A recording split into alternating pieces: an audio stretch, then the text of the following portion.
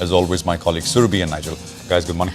Hi, good morning, folks. It feels like we never left work, right? Because the news started trickling in around 7 o'clock our time last evening, as soon as most of us had just reached home. And then there was no looking back. So it's happened, guys. 25 plus 25 equals 50 now. Well, indeed. So let's get straight to the action. I mean, it's bizarre, right? I mean, absolutely bizarre. Theatre of bizarre, but that is what it is, right?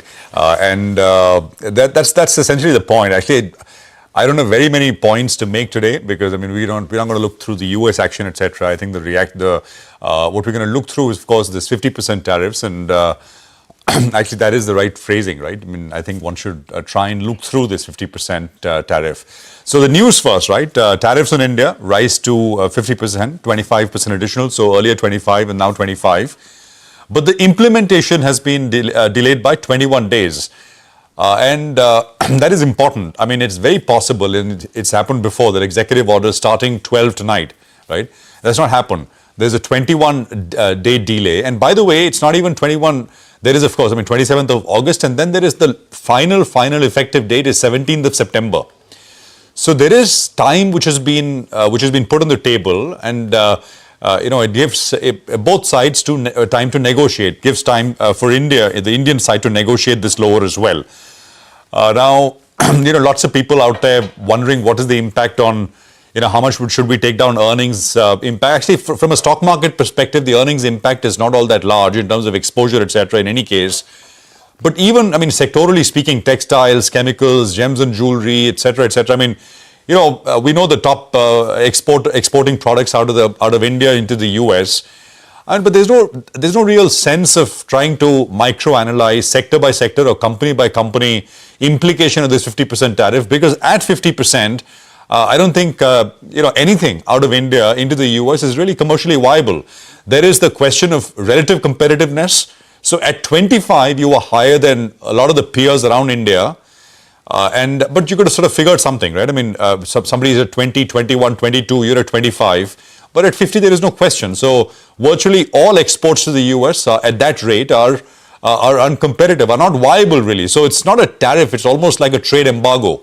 So, and that's the reason why I'm saying that little point looking at this in terms of company by company or sector by sector in that sense, and trying to fine tune expectations or estimates. I would say a lot can happen, and I think a lot will happen in the next 21 days or so. And if I were a betting man, I would say there's zero chance, or near zero at least, that this 50% tariff essentially is the permanent rate which you will see. I mean, most likely, I mean, of course, we don't know how and what shape, form, what will be the give and take, etc. But most likely that 50% tariff rate will be brought lower to a much more reasonable kind of level. What can change? I mean, one of the things, I'm not going into any detail, but this just happened. I'm just mentioning this because this came last night. US and Russia. I mean, this additional 25% is because the US says, and absolutely wrongly so, that India buying oil essentially is financing the war, Russia's war in Ukraine. Well, Trump said that US and Russia, by the way, US and Russia had a long meeting yesterday. And apparently Trump may be meeting with both Putin and Zelensky next week. To try and figure out whether they can stop fighting with each other, to figure out a ceasefire. So if that happens, I mean, the basic underlying reason why the tariff has been put, this additional 25% kind of disappears. But, I'm not saying this doesn't sour sentiment. Sure, it does sour sentiment at the margin, and there'll be, FIs, for example, have already sold about $10 billion in India this year so far. The rest of the region has done far better, YTD as compared to most global markets, etc. And this will, spark fears about more outflows and things like that. But even there, I would say, since this 25% was really well advertised, right? I mean, President Trump promised that is going to be something big and it's going to come in 24 hours, and it's come. So, I mean, promises made, and in that sense, unfortunately, promise delivered. So it's well advertised. You look at what the rupee 1 month, NDF has done last night. Not moved very much, 87.85. It briefly went to about 87.95 immediately after the headlines came out yesterday evening. I think the GIFT Nifty will give you a sense of how we're likely to start. I don't think there is a very large cut even there, about 60 odd points lower start. I just put out some levels for you, and then we'll sort of move on. for the Nifty and for the Nifty bank as well. 24,450, 24,500 first support is very near term. And if that goes, 23,800, 23,900 is the zone where the Nifty has found resistance multiple times over the last few quarters actually. So that becomes the next level. And for the Nifty bank, similar levels will come in, 54,956. And then if that breaks, 53,500. I just say one thing. I mean, if you're trying to,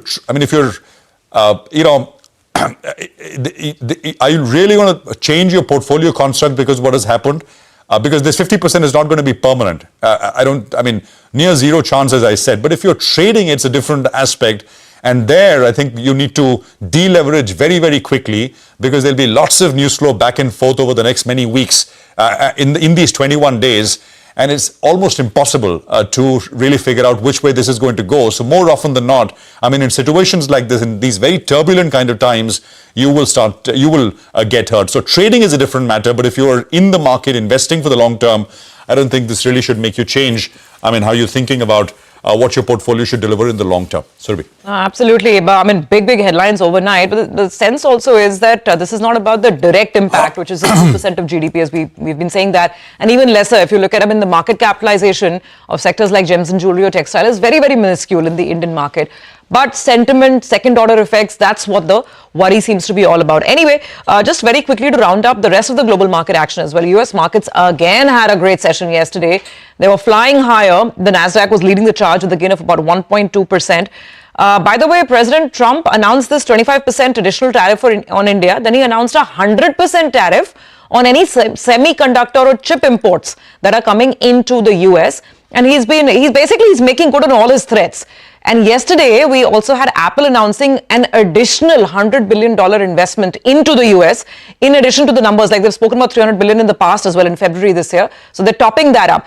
Basically, everyone's towing the line, except India, it seems so far, when we haven't done that at least as yet. So it just tells you how these things are playing out. Week to date, the rip-roaring rally in the US has been so strong despite that weak jobs report. Look at the numbers week to date. The S&P 500 almost 2%, the Nasdaq 2.5%, and the Dow is not too far behind either. Now, just one more word on oil prices. There was some back and forth in the market on whether Trump wants to sanction Russian oil. There's no clarity on it. Marco Rubio said maybe there's something positive coming out of the talks. Then Mr. Trump himself said the talks have been good with Putin. So the market's very confused, the oil market. So the net result is it's range bound, not too much moving.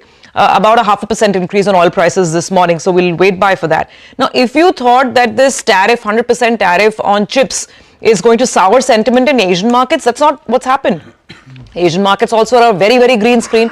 The Hang Seng is up about 0.3%. The Japanese market is up almost 1%. So it's a good morning of trade across Asia. And as usual, we've been singled out. Let's see if today as well that trend continues. India is the only big market that's been falling for the last two sessions or not.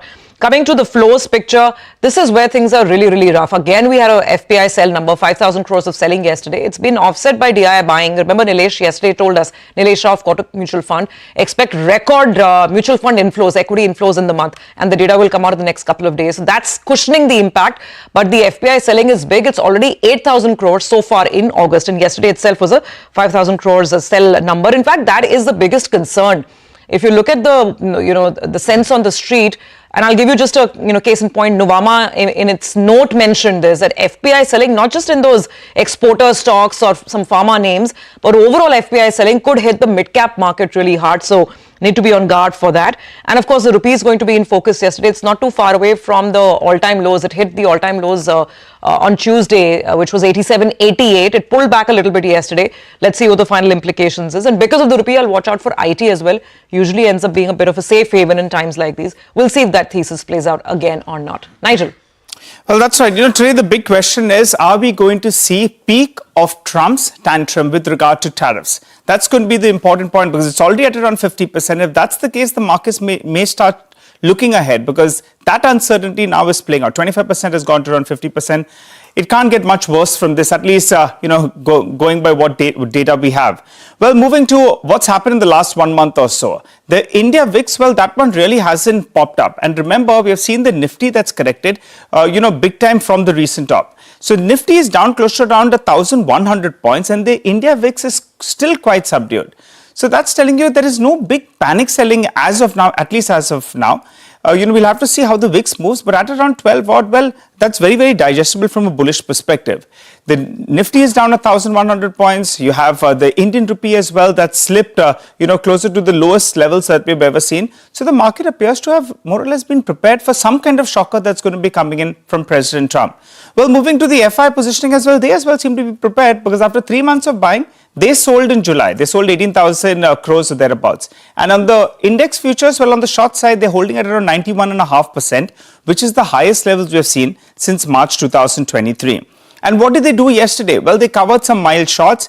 They added, some short contracts on stock futures, which could be a bit of a hedge, but they're writing calls very, very aggressively. So short positioning in the index futures and you have calls that are written very, very aggressively. That's telling you that, in fact, the setup as it is very, very cautious from the FI perspective. We'll have to find some good news from somewhere, but otherwise their positioning is pretty much, against the markets moving up. So we'll have to see some kind of positive surprise. Moving to yesterday's trading session, well, I said the FIs, they covered some short positioning, and it appeared, the Nifty Bank, after seeing a sharp correction, there was a bit of a short covering bounce that played in on the Nifty Bank, and that's why that was a relative outperformer yesterday. Moving to the options data, the PCR has come down to around 0.73, 0.74 in yesterday's trading session. Today, going by the opening, going by the uncertainty, at some point of time, we get below that 0.7 times.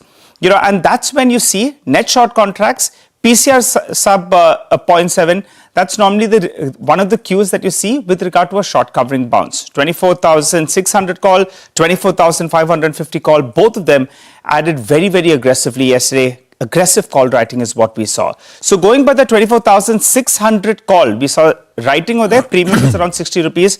Today, remember, is the weekly expiry. That becomes the important resistance mark. But otherwise, your reference level, the 100 DMA, you don't want it to break. And I wouldn't be surprised actually at some point of time, because it's expiry day, because of the positioning, that we do see a big recovery from the low point of the day. The Nifty Bank, yesterday, it showed some signs that it wants to give up the recent underperformance. Well, it's pat in the middle of the 20 as well as the 100 DMA. You'll want it to defend this lower level. Let's see whether or not it's got more in store, because otherwise, in the last 5 to 6 trading sessions, this one has come in for a bit of a knock. So Q is a little bit subdued this morning, but since it's weekly expiry and going by positioning, we'll see some kind of a fight intraday from the bulls. Okay, all right, got that point. So let's see if the bulls can indeed fight back. And absolutely, I mean, it's the worst. The worst of the news is now out.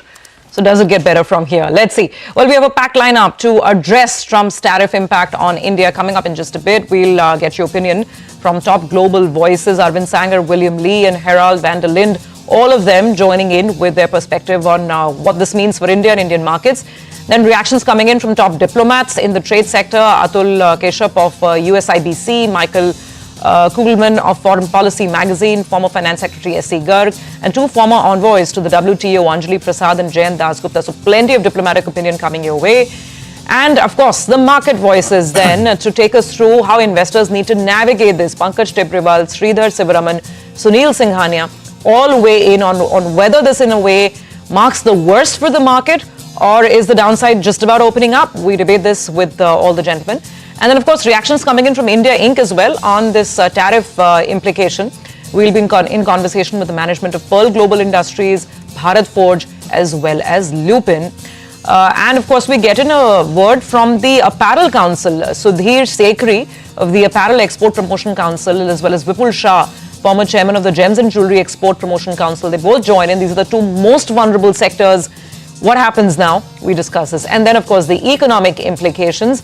So far, it has been between 20 to 30 basis points GDP hit, but will those numbers rise? We are Soumyakanti Ghosh of the SBI.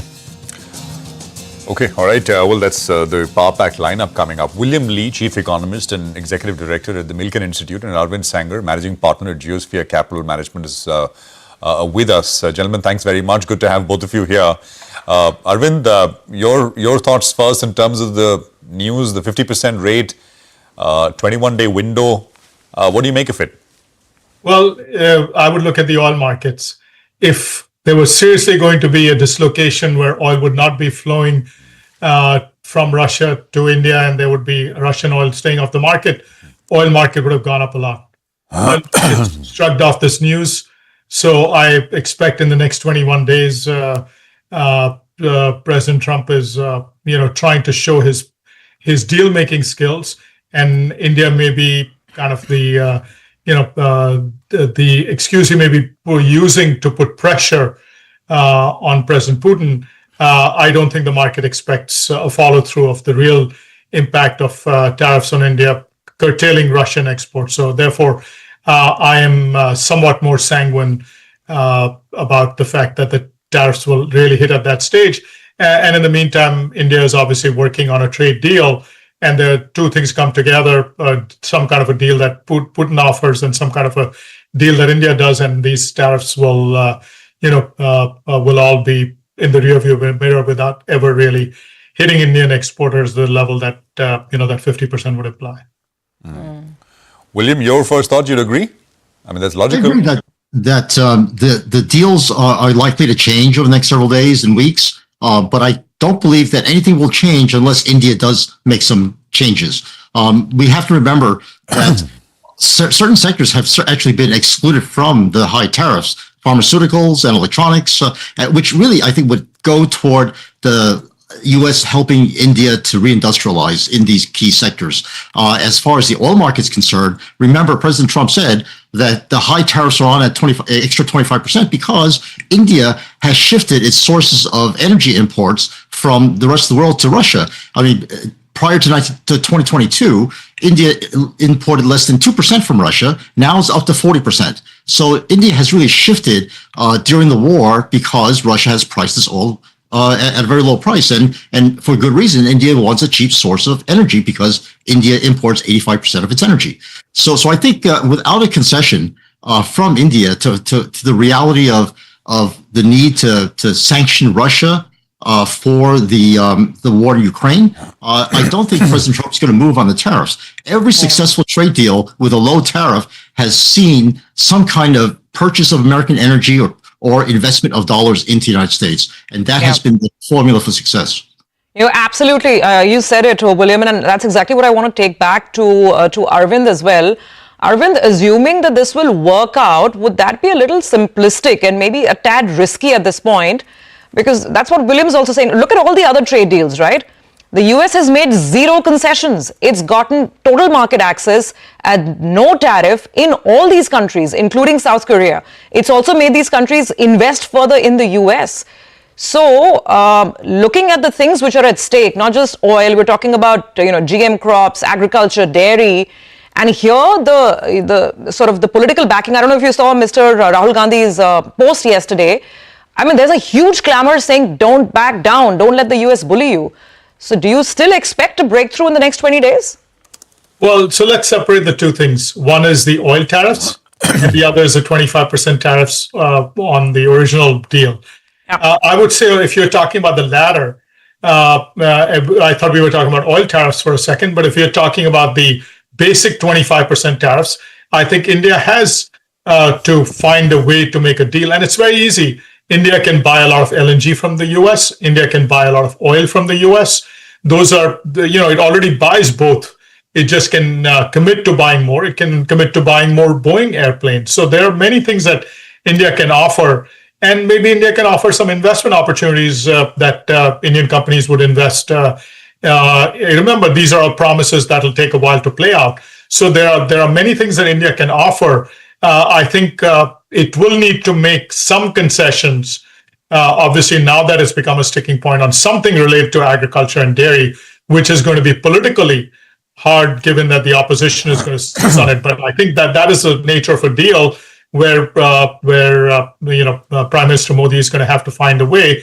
I'm less concerned about the oil tariffs. I think the base tariffs. I don't think India is the only one importing Russian oil, and I think just because there is no deal, and because China has rare earths, China is not getting the same treatment. Absolutely. No, now it makes perfect sense. The oil tariff, maybe that'll resolve itself. They're anyway meeting the Russians, and maybe something gives. Do stay on. We have a lot more questions. We need to figure out how to navigate the market as well. Stay on, gentlemen. Quick break. We'll be right back with more.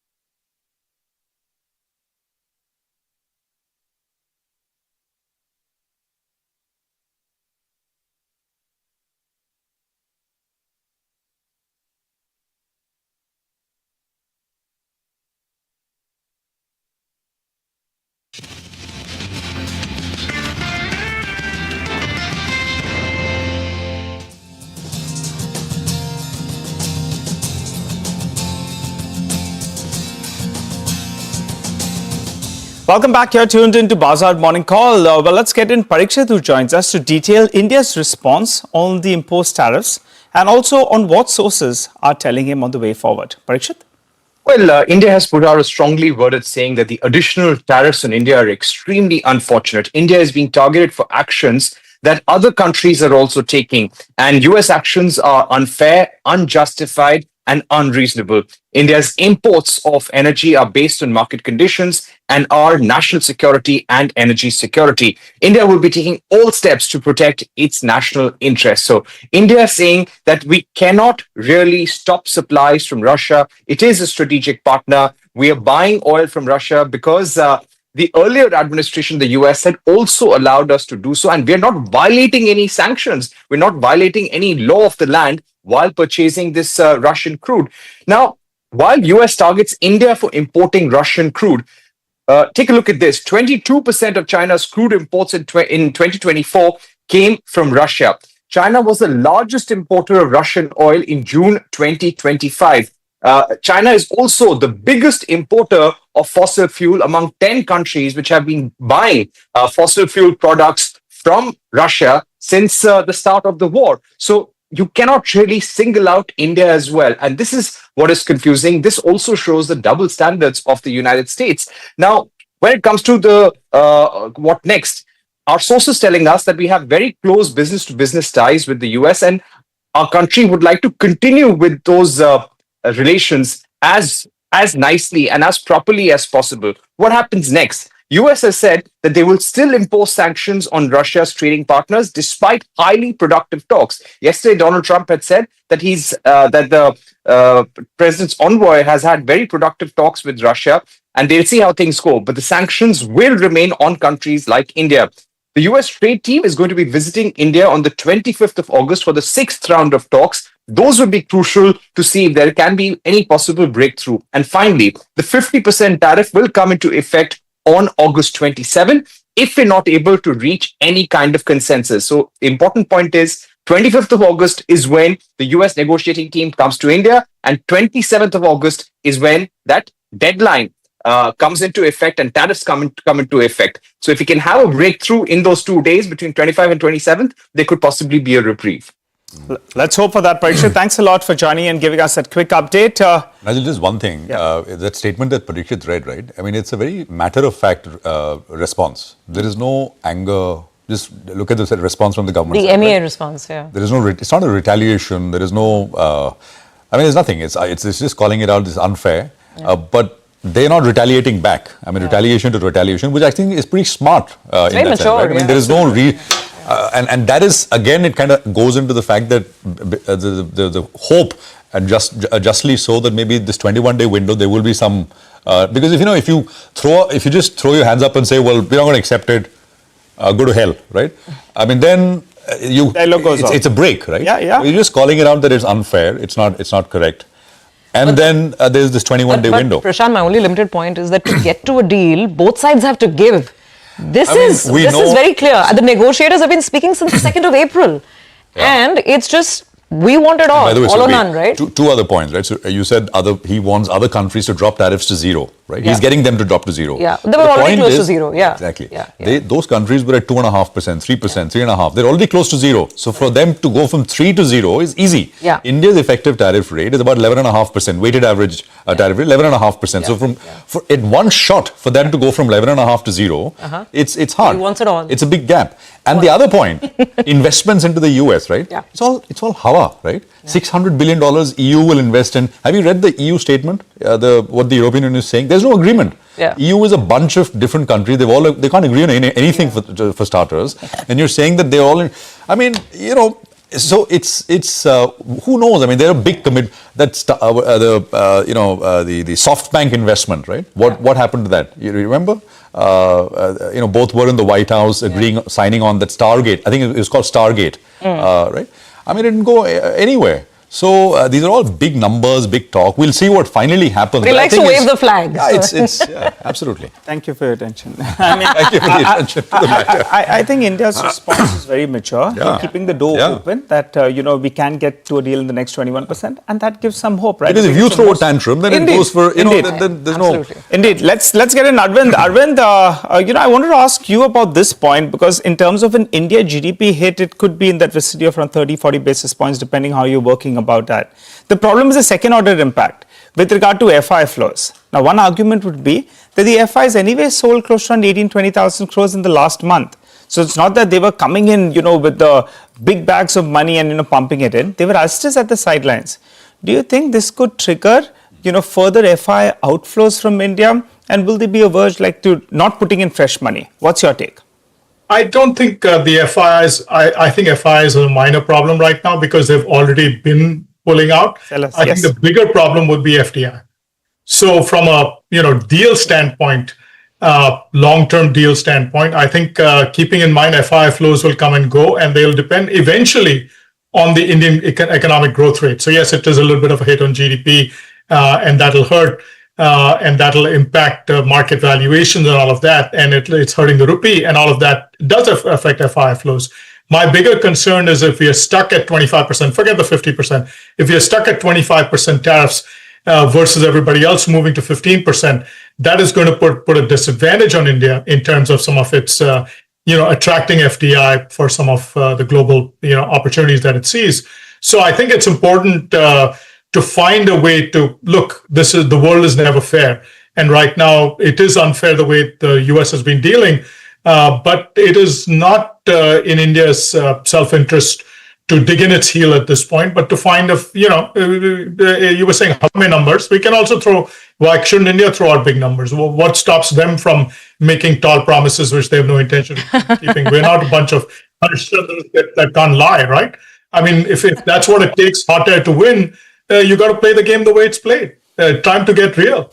That's an interesting point, and I wonder what our negotiating team would have to say to that. But we'll see. Let's work with at least the hope that this whole oil bit gets resolved. So, William, even on the 25% baseline tariff, if that remains, if for whatever reason, unfortunately, there's no breakthrough on agriculture data, these are very close and sensitive issues for India. Now, at 25% tariff, does India lose a bit of its charm or its premium? We were talking about China +1, global supply chains realigning to favor India. Could that be at risk? That's a great question. I think we, again, have to remember that the 25% across the board is not across the board. The effective tariff rate is much lower than that because the major chunks of exports to the United States, pharmaceuticals and electronics, is exempt from these tariffs. And since a big part of India's development plan is to really bolster and increase those two sectors, I think one way of doing that is to have complementary investments going into the United States that help the production of, say, the iPhone, right? Tim Cook made a big deal about how many parts of the iPhone are being produced in the United States and being shipped to India to be assembled there. And I think one of the negotiating points that I'm sure negotiators will bring up is we can invest along with Tim Cook in the glass production in the United States. And so I think the key is what is India willing to do in terms of partnering with the United States? And again, the formula for success with President Trump has always been buy American products or invest in American jobs. And I think for complementary investments that bolster the production of stuff in India, especially in key strategic sectors like electronics, that is the avenue for success, going forward if you want immediate success. And in terms of other sectors, I think one of the things that India can do is, again, look toward complementarity for your neighbors and be able to partner with them in conjunction with investing in the United States. So the United States really does want to create a trade zone between U.S. and India and India's counterparties. So basically, I think Arvind hit the nail on the head, Prashant. He's saying we have to strike a deal and convince him that it's in the spirit of MAGA. Just somehow convince him that it's all about MAGA. So you just give him a political win. I mean, basically, at the end of the day, right? I just had this is completely off-tangential question, but we don't know what goes into the mix in terms of decision-making, right? And both of you, Arvind and William, briefly, I mean, you think, President Trump, of course, I mean, it's all about I, me, etc., right? I mean, he really wants to, and he has sort of led for his country at least, and he's negotiating all these deals, etc. But at the margin, do you think there is there is a bit of a sort of ego bit here, which comes into play? I mean, with regards to all, with India, it's about, I mean, the border conflict with Pakistan, right? President Trump saying, well, I helped stop that war. I mean, who knows what goes into the mix at the margin and how much? You can't put percentages to it, right? 45% is because of this factor and 35% is because of that. Do you think it's a factor at all, Arvind?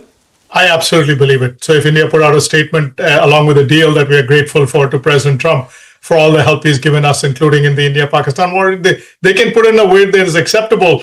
But, Trump feels like Pakistan recommended him for the Nobel Peace Prize and acknowledged his help, and India is not. And I am sure it is a factor. How big a factor? I mean, there are other things like big numbers that he can boast about, but it'll soothe the ego. So there's definitely an ego component to everything that Trump does. Yeah, no, absolutely, and glad you called it out. I was not sure whether I should ask it, but William, your thoughts? I think President Trump has invested entirely his entire ego in bolstering employment and investment in the United States. And anything that goes to further that would help things. And anything that detracts from that will kill you because, if you say, I'm going to commit to investing $100 billion in the United States and never show up with the dollars, President Trump even said today, right? If you don't show up with the dollars, I'm just going to charge you more and get the money back that we exempted you from the tariffs. That's exactly what he said about semiconductors. The 100% tariffs is 100%, but if you produce in the United States, those semiconductors come in 0% tariff. So I think the key to, again, negotiating with President Trump is his entire ego is vested in more jobs in the United States and more investments in the United States. It's not the Nobel? Incredibly, William, it's not the Nobel? Well, It's not. I'm sure he's mentioned Maybe a the little Nobel to people. Well, I think the short point, gentlemen, is that, something's got to give, as they say. If there has to be de-escalation and it's beyond trade, I mean, the questions are on the relationship itself, which has been bipartisan, which has been continuing for decades. It needs to come back on track, and we hope it's sooner rather than later. Thank you so much for weighing in on an important morning. Appreciate both of you being with us today. Thank you. Thank you. Well, on that note, we have to take a very quick break. As we take the break, here's a view on the ongoing trade tensions between India and the US. Mahesh Nadurkar of Jefferies says the US has imposed an additional 25% tariff on an already high 25% base, citing India's purchase of Russian oil as the reason. He says the direct financial cost to India of replacing Russian oil is estimated at 15 basis points of GDP, and the flattish oil markets over the past week suggest that adequate supplies are available. He believes the political fallout from US demands on dairy and agriculture remain the key stumbling block to a deal. He remains hopeful of an eventual trade agreement with the US. We'll take a break and come right back.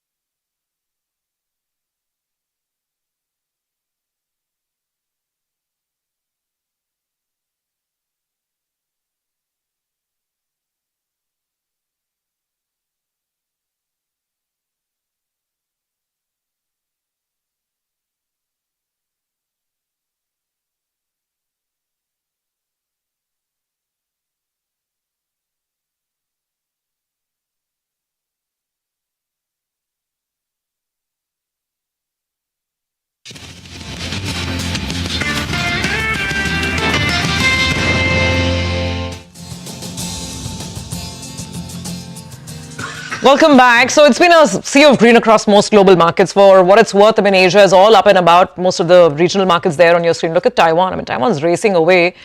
This is despite the threat of 100% tariffs on semiconductor chip imports. So anyway, it's a big global sea of green. The implied open will come up. That's been telling us that we'll probably have a 50-odd point dip. Let's see what it's saying right now. Okay, it's about a 70-point dip. Lots of stocks to track as well. So let's straight away get to our list of top stocks to watch. Our team is standing by with all the details as always. Guys, good morning to all of you. Apart from tariffs, we have to look at actual individual movers and shakers as well. Hero Motor, Sudarshan, how are the numbers and how's the read-through? There was a hope that company might throw some surprises because expectations were very muted, but company has reported earnings that have largely missed estimates except on the margin front because volumes were muted both year on year and on a sequential basis, and that's the reason there was a dip in the revenue. Even profit was aided by lower tax rate and the other income. That's the reason profit has seen a just minor increase of 0.3%. Revenue has fallen by 6%, EBITDA was down as well, it was down 5%, and margin was flat at 14.4% and almost at the same as we were expecting. Now, going forward, like at 10:30 a.m., company is holding the analyst call, so all the eyes would be on that. What does company say about the outlook, especially in the festive season, because there is an expectation that there might be an increase, especially for the entry-level segment, and with Hero Motor being the market leader, we expect that there might be an increase in the volumes, but on the basis of earnings, I'm going with mild red for Hero Motor Corp. Okay, all right. Thanks a lot for that, sir. Let's go across to Nimesh. He's here to tell us about a couple of large trades we'll be watching out for.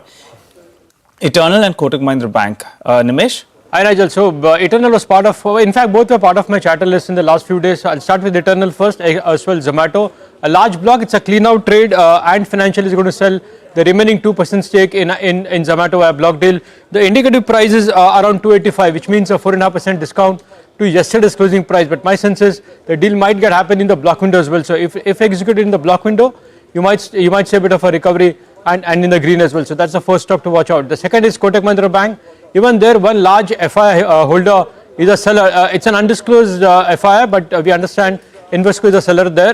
They are going to sell nearly, again there is a 2.5% discount in the block deal. But again, in Kotak Mahindra Bank, if the deal happens in the block window, you might see a bit of covering as well because there was an anticipation of a block for the last couple of days. So two large blocks, Zomato as well as Kotak Mahindra Bank. Execution will be key. So need to watch out for that, but could start in the green if happen in the block window. Okay, all right, Nimesh, thanks very much for that. Trend reported numbers as well. Mangalam has got details. Mangalam, morning. Good morning. So there was a surprising beat on the trend EBITDA this time around. Remember, we knew that revenues already grew about 20%, 19-20%, and the stock had seen a correction on the back of that as well. The EBITDA came in at nearly 850 crores. The street was working for a number of 717 crores, and as a result of which both the EBITDA margin and the net profit has been above expectations as well. One would imagine, why is it that this is a surprise? Because one, the gross margins have actually compressed by 70 basis points, and the EBITDA has actually been led higher by employee expenses as a percentage of sales coming down by 170 basis points, and rent as a percentage of sales coming down by 100 basis points. And this despite the company adding more stores, depreciation has increased, and the net profit grew at a lot slower clip than the EBITDA and the revenue. The fashion business out there, the like-for-like sales growth has been low single digit. That's something that the street may not like. Star Bazaar, had a flat like-for-like growth. So all these factors point to one thing. While the EBITDA is doing a lot better, the revenues seem to not grow as fast as the street was anticipating. The stock has seen a correction, has also seen a bit of an improvement from the lows. I expected to see some mild green in today's trading session on the back of EBITDA beat, but let's see where it goes from here on, because the bigger driver for the stock will be revenue growth and not just EBITDA growth. All right, thanks a lot for that. Mangalam, going back to Sudarshan, tell us about Bajaj Auto. So yesterday company had reported earnings during market hours, and those earnings were largely in line with estimates, and after that at 5 p.m. company held the analyst call, and commentary coming out of that from the analyst call is looking largely positive. On growth front, for the domestic industry, company is saying the industry may see a growth in the range of 5 to 6%. For the export market, it maintains the growth estimate of 15 to 20%, and it believes that the focus segment, that is 125cc plus segment, company will outperform the industry. Second, margin trend.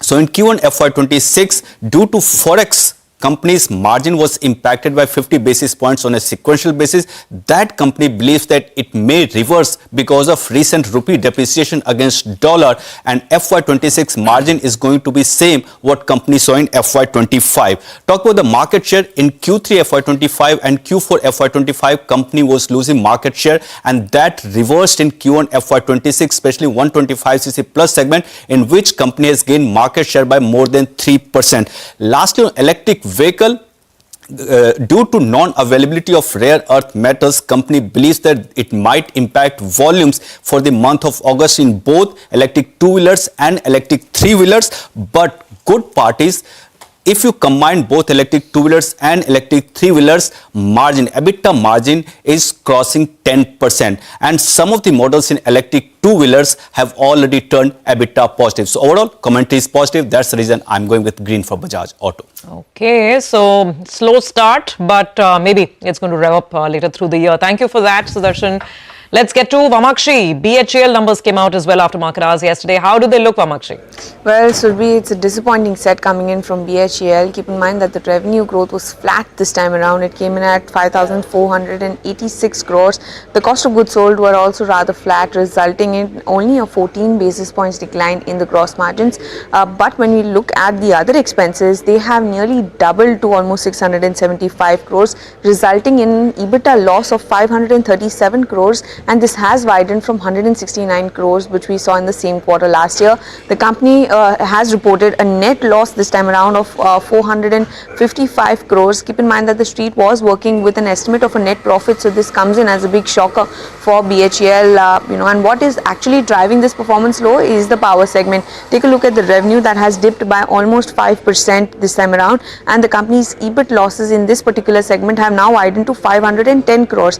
The industry segment, on the other hand, did relatively better. The revenue saw an uptick of 17%, and their margins improved from 4.67% to around 19.32%. The ordering activity, though, was quite robust, up almost 42%. The order book too stood at almost 2.05 lakh crore, and therefore came in higher than what the street was penciling in. But overall, when we look at the numbers, a very dismal set, going with the red for BHEL. Okay, thanks a lot for that, Vamakshi. Hobby across to Ekta. Ekta, tell us about Fortis Healthcare. Very good numbers. It's a strong performance top down. So, for example, you had the revenue, which was up around 16.6% on a year-on-year basis. The EBITDA expanded over 40-odd%, margins 22.6%, and a profit of around 260-odd crores. Now, it was led by the hospital as well as the diagnostics business. So, the revenue was up 18.6% year-on-year in terms of the hospital business. Margins at 22%. Occupancy also improved to 69%. Diagnostics revenue was up 6.3% year-on-year. Margins expanded to 25.8% versus 20.4% on a sequential basis. Okay, all right, Ekta, thanks a lot for that. Well, I'm looking at Jindal Stainless, and actually those numbers look good. The stock yesterday as well recovered considerably from the low point of the day. What went on in the quarter? Well, we had volumes that recovered to around 630,000, which is a good growth on a year-on-year basis and more or less stable on a sequential basis. The EBITDA number as well did pop up by close to 8%, as was the case with the revenue. What's good to see is that the margins have recovered. So if you look at the margins on a sequential basis, there's a good recovery. And we're looking at it on a sequential basis because, on a year-on-year basis, it's more or less stable. But the problem was that in the last quarter, the street was very, very concerned. EBITDA per ton, the calculated number came in at around 16,500 rupees, and you also had absolute margins that came in at around 10%. Now that's recovered, so that's why it's heartening. They've been incurring some capex, but yet the debt number is more or less stable, which is good as well. And for Jindal Stainless, the problem is the export market seems to have dried out. I recall around, a few quarters ago when the export contribution was more than 15%. Now that number has come down to around 9%. So they'll be impacted by this sort of trade uncertainty, but otherwise the numbers looked quite good. That said, let's go to Gaurav. Gaurav, tell us about Hoodco. Well, when we look at Hoodco, loan book growth was actually quite strong for the company at around 30%. Remember, they had given a guidance of around 1.5 lakh crores of loan book, and they have already achieved 1.34 lakhs. So it looks very achievable. Disbursement, they remain flat on a YOY basis. But when we talk about net interest income, although the number looks strong on a YOY basis at around 32.6%, it actually dropped sequentially, and as a result, NIMs also declined, and that is the reason why there was some weakness. When we talk about the operating profit, we saw 13% growth, and the same trend followed in profit as well. There also we saw 13% growth on a year-on-year basis. Remember, in this quarter they have reported impairment in negative. That means the credit cost was negative because they also achieved recoveries worth 300 crores. But when we talk about the net interest margin specifically, they have gone down to 2.94%. Now this is actually the first time in the last, at least in the last 12 quarters, where NIMs have gone down below 3%. When we talk about ROAs, there also we saw a drop. It is now at around 1.9% versus what it was at 2.4% just a quarter ago, and that is the reason why we saw a little bit of weakness in profit, and that is the reason why I'm also going with red today for Hoodco.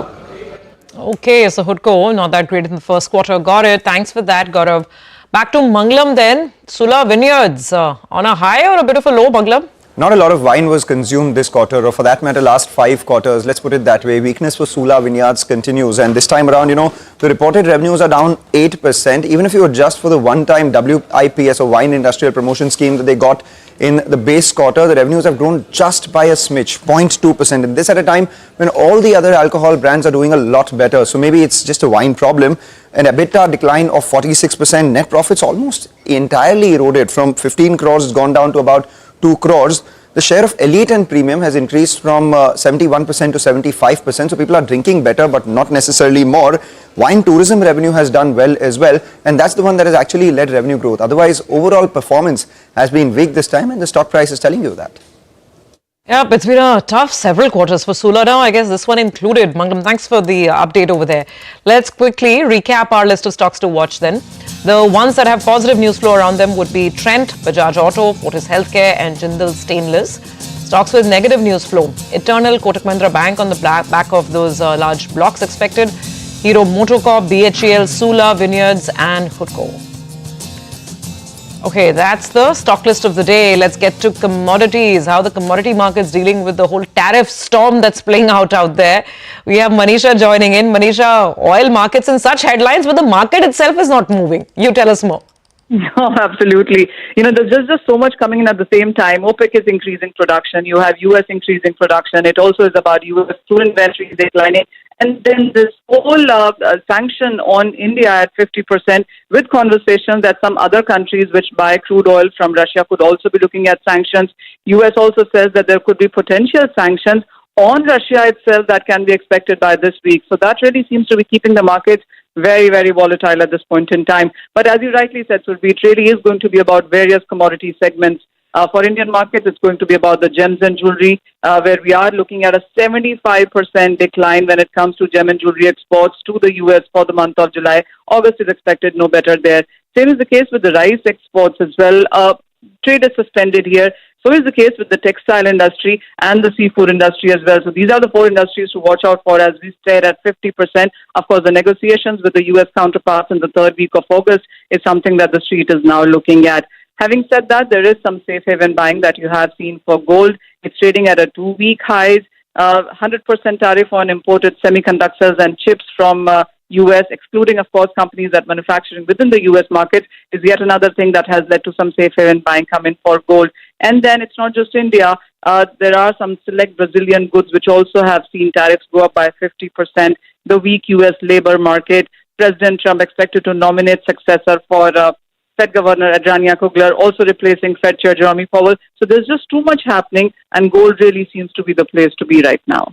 Tell us about it. It's like your head is spinning, 360 degrees and then back the reverse way, right? That's just been the intense news flow the last couple of days. Thanks very much, Manisha, for joining in with that quick roundup. And of course, Gucci put that on the table. Seafood exports to the US, so watch out for the shrimp feed stocks. Avanti Feeds, Waterbase, etc. These stocks are in focus as well. Harald Vanderlind, head of Asia Equity Strategy at HSBC, is with us. Harald, great to have you on. Very, very newsy morning. So I'll start with the core question here. In India, we know that we are not an export-focused economy. As a percentage of GDP, US exports are just 2%. But the concern that's building up here is about FPI flows into the market here, overall FDI flows. Will foreigners shy away from India in the near term because of this whole tariff issue? Yeah, I think that the tariffs have got a couple of implications that go on and beyond just putting prices up. It creates uncertainty. So it means that people find it difficult to make investment decisions. If you, for example, would invest in the US, do you want a factory in Mexico now, or do you want in the US? If you go to Mexico, it's cheaper labor, but you might get tariffs. If you go to the US, it's more expensive. But if you go there and the tariffs goes down, then you're in the wrong place. Such it is in two other countries, right? Should you be investing in India now? Would you get tariffs at some point in time? So everybody is sitting back and waiting for things to settle. And unfortunately, things haven't settled yet. So I think investment trends around the globe probably will start to come down in addition to trade. So that's a difficulty that I think not only India faces. No, but specifically on FPI flows coming to the equity market, Harald, what is your sense? Because India was anyway not getting too much flows. July, we started seeing outflows. Now, will this tariff issue become an additional overhang, or will investors look through this as they look at Indian equities? No, I think it will be a little bit of an overhang because they have excuses to look at other markets which look really interesting at the moment. And that is really North Asia, Korea and Taiwan, even more so than China. So far, the Chinese market is done pretty okay, despite the tariffs and these sort of things. Like India is a domestic-oriented market, but the excitement for the moment lies in Korea because of corporate governance changes taking place there. But also, they make particular what are called high-density memory chips that you use in AI, and it's the same in Taiwan, where they make custom-made chips for NVIDIA that are being used in AI. So there's this feeling that there's growth in North Asia. In addition to that, we got global defense spending that benefits companies in Korea again as well. So there's a lot of attention that goes there, and that needs to be funded. And India is one of these markets where people say, well, a little bit expensive, growth is coming down, they get tariffed anyway. So it's a sort of an excuse to use that and reallocate money elsewhere. All right. Hi, Harald. Good to see you. But, you have a neutral call on India. And as you said, valuations has been one of the problems. But now we have done some bit on the fiscal side. There's monetary push as well that's taking place. And the Q1 earnings, in fact, are not as bad as what the street was working with. There is hope that we see a recovery in the second half of the year. If that's the case, would you be looking at changing this stance? We've already pulled back a little bit from the recent peak. We're down 1,000 points in the last 1 month or so. And from the peak as well, we have seen a bit of a correction. At what level do you think you will start getting back into India? Yeah, I think actually a little bit over a year ago, we had 10 worries about India. It was expensive and these sort of things. Everybody was overweight already. Probably 8 of these 10 worries are now out of the window. Valuations have come lower, earnings expectation lower. People have sold out and reduced their weightings in India. So all of that is actually on the margin positive. What we now need to see is that regionally starts to fit in as well. And then I would say the stars are really aligning for India. And we might not, to be honest, too far away from that, because as I just spoke about Korea and Taiwan, to be honest, those stories have been rallying for some time now. And at some point in time, we'll probably start to fizzle out as well. AI is really exciting, but you can't have stocks just go up and up and up for a prolonged period in time. Because then they run into valuations issues. Well, were that to be the case, then I think you could actually see that money that I just said was left India to go to Korea and Taiwan might actually start to return back into India. And that might well be something that happens in the second half of this year. What we need to see is that we get more confidence on growth in India in the first place. Now, we're in the midst of earnings season, and some of that confidence is starting to come through. But so give it a bit of time. Well, so interesting bunch of points you make, Harald. The other point, I was just thinking as you were talking, Harald, the big global theme, right? I mean, the one singular theme globally for the last 1 year, 1.5 years is, as you just said, AI, right? Bulk of the new money has gone into, has tried to find ideas around it. I mean, either direct plays, big global tech giants, supplies into it, power, whatever, right? I mean, it's been the big one. And that theme kind of is absent in India, right? Except maybe, if you want to play it through the power side, there are no plays, actually. And that could perhaps, at the margin, you think, Harald, explain why, FII selling this year has been about $10 billion. So you think that's partly a factor? Yeah, that's partially affected. This is why we see this rotation into Korea and Taiwan, because they're so very well exposed to this particular team. They are the hardware producers to keep AI running, the chip makers. And you see, if you go deeper in these markets, there are other companies that benefit from this as well. You got companies, for example, for AI, you need large data sets. So you have companies that organize servers and these sort of things. Even in Malaysia, there's a company that is involved with that and has also performed very well. But you are right. That is very much a Korean-Taiwan story. China has its own DeepSeek and its own companies there as well. India and ASEAN are much less exposed to this. They don't really make this particular product, so or not really into that particular food chain. So that means that at the moment that's not really good, but that can change, right? Because at some point in time, it's not going to be AI and making it. It's about how companies will implement it, how it makes them become more productive, how they maybe can redistribute a product, rebrand it, reposition it. That's why Indian companies, of course, can benefit as well. Yeah, it's quite interesting that today morning, most of the major markets, I think even Taiwan, none of the markets were down big time, despite the 100% tariff on semiconductor imports. But then that's just how it is. Just finally, quickly, Harald, you said things are becoming a little better for India, including earnings. Most people here say that it'll be 9 to 10% earnings growth this year. I mean, tell us what you're thinking, and whether 10% earnings growth will be enough to get foreign interest back. Yes, I suspect it. Actually, at the beginning of the year, we made a rough guess, and we thought, earnings growth in India probably is going to go to 8 to 10%. At that time, it was 18. So the growth expectations have come down to where we start to feel like this is probably reasonable.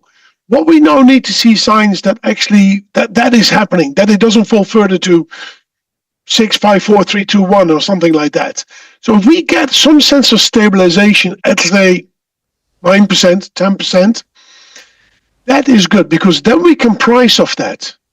And then, as I said, we've seen lower valuations already. People have already sold to India. If you see some tiredness in the AI story and or China, then suddenly India might look okay again. And so we're working into that direction, it seems, but we're not there yet. Relative. Life and markets tend to be always relative. All right, Harald, thank you very much for joining in. Great perspective. Good speaking with you this morning. You have a great day, and we'll connect again soon. Well, there you go. That's a market perspective coming your way on how India is positioned and how it's competing, not just in trade, but of course inflows as well from regional Asian peers. Let's move on and get you some reactions from India Inc. as well on Trump tariffs. Lupin's management has told us that if Trump's 250% tariffs on pharma become a reality, then it will have a significant impact on the US market, as 75% of the drugs in the country are imported. Take a look at what the company's interpretation is of all this tariff talk. If there is a 200% or thereabouts, I'd say anywhere from 20% to 200% tariff on pharmaceuticals, it would have a significant impact on the US market per se. I mean, as we've talked in the past, 70% of the drugs in the US are imported, 50% of generics are imported from India. So obviously, high tariff will have an impact on drugs that are imported from India. We would expect to see price increases, so inflation in the U.S. Generic, business and pricing, and in competitive areas where there's an asymmetry on tariffs from different countries, we would expect potential disruptions, especially essential medicines that are highly competitive and on thin margins.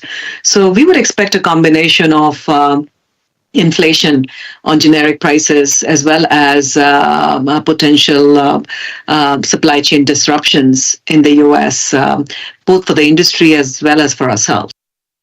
Well, time to slip into a short break. Up next, we'll be joined by the management of Pearl Global to decode the tariff impact on Indian textile industry as Trump hits India with an additional 25% tariff. Stay with us.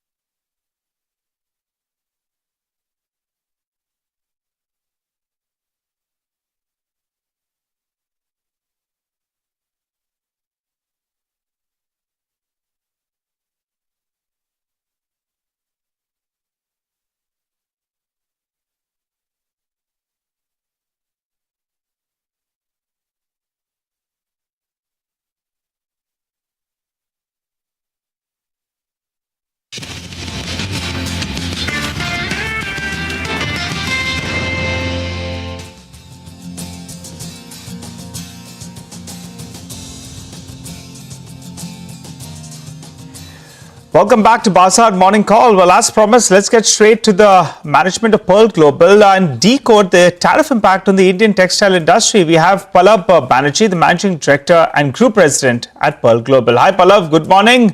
Shocker coming in from Trump. Give us a couple of numbers now. How does India stack up post this recent tariff with some of the competing nations? If you could help us out with that. Yeah, thank you again. Just spoke last week with all of you. Yeah, and by the time another shocker comes in, so that's why we re-invite you. So 25%, we were all struggling to mitigate that risk. But now with 50%, most of the retailers immediately want to move out the business from India to other countries. Fortunately for Pearl Global, we have been working all through the night already, as soon as this announcement came in. They want our US part of the business to be moved out to Bangladesh, Indonesia, and Vietnam, where we have our facilities. And I think that would be I would say, a death knell for at least for this particular season, which is coming up for the Indian industry, because 50% tariff, most of the retailers won't be able to absorb or have any mitigation. But Pallav, sorry to come in over there. Exactly on this, I'm so glad you joined us this morning. Now, I want to understand, because you're also manufacturing in Bangladesh and in Vietnam, and you're saying you're going to be shifting some of the business, as in some of the manufacturing, to them. But there's transshipment. Now, that transshipment tariff, does it only apply if the goods are originating from China? Or, I don't know. I mean, is there an issue over there? No, it's not transshipment. We will be manufacturing this product in Bangladesh. Or so you'll get the Bangladesh tariff, yeah. Okay, you'll get the Bangladesh and if you make somewhere and then you send it to somewhere and then you export it out of there. Yeah, okay. That is anyway illegal. That's true. So, Pallav, just one question. And this is a basic fundamental question. There are two dates here, Pallav. One is August 27th and the other one is September 17th, right? And the executive order says goods that were loaded at the port of origin and in transit by August 27th and entered before the cutoff date of September 17th are exempt from the additional 25% tariff. So actually the final date is September 17th. Am I wrong in that understanding? Yeah, so no, correct. So what will happen is that whatever goods are in production, so every customer wants those goods to be shipped immediately before this deadline comes in the August itself. Whatever we can put onto the boat, it has to be shipped out. There will be some pressure on the air shipments also because it says that it enters the customs of US. So I think that clarity we will be getting. So these are the two pressure that will come immediately because 50% is quite exorbitant and more like a staller, I will say. No, so Pallab, if you send stuff now before 27th of August and it reaches US before the 17th of September, then it is exempt, right? Yeah. There are no tariffs. Only the 25% would be correct. The additional 25 will not be applicable. So my question is, will we see a big push? For example, I think we've seen this in previous instances, right? When something similar happened with China around Liberation Day, and they said tariffs are going to be implemented. There was a huge surge of exports into the US to beat the tariffs. I think whatever goods are ready. Whatever goods, of course, they have to be ready, and ships have to be available, right? You can't fly them. You have container space, etc. as well, ship space, etc. as well, right? Absolutely. But we've seen this. I mean, even with Apple iPhones, to beat those duties. I mean, there was the report that Apple sent hundreds of millions of iPhones made out of India into the US to beat that tariff deadline. You think we should expect a big surge between now and 27th? So whatever the goods are in stock, most of the retailers are reaching out already to the respective suppliers and vendors to ship it out immediately. So that's already in motion. All right, very quickly, I think 50% of your revenues from the United States, right? How much of it goes out from India to the United States? So what we have been working upon in the last few years is to have this dependence on US to come down because geopolitics and all this uncertainty is coming into play. So today we are almost like 50% from each region, if I have to look at it.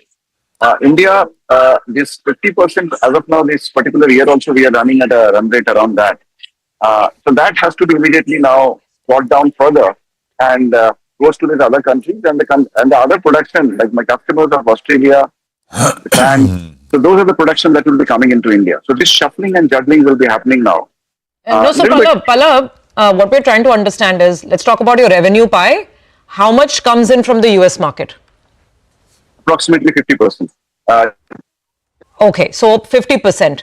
Now, as you go around changing some of the manufacturing bases, in the immediate next quarter, now, I mean, right now we are in Q2, Q3, will there be a revenue hit just because of this disruption? Just trying to get a quick near-term guidance. So, our results are supposed to come out today. So, may not be the numbers, but what I would say is that what we are seeing, that immediately since the tariff got finalized for the other countries, so we saw a huge surge of demand in those places. Because business always looks for uncertainties and not uncertainty. So India is still uncertain because there could be some further negotiation. Things might change. But other countries, it's more or less things like for this next 5-6 months, it seems to be this is 19 or 20% tariff is already there. So what we are seeing is immediate surge of business in all other regions. India, we need to adjust. Some of the US production has to come out of India to other countries and have to be, the same capacity has to be filled up by the other countries' production, which may be happening in Bangladesh, we'll bring it down to India. So that's the juggling that will happen. It's a short-term pain. And of course, I think with the strategy that the US administration has been taking, I would say the uncertainty doesn't end here. So we might see more changes in the next month and so. Okay, all right. Pallab, thanks very much. Good getting you back and sort of getting that clarity with regards to what can happen. But this is all very fluid, right? I don't think anyone expects this 50% to be permanent. We'll see this going lower. I think GIFT Nifty came up on your screen indicating a 70-75 odd point lower start. Dharmesh Kant is with us, Head of Research at Chola Securities. Dharmesh, good morning. Good to have you here. As far as individual stocks go, what's on your radar? 2 or 3 names on the back of earnings or, of course, all this tariff-related news flow. Dharmesh. Yeah, good morning, Prashant.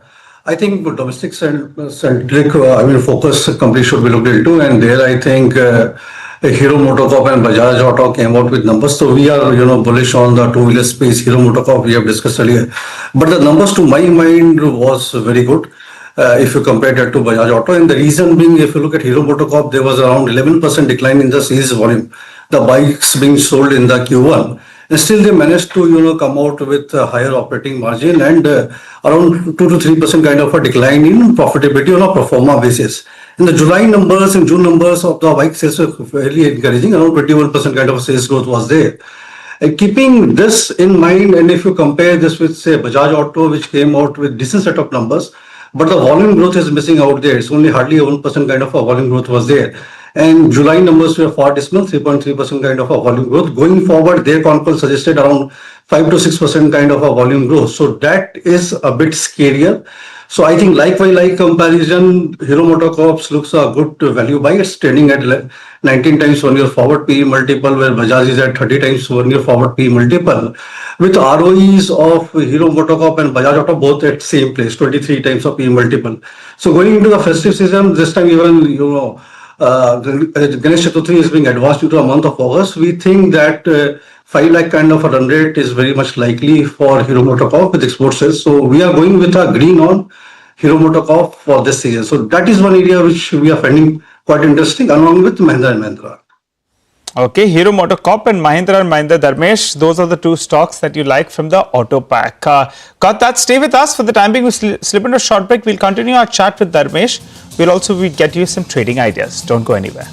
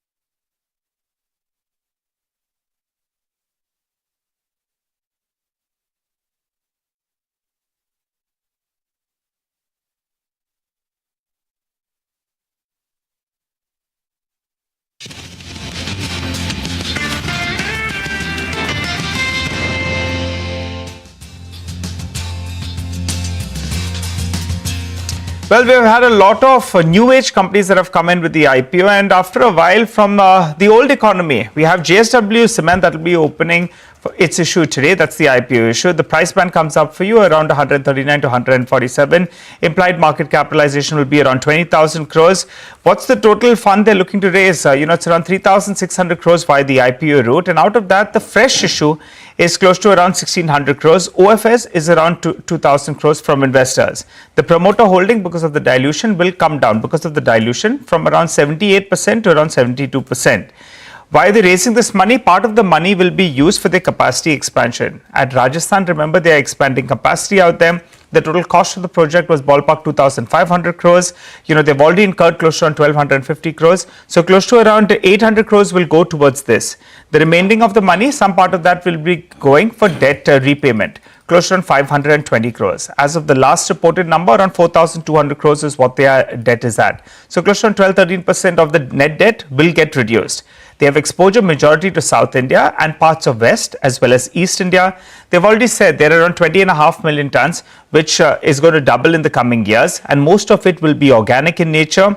If we're looking at the numbers for the past year, last year for the industry itself, it was a weak year for the industry. So they reported net loss, their operating profit as well came down. But for this year onwards, things actually will look up for the entire industry, and for JSW Cement as well will be no different. Valuation wise, it's not coming at very, very cheap valuations. JSW Cement, their price, they are issued at quite a elevated level, because on an EV per ton basis, it's more than $120 per ton, and even on EV upon EBITDA, it's close to around 19 times. We know the group pedigree has been such where they've created wealth, whether you look at steel, whether you look at energy as well. But we'll have to keep an eye out on this one. For the time being, this year will be a far better year. They'll reduce debt. They're looking at capacity expansion as well. Dharmesh, what do you make of this issue? Did you have a look at it? I was at the conference, and Pa Jindal very candidly said at one point of time they were thinking of selling it. Then he came in there, he turned it around, and today it's a 20 million ton plant. What's your view on this issue, and what do you like from cement? Yeah, good morning, Nigel. I mean, the issue is fairly priced. It's not very attractively priced, if I may say so.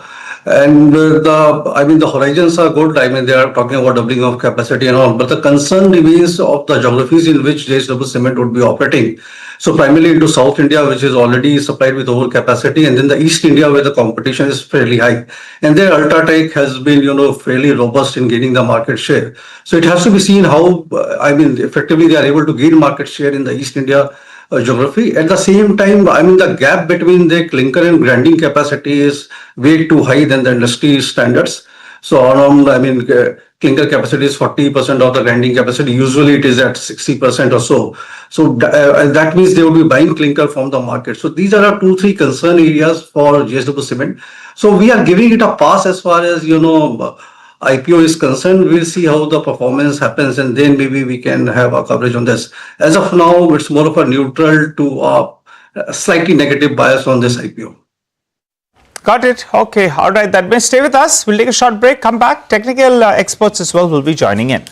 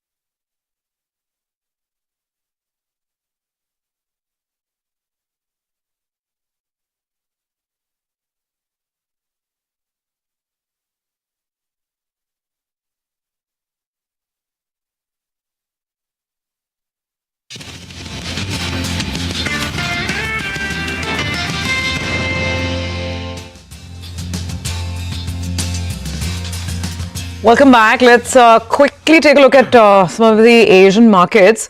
The color is a little more mixed. When we started off at 7:30, it was a wide sea of green. Now, not so much. Look at the Hong Kong market. It's quietened down. China's flashing a little bit of red. The Japanese market, however, is the best performing across the region today with a gain of about 0.7%. Let's get the implied open up. Last we saw it was about 70 points lower. Yeah, still 70 to 75 points lower. That's the indicative start. Let's take a break. We'll come back with the trading setup and more, of course, trading ideas for the day.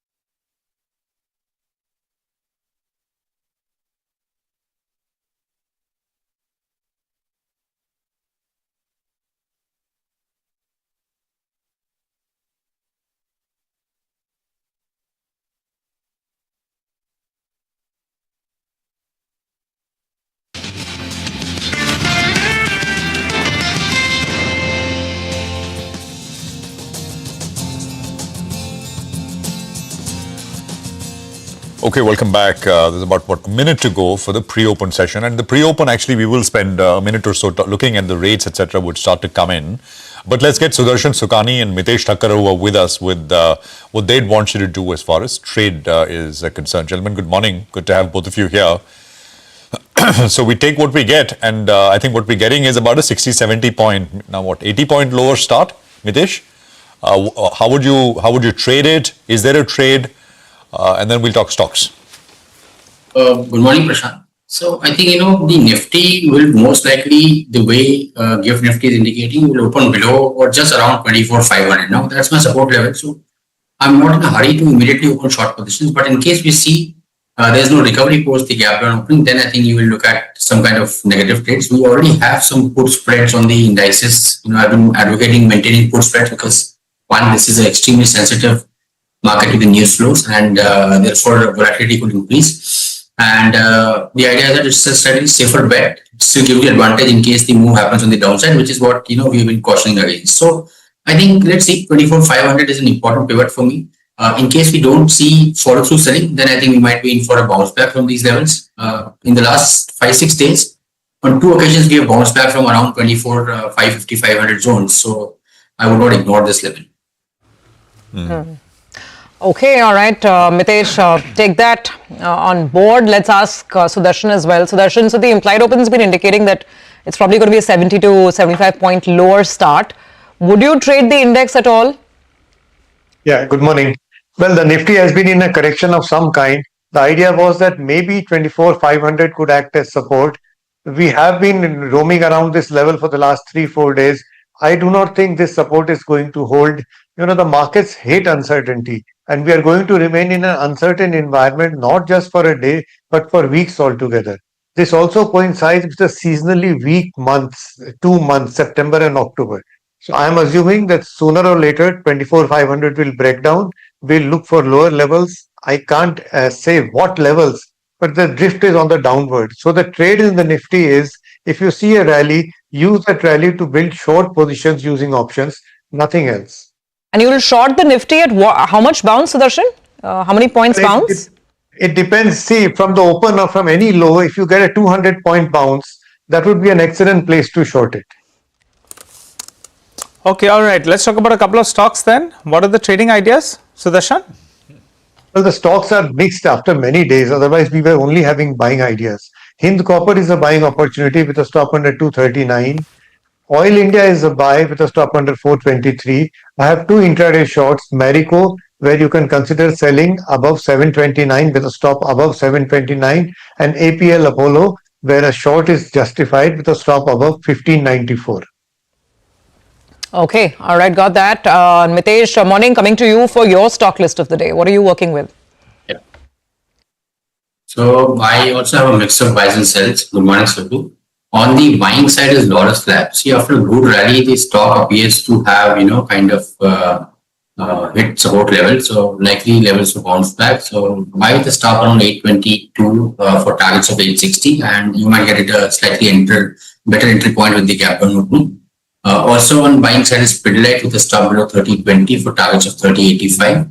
And on the sell side is Coforge with a stop at about 1665, look for targets of 1570. And Sun Pharma sell with a stop at 1616 for targets of 1555. Okay. All right, gentlemen, thanks very much for all the trading advice. We'll come back to you a little closer to the open. The pre-open is here and it's suggesting about 0.8% kind of a drop for the Nifty, which translates into a 200-point cut. Let's see. I mean, it's early in the pre-open. Let's see if this settles. So as I say, right, 1%, 0.8, 1% to banta hai. Itna to banta, because if it, Oh, theek-thaak. Chal. Otherwise. 50% tariff ka cut. No, think about it, right? I mean, if the market actually is higher and Trump switches on CNBC oh, India stocks rallying. 50 aur lagao. No, I'm not joking. I mean, so the market behaves appropriately. I'm actually half joking, but I'm saying if it is not, there has to be some reaction, right? There has to be. So I think if we get away with 0.8, 1% kind of a cut by close, I mean that's par for the course. I think we'll get away with that. But I think the rupee is open more or less stable, which is encouraging, right? Yeah. So if you, I was making this point earlier, Nigel. If you looked at the overnight 1 month forward deliverables, that was absolutely flat, stable, nothing, no movement. So, and this is in line with really heartening. What is going on. Maybe some stocks, etc., will come, which we will be these textiles and these chemicals and these. I mean, there maybe individually there perhaps will be some pain or whatever. So Avanti feeds 4% lower. Gokuldas is in pre-open is down 3%. So these are some of the names. I'll tell you what, Hormuz is standing by. He's got a list of companies that he's taking. Hormuz, break it down for us. A lot of brokerages have written about yesterday's tariff announcements from the US president. I'll start off with Citi, and they mentioned that although these are still under implementation, if these 50% tariffs do get implemented, the average US weighted tariff will increase to 42.5% from just 13.25% currently. That will be a substantial increase, and as a result of which their linear model is suggesting a 0.6 to 0.8 percentage point risk to India's GDP. But the actual impact on GDP growth could be higher, because at this rate most of the exports will become unviable to the US. And This would also result in an impact on the current and capital account flows, and the currency markets could see pressure, which could result in the Reserve Bank of India leading to some forex intervention to stabilize the currency. Now, on the equity front, they mentioned that there is still uncertainty around the final outcome, and that could remain an overhang for the near term with regards to domestic sentiment. And they say that these domestic-oriented sectors, be it telecom, hospitals, staples, and insurance, they could act as potential defensive plays in a market like this. Now, Mahesh Nandurkar of Jefferies also wrote earlier this morning that the direct finance cost for India to replace Russian oil is less than 15 basis points of their GDP, and the oil market price movement over the last 1 week, which has been more or less flat to the downside, is indicating that there is enough supply that is still available in the global markets. And the political fallout is the bigger implication here because of the US demands for the agri sector and the dairy sector, but they still remain hopeful that sooner or later there will be a deal that will be stuck with the US. Now, when it comes to stocks and sectors, of course, we keep an eye out on textile names, as you mentioned, be it Gokal Das, Indocount, Wellspun Living, KPR Mills, and all of these companies get anywhere between 50 to 70% of their revenues from the US. The shrimp feed manufacturers, Morgan Stanley wrote earlier this morning that India's seafood industry is staring at huge losses because of this tariff implementation. Chemical names like Navin Fluorine, PI Industries, SRF, capital goods names Cummins, Thermax, KEI Industries, of course, and the auto component names Sora BLW and Bharat Forge. So a lot of sector-specific action potentially possible, but for now the pre-open though is suggesting some resilience for our own markets. All right. Thanks very much, Hormuz, for that. Very interesting sort of list of companies that we have to, we wanted to put out. 100 points lower, right? I mean, and 260 odd points lower on the Nifty and the Sensex. Now, you could look at this rate and say, well, you know, this is a market is kind of ignoring it, or it's not really paying too much attention. Maybe that'll change. I mean, we're just sort of coming to the end of the pre-open session. But I think there's also the other element, which is the fact that, you know, this 25%, of course, is big and harsh and all of that, but it was promised. You know, something big was promised in 24 hours, and something big has happened in 24 hours. So, you know, in that sense, it's not a surprise for the market. So I think that is that is playing out as well. Sridhar Shivaram is with us, Investment Director, Enam Holdings. He's with us here in our studios. What a morning, Sridhar. Thanks for inviting me. So, what's the playbook here? I mean, if anybody knows exactly. How do you even talk through this? So I think the way you guys have also evaluated it quite well, that, you know, it affects a few sectors. They have specifically exempt a few sectors. So like pharma, electronics are out. My gut feel is that pharma will stay out. I mean, it's very difficult to precisely say, because if I look at what US is trying to do, and also the RFK Jr., who's the health secretary, they've been trying to bring down healthcare costs in the US by putting a 50% tariff or 100% tariff on generics doesn't really help their cause. So I think they also understand. So if you see specifically, certain segments have been exempt. So I think this is a give and take situation, but obviously some sectors do get affected. And I think the overall relationship has got affected more than anything else. And I don't know how that plays out. That is the thing to watch out. Maybe there are newer alliances which are cooking up. But I think this is not a good time from a market standpoint. There's so much of uncertainty right now. Yeah. So there's no point talking about which sector or that sector, this sector. What do you think has gone wrong, Sridhar, in your opinion? I mean, you're a close watcher of global stuff. I mean, you know. So what I hear, you know, from Delhi sources is that something changed after the war with Pakistan. And something related to, you know, the hill that we, you know, we bombed. And there are rumors about some nuclear sites there. So it's not very clear, but something has happened there, because till the day before that, US said that we don't want to be involved. And the day after that, everything changed. So I think only, you know, people in Delhi will know exactly what has happened. But if I look at chronologically, from that day onwards, the tone of Trump also changed. Yeah. This is the Kirana Hill performing. And I remember we discussed this internally. I was discussing with a couple of people as well, that whether that'll have, and the position that the US took after that day, whether that'll have a bearing on trade or not. I mean, this is my guess. Okay, I think something has happened there. We will never know the full story. But there are a lot of reports, you know, floating around as to what was there in Kirana Hills. But I think that has changed, because it looked like India has a dominance in certain military capability, which surprised US and Europe. So whatever be it, that may have played. You know, and also to Sridhar's point, I mean, just bringing it back for viewers' reference, the point on newer alliances. Yesterday, China's statement in support of Brazil and talking about the BRICS needing to be strong, a strong global south. I think it's a very, very interesting geopolitical times. But so I think these are moving parts right now. We'll see how these things play out. But these are uncertain times for the market, and I think you can sense it in the market, right? It's not like our markets are running away. And there's nothing new, right? But it just makes no sense, right? I mean, at a logical level, I mean, you are, for years, what was the one big consensus in Washington, in the US, was that everybody, Republicans or Democrats, are anti-China, right? That was the only thing they agreed on. So how is... That's what I'm saying. What changed? I mean, if I, chronologically, if I look at it, that is the only thing that changed. That something has happened there, which has spooked the relationship. And maybe it was an unwritten rule. We don't know exactly what has happened. I mean, we may never know what has happened. We'll never know.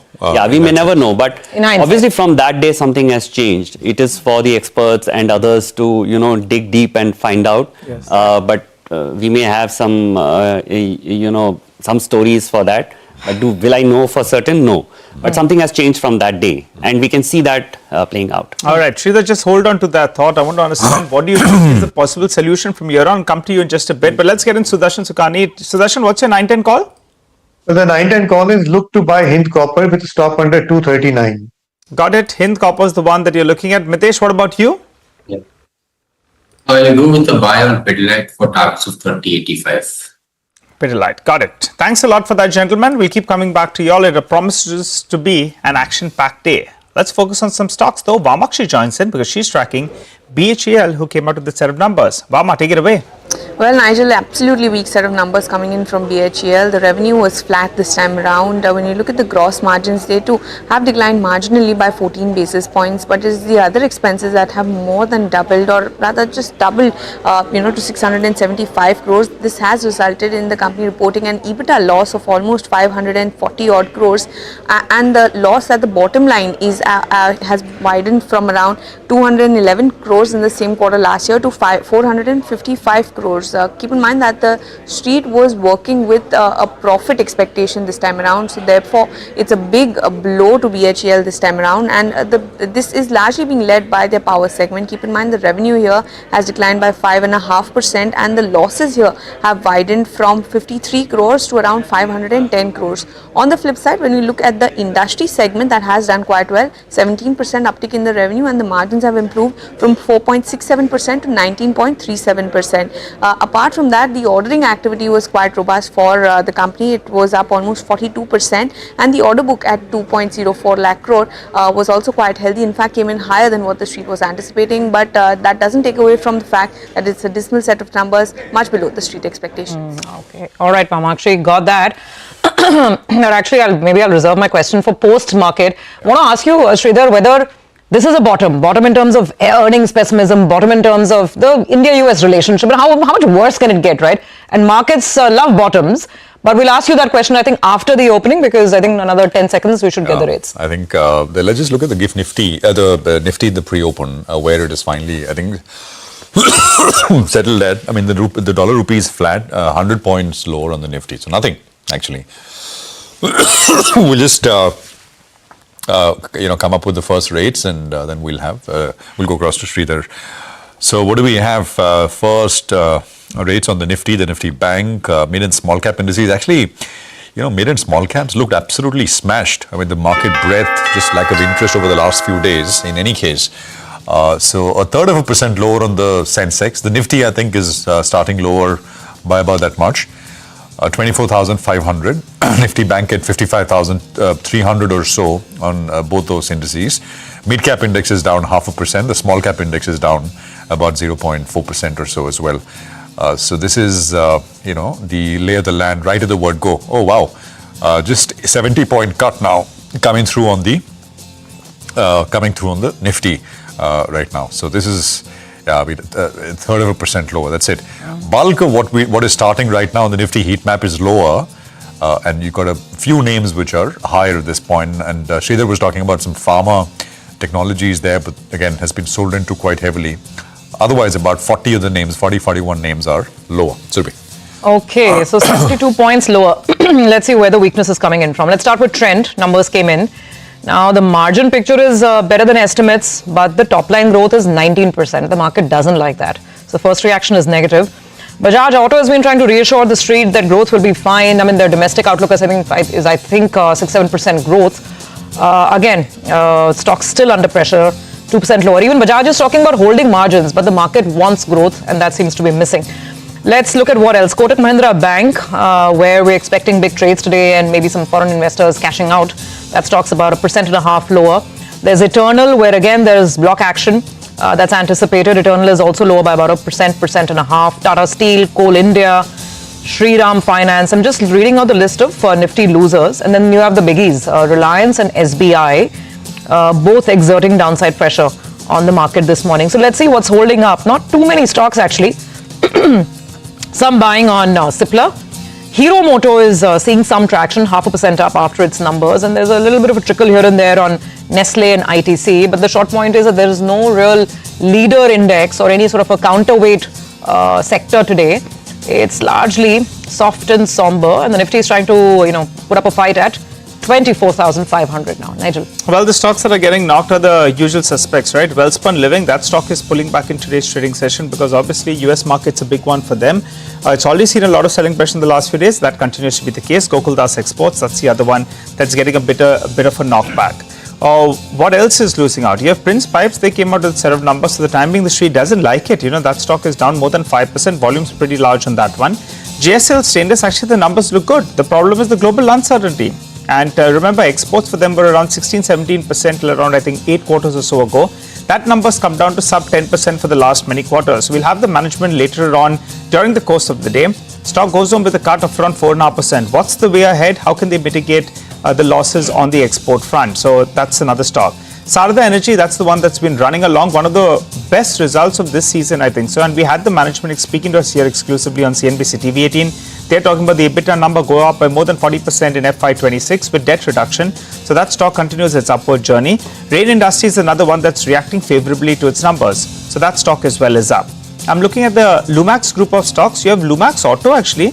That is higher in today's trading session. So that one in fact has moved up smartly. While you have Lumax Industries, I think that came out with a set of numbers. That's down close to around 6%. So both those two going out in opposite ends. Sanghi Movers, that's another one. The renewable play, the cranes play are out there. That's seen a sharp correction from the recent peak, but for the time being, it's popped up close to around 4.5%. And Godfrey Phillips, a stock that we here on CNBC-TV18 had given you a heads up. When Philip Morris came out with a set of numbers, the commentary wasn't great on the whole, but the commentary on India was good, which gave you a bit of a read-through. And that's why, in fact, that stock, it opened up. And now, in fact, after the big run that we've seen, more than 10% move is what we've seen in the last few trading sessions. Well, that one has come in for some mild profit taking from the high point of the day. But down only 60 points. For the time being, it appears the street is digesting that peak Trump tariff tantrums are behind. At least that's what it appears like. That was the question, Sridhar, if I can go back to it. Yes. Aaron, how much worse can it get, right? Earnings, Trump tariff tantrums. Are we close to bottom? So we've seen I would say a time correction for almost a year now. You look at large cap, mid cap, small cap, almost all of them have been flat to mildly negative. And I think if you go back a year before that, which is exactly a year back, the consensus was that we had a very strong run up. And we had earnings disappointment which came through. I think the earnings disappointment may continue for maybe another 1 or 2 quarters. Finally, it's only when earnings start to come is when we see the markets go up. We may see some more time correction maybe for another 3 months. Very difficult to gauge this. I do expect that second half will be better, which is festive season starts early this year, so you could see a slightly better outlook.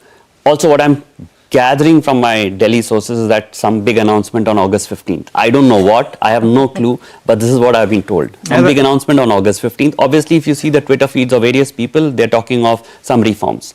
I don't know what reforms, I have no idea, but I hope the government wakes up because we haven't seen any reforms in this term.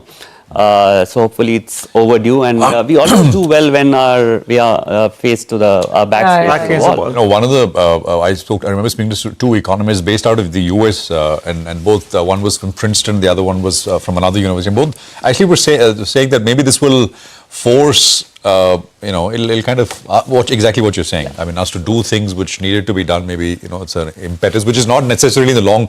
It looks tough now and looks, it's like, you're forcing us to do it, but in the long run, it doesn't hurt. Actually, it perhaps helps. Pankaj Tibrewal is with us as well, founder and CIO at Ikagai Asset. Pankaj, good to have you with us here on the program. Thanks very much. What is your assessment? I started by asking Sridhar, how do you even sort of talk through some of this 50% business? What is your sense on markets? Let me actually put it in a very sharp way. Is this likely to today is absolutely steady, nothing really, but is this the way you think it will likely be, or slowly, this kind of starts to seep in, worry? As Sridhar also pointed out, even if this 50% eventually is negotiated lower, the broader question is the relationship perhaps is soured and that needs repair.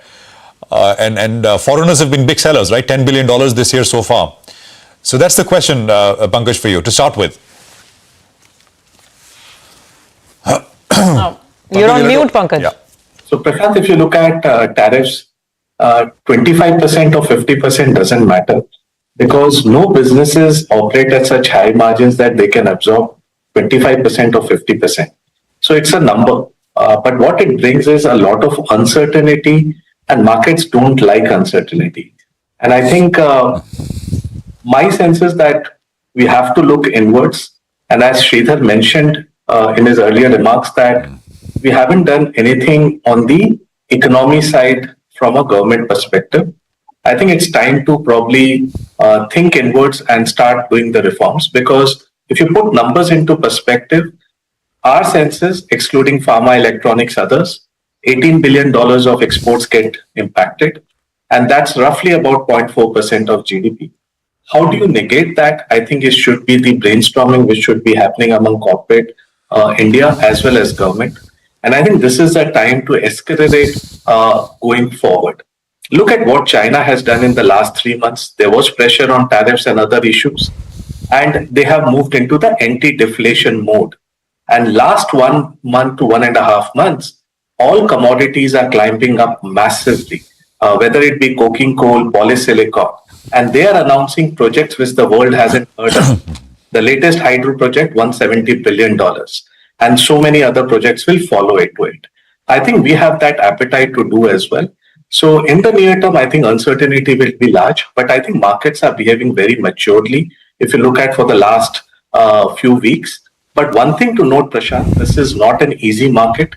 Market breadth is narrowing down substantially. The easy money which we saw for the last 4 years, I think is behind us. I think markets are rewarding growth and earnings over a period of time. And if you look at the last 1.5, 2 months since the market has been correcting, there are only few pockets which are performing. Otherwise, it's a very, very tough market to generate returns. Hi Pankaj, good morning, good to see you. And it reminds me when I used to come home from an exam and Dad used to ask, how was the exam? I used to say it's difficult. He said, exams are meant to be difficult, Nigel. But this market's tricky, and you have to look at various segments. I think one segment or one piece that you have liked is chemicals. I recall a few months ago you had called out for the bottom, and from there actually quite a few stocks have done well. Would that be one of your top themes that you still believe presents an opportunity? Yes, I think, Nigel, if you look at the overall chemical segment, barring the uncertainty in the near term, there are two big macro developments which are happening around the globe. One, I think China, as I mentioned, has moved into the anti-deflation policy, where chemicals has been one of the sectors where they have created enormous capacities. And if you look at in the last 1.5 months, all chemical prices have started to inch up, and it's the government dictate that please close down excess capacities in China. So that's a very, very important point to note. And the second important point to note is that the large chemical companies out of India cater to agro. Very few cater to pharma. And from an agro perspective, for 3 years, we saw a destocking cycle happening. Our sense is that that's coming to an end. and probably the order inflows and the demand from agrochemical side will start to escalate. And the third most important is that we are calling for a Europe upswing in the economy. Our sense is markets follows first, economy follows later. And in Europe, we are seeing that unification of many countries in Europe after this Trump issue coming together, and could be that CY26 could be a surprise for European economy. Only early green shoots are to be seen, and if that happens, the agri-related sector can do well, and a lot of chemical companies catering to European markets can also do well. So our sense is that chemicals is one area where we believe near-term uncertainty related to tariffs definitely there. But if you take a slightly longer-term view, I think many companies have created that moat around that. And for the next couple of years, we believe that the earnings growth will be far better than the overall average market growth. See, if I was copy editing or writing a sales side note, I would call it the Braveheart call, right? That is Pankaj's Braveheart call for the morning. Go with chemicals, look through the noise right now, the tariff noise, and it'll serve you well. But Pankaj, what else? Good morning, by the way. What else? The thing with the market is that the no-brainer trades are not working. Earlier, when there was market uncertainty, when things were off, you would go buy pharma and IT. But now people are very scared to do that. And you'd go buy financials. But look at the first quarter earnings season. There are asset quality issues. Credit costs are going up. Margins are under pressure. So then give us some more names, because the no-brainer segments are confusing right now. So Surbi, if you look at our sense is whatever the weakness in economy you are seeing is because of the tighter policy we ran till CY24. And whatever good has happened by RBI and our regulator in the last 4-5 months, you will start to see pick up from September to December quarter onwards is our call. There will be one more quarter of pain on financials, largely the private sector banks, because of the NIM pressure.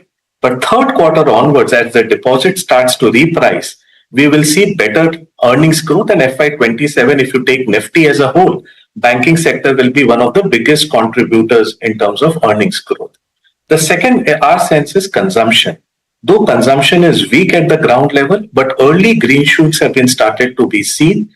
Even managements on their conference calls are calling out that rural is doing well, and earlier green shoots are to be seen on the urban side also. So consumer durables, small ticket purchase items, I think all should start doing better as you move ahead into Diwali, Dussehra and the festive season. So our call is consumption should be one space, especially the discretionary names. And the second part could be financials. You have to bear one more quarter of pain in financials, but December quarter onwards, I think the NIM pressure will subside and asset quality at its peak. I think you will see better times, and credit growth, which has come down to 9%, should start moving to 11-12% is our sense. So these are the pockets where we see opportunity coming in.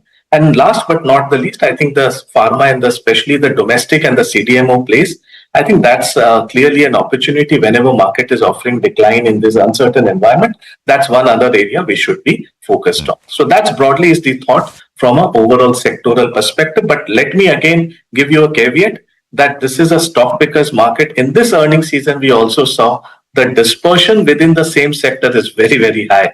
One company is reporting 25% earnings growth, other is reporting a 20% earnings decline. So you need to be very, very focused on which companies you are betting, which promoters you are betting, which cash flows and balance sheets you are betting. In this really next 1 or 2 years, uncertainty, I think managements will play a major role. Sridhar, you have any likings, anything you'd want I broadly agree. It's a bottom-up stock pickers market, but broadly I would say the same. Wherever you have earnings, like power equipment is a space that we like, EMS is a space we like, but they're all very expensive. But they're also showing very strong earnings growth. So they're showing 40 plus earnings growth. So I think market starved of growth. So wherever you're seeing growth, people are just hanging on to it with whatever valuations. Actually, the other day we were just counting in the studio areas with 15-20% growth visibility. Hospitals, there's power equipment and capital market, right? Yes. Which is asset management. Yeah, which is the other interesting space. Space. But it's a cyclical space, right? So you will see ups and downs. But if you remove the cyclicality from there and you say, I'm going to hold for, say, 3 years, 5 years, and you assume that markets give you 12-13% returns, then they will have that sort of earnings growth there at least, plus the volume growth of newer people coming in.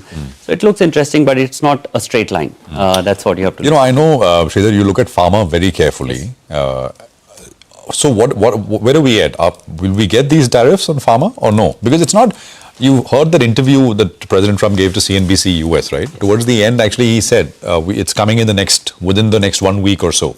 Yeah. And he said, I like to call them excluded tariffs, this section 232. So I'll be very surprised. As I said, I follow RFK Jr. very closely. I think they're doing a lot of reforms in the US, specifically when it comes to big pharma. And if I look at the agenda seems to be to bring, the healthcare costs down. I find it strange that it's not like you can replace generic, pharma from India to some other country, because it takes a lot of time, FDA approval. There is a host of things that is to be done.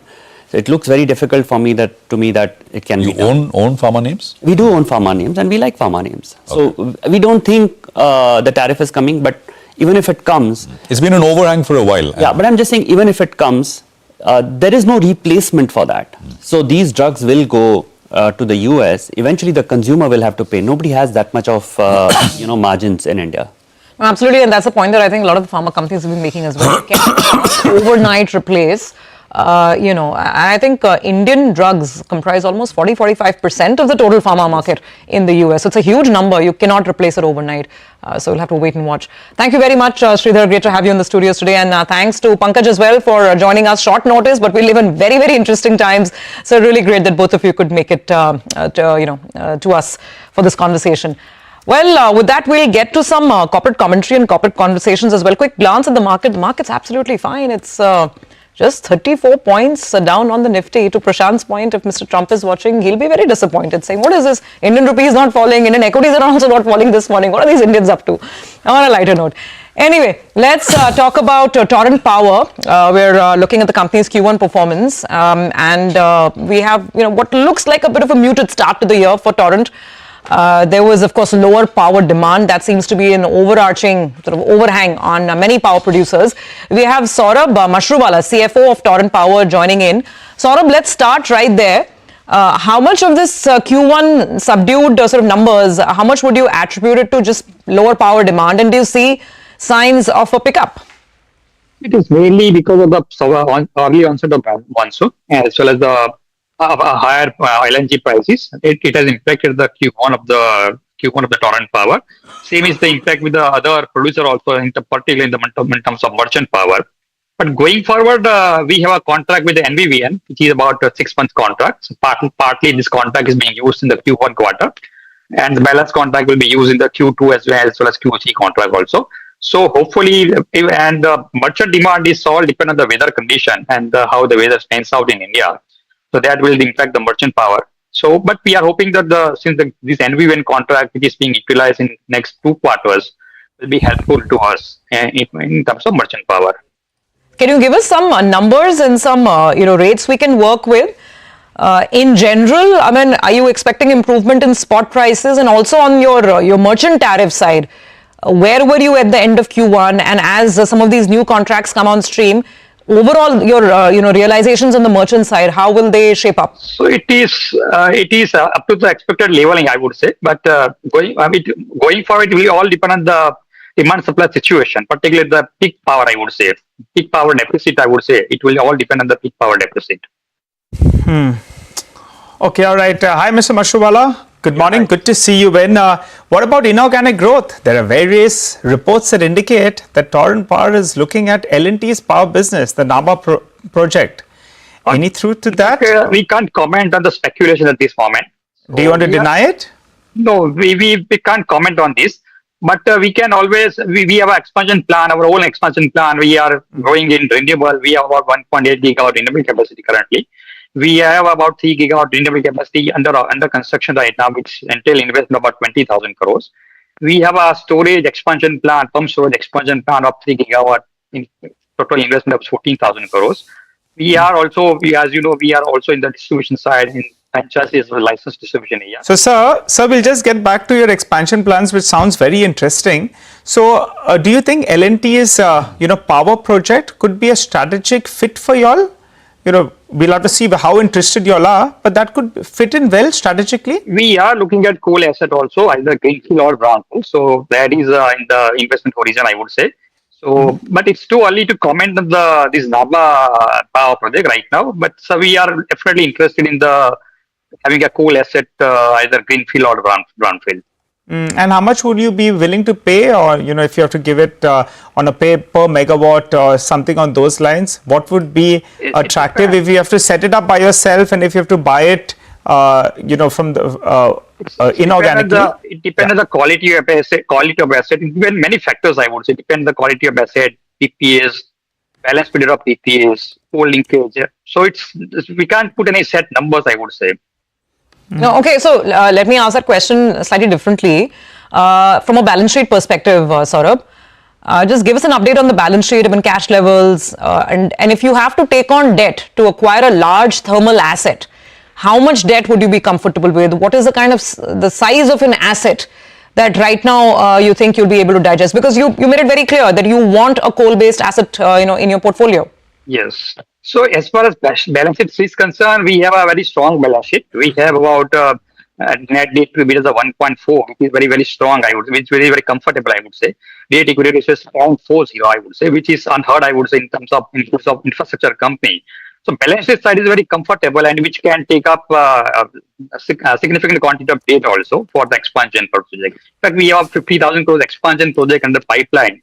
So where we generally borrow 70% of the debt. So balance sheet is quite comfortable, I would say, to take up the debt. So by when can we hear of something, this inorganic plans on the thermal side?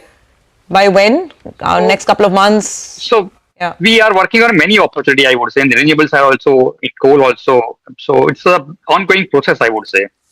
For this Nabha project, so the reports indicating around $1 billion. Do you think that would be a fair estimate for whoever is buying it? May not be y'all, but you have to put a rough value to it, given its strategic location, given the quality of the asset. Could that be a fair number? We can't put any numbers on it right now. Okay, let's not putting any number on it. So let me talk about your regular organic growth again. I'm going back to the merchant side, because a lot of the street experts also point out that lower merchant contribution led to the slightly soft performance in Q1. Can you give us some update? What is the kind of volume you'll do? How are merchant tariffs shaping up? And basically, what can we expect from your merchant business? How much more growth volumes going into Q3, Q4? So we can't give the guidance. It all depends on the weather patterns, weather condition, I would say, in the country. And particularly, as I said, the NVN contract is a 1.3 gigawatt contract we got. It's spanning into 2 quarters, I would say. So Q1 contract was partly utilized. The contract will be fully utilized in the Q2 as well as Q3 also. Just for the sake of clarity for our viewers, this MVN contract, this is in Maharashtra. Can you just elaborate on which contract this is? It is as sourcing power for the meeting the peak demand, peak requirement, I would say. Some crunch period demand, I would say. Okay. So this is going to take your overall realizations and volumes up by how much? About 1 billion, 1,000 unused contract, guaranteed unused they have to pick up, they have to take. So this is the guaranteed amount. That contract will be utilized in Q3 as well as Q4, Q2 as well as Q3. Okay, all right. So what about your CAPEX plan? Could you break it up for us? You mentioned a couple of big numbers. For this year, how much will it be? And for FY 26, 27, 28, break up your CAPEX plan for us. So CAPEX plan, we are expanding our renewable capacity from currently 1.8 gigawatt to another 3 gigawatt, which will be commissioned in the next 2 to 3 years, and will be the CAPEX plan of 20,000 crores. We have one contract with NSHs home storage contract with NSHs in Maharashtra, about 2 gigawatt, but we are setting up 3 gigawatt home storage capacity with an investment of 14,000 crores. That project will come up in the next 4 to 5 years. As you know, we are in the distribution area also for license distribution area, concept distribution area. We are also looking for new acquisitions of new areas also in government itself for privatization and in UP as well as in Maharashtra. So that also we are keenly interested. In distribution side also we have CAPEX plan about more than 15,000 crores. So put together about 50,000 crores capex, committed capex spend, I would say, is on the horizon. Additionally, we look at the coal asset also, greenfield, either greenfield or as well as brownfield also. Okay, all right, Mr. Mashruwala, we'll leave it on that note. Thank you very much for joining in and giving us some perspective on your business. That's Torrent Power at the end of the first quarter. We need to take a very quick break. On the other side, we will get chatting with the exporters of India. Sudhir Sekhri of Apparel Export Promotion Council and Vipul Shah, former chairman of the Gems and Jewellery Export Promotion Council, will join in to discuss the implications of Trump's tariffs on both gems and jewellery as well as textile and apparel exports.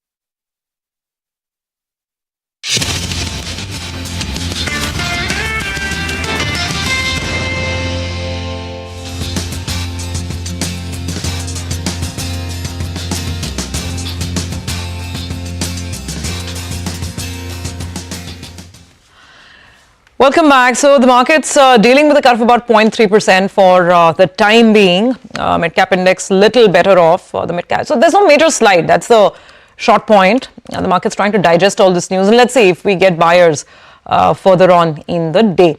For the time being, let's try and understand the impact of these new tariffs and the additional tariffs that have been levied on India on both the apparel and textile industry as well as the gems and jewellery sector. We have Sudhir Sekhri, chairman at the Apparel Export Promotion Council, joining in, and we also have Vipul Shah, former chairperson of the Gems and Jewellery Export Promotion Council. Gentlemen, thank you very much for being here with us. Mr. Sekhri, let me start with you. Now, for a moment, if I say let's forget 50%, let's leave out this additional oil penalty. Even if we're working with 25% tariff, Indian apparel and textile exporters, does it make the business in the US totally unviable, semi-unviable? What happens? I mean, and what do you expect in the next couple of days in terms of just the conversations with US buyers? Well, okay. The 25% that was imposed earlier, we had, kind of started speaking to our buyers and the government, of course, and we had, we were able to find a way out of it. Because we thought, the consumer, we told the buyers that the consumer should bear part of it, the buyer should bear part of it, and the exporter should bear part of that. And we were arriving at some kind of an agreement, even though it was very devastating. But now this additional 25% tariff is really will break our backs. So this is something which, whether it be small exporters or large exporters, nobody can bear this. And the buyers have already started walking away. Let me be very honest. Since the last 2 days, buyers have they cancelled orders They've asked to stop orders, whichever are in production. And they have clearly said that they were moving back to China. Okay. We take your point. We take the concern on board, sir. So what you're saying is last 2 days, some cancellations have started happening. But otherwise, if it was just 25% tariff, you tried to work out a sharing formula of sorts that everybody picks up a part of the load. I believe there were some conversations as well with the government on higher duty drawbacks, some more incentives. Can you just elaborate on that? What is your ask from the government right now? Well, you see, AAPC had requested the government for some direct fiscal intervention. I cannot specify what exactly it is, but we had asked them to support us directly through certain schemes. And of course, the scheme that I can talk about is the interest subvention scheme, which the government has withdrawn. So we had asked the government to reinstate that. And besides that, some other schemes. We also spoke about, the ROCTL and ROTEP being extended for the next 5 years, which the government has agreed. But that is something which is very small. That will not really help us with that 25%. So what we are looking at is more support from the government. However, let me also be very candid that it is, I think with this 25% additional tariff, even the government cannot support us. The only way out is now for government to start negotiation with the US government to somehow, remove this additional 25% tariff. Because if that doesn't happen, and I mean, this has to be, and this also has to happen like yesterday, because right. Our spring summer orders are usually placed in the months of August and September, and we cannot even wait for the 25th August US delegation to come to India and then resolve this problem. This problem has to be resolved now. Mr. Sekhri, a couple of questions. First, will you be able to reroute your exports to other markets like UAE, Europe? Have you already started speaking to other countries in GCC, ASEAN, Africa? Are you going to be looking at that more seriously? Okay. See, let me explain to you. Out of that 50, I'm talking about apparel here. Out of the $16 billion that we export apparel, about 5.2 billion goes to the US and about 7.8 billion goes to Europe. The other goes to smaller countries like UAE and Africa, etc. Now, this is US export is a major chunk of our business. Now, what we see here is that if we take textile and apparel together, this is about $10 billion. And with this 50% tariff, we clearly see the next 2 months about $5 billion of worth of business is going to move out of India. Now, to come back to your question of looking at alternate buyers or countries, yeah, I mean, that's a process. That's not going to happen tomorrow. I mean, to get onboarding onto a large retailer takes anything from 1.5 year to 2 years onboarding itself. I mean, to be on the vendor matrix. So that's easier said than done. Okay. And just one more point to complete the loop, because as of now, the expectation still is that this 50% tariff is more of a bargaining chip rather than a fixed policy, and ultimately the tariff rate could end up lower. So just for the sake of simplicity, if you assume 25%, what would be the expected sharing between you, the buyers, distributors, and the consumers? Okay. You're talking about the earlier 25%, right? Yes, assuming the tariff settles at 25%. Okay, yeah, let's keep our fingers crossed and we assume that, we hope that this, but that 25% that was, we were hit with earlier, that we had started talking to our buyers and we had asked them to split it 3 ways. One third would go to the consumer would bear it, 1/3 would be borne by the buyer, and 1/3 would be borne by the exporter. And out of the 1/3 to be borne by the exporter, we would go to the government and ask them for some support in some form or the other. Because you see, even that 1/3 works out to about 8.33%, which again is much higher than the net profit that a garment exporter makes. Okay, that's on the apparel and textile side. Let's get to Mr. Vipul Shah as well.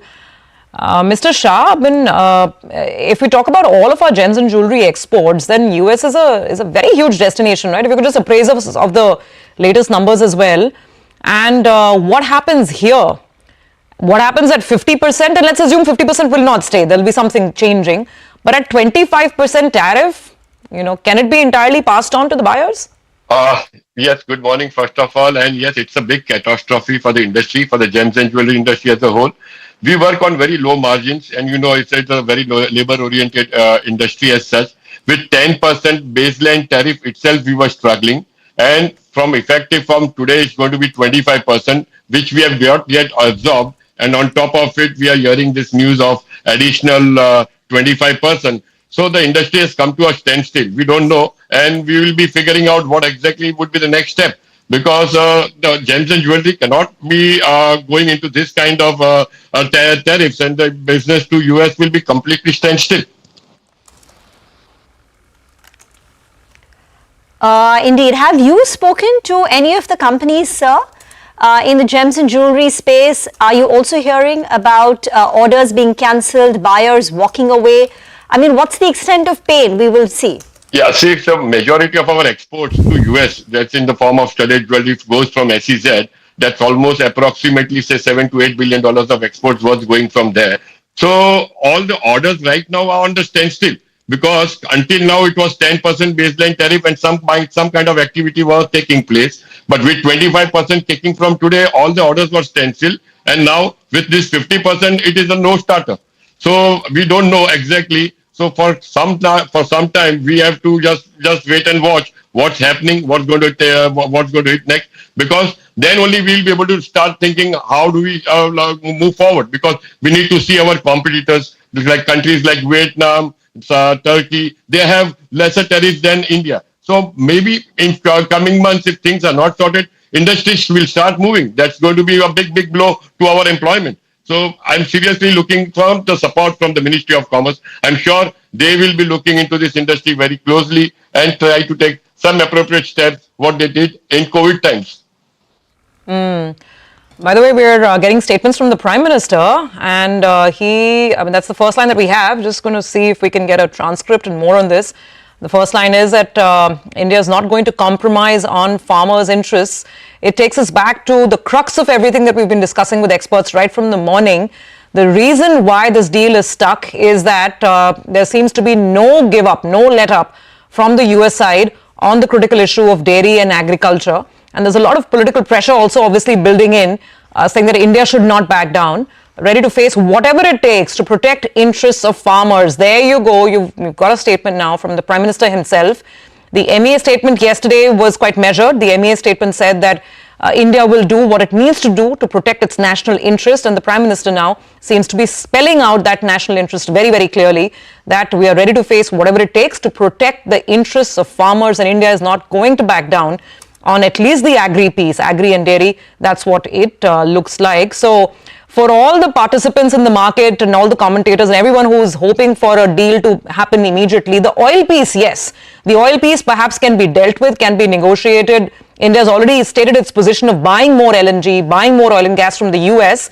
That can still perhaps be discussed and debated, but it seems from this statement it's very, very clear that farmers' interests are sacrosanct, they're paramount, and India does not want to cave in, at least on that one piece. So we need to see, even if the 25% oil tariff goes, will India still have to deal with a 25% tariff overall from the US? But I don't think the last thing has been said to this, which is why I've always been saying that I think we need to be a little cautious in terms of assuming that this is going to be immediately resolved. These things don't work that way. Negotiators have been at it for 4 months now. Clearly, there are some issues which remain stumbling blocks. Well, that's right. Our Prime Minister standing up and saying, I'm going to hold on to my stand. I'm going to be protecting our farmer community out here and taking that stance. So now all eyes on what we can work out with the United States with regard to oil as well as defense. Absolutely. Maybe some kind of negotiation on that front. So that's the latest statements. We'll keep getting you what our Prime Minister has to say. But it's not been such a bad morning going by the overnight news.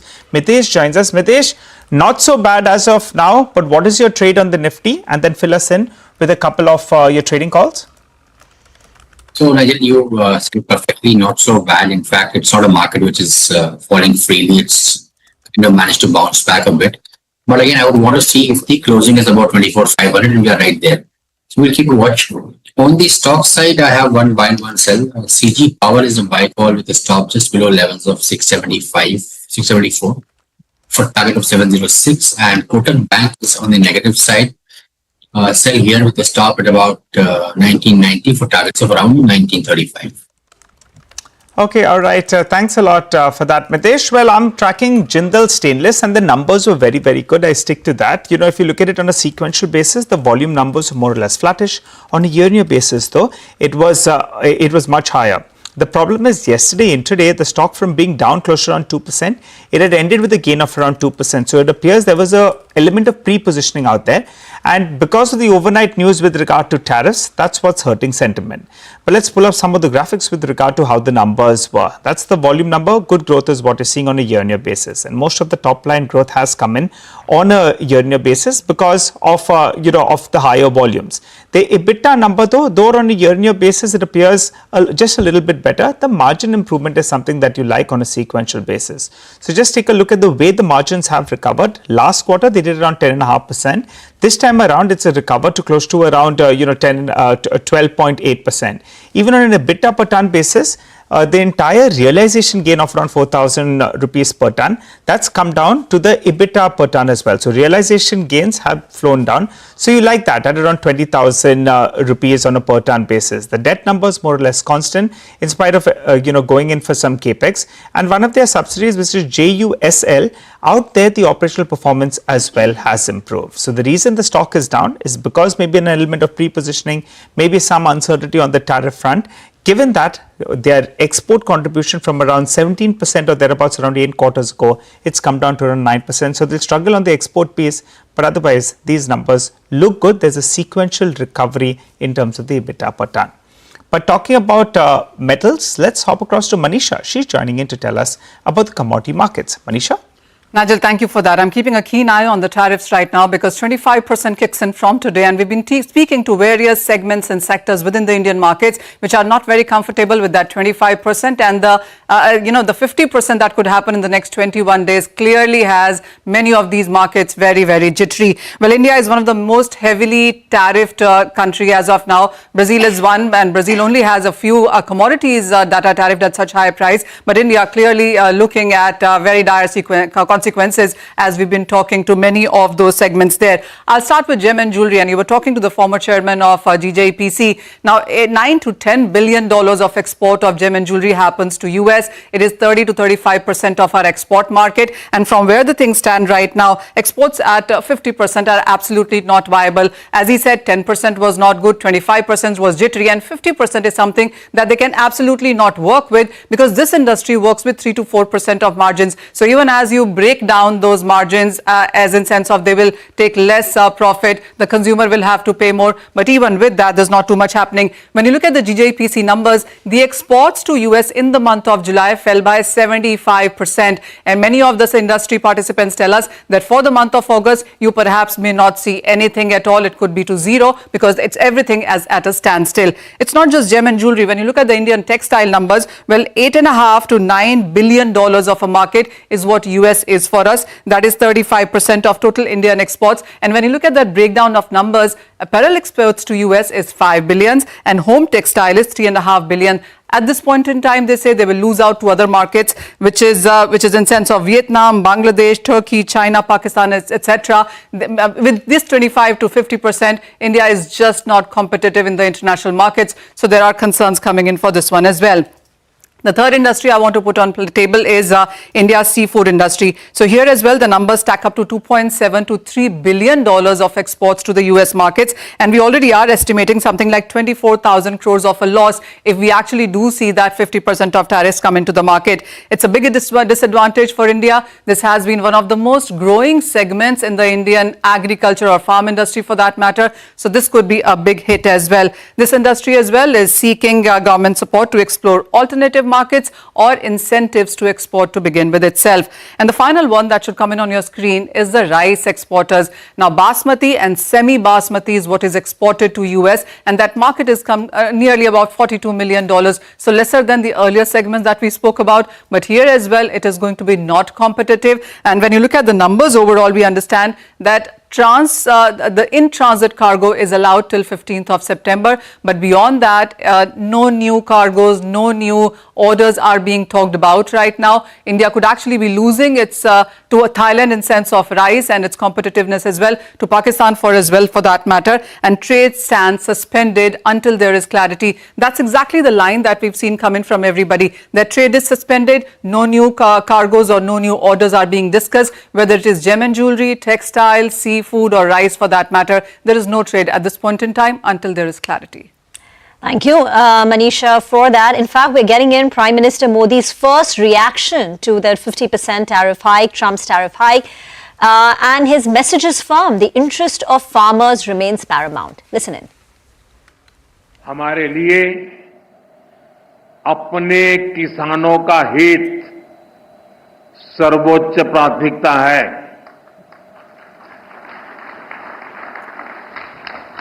Bharat अपने किसानों के, पशुपालकों के और मछुआरे भाई बहनों के हितों के साथ कभी भी समझौता नहीं करेगा।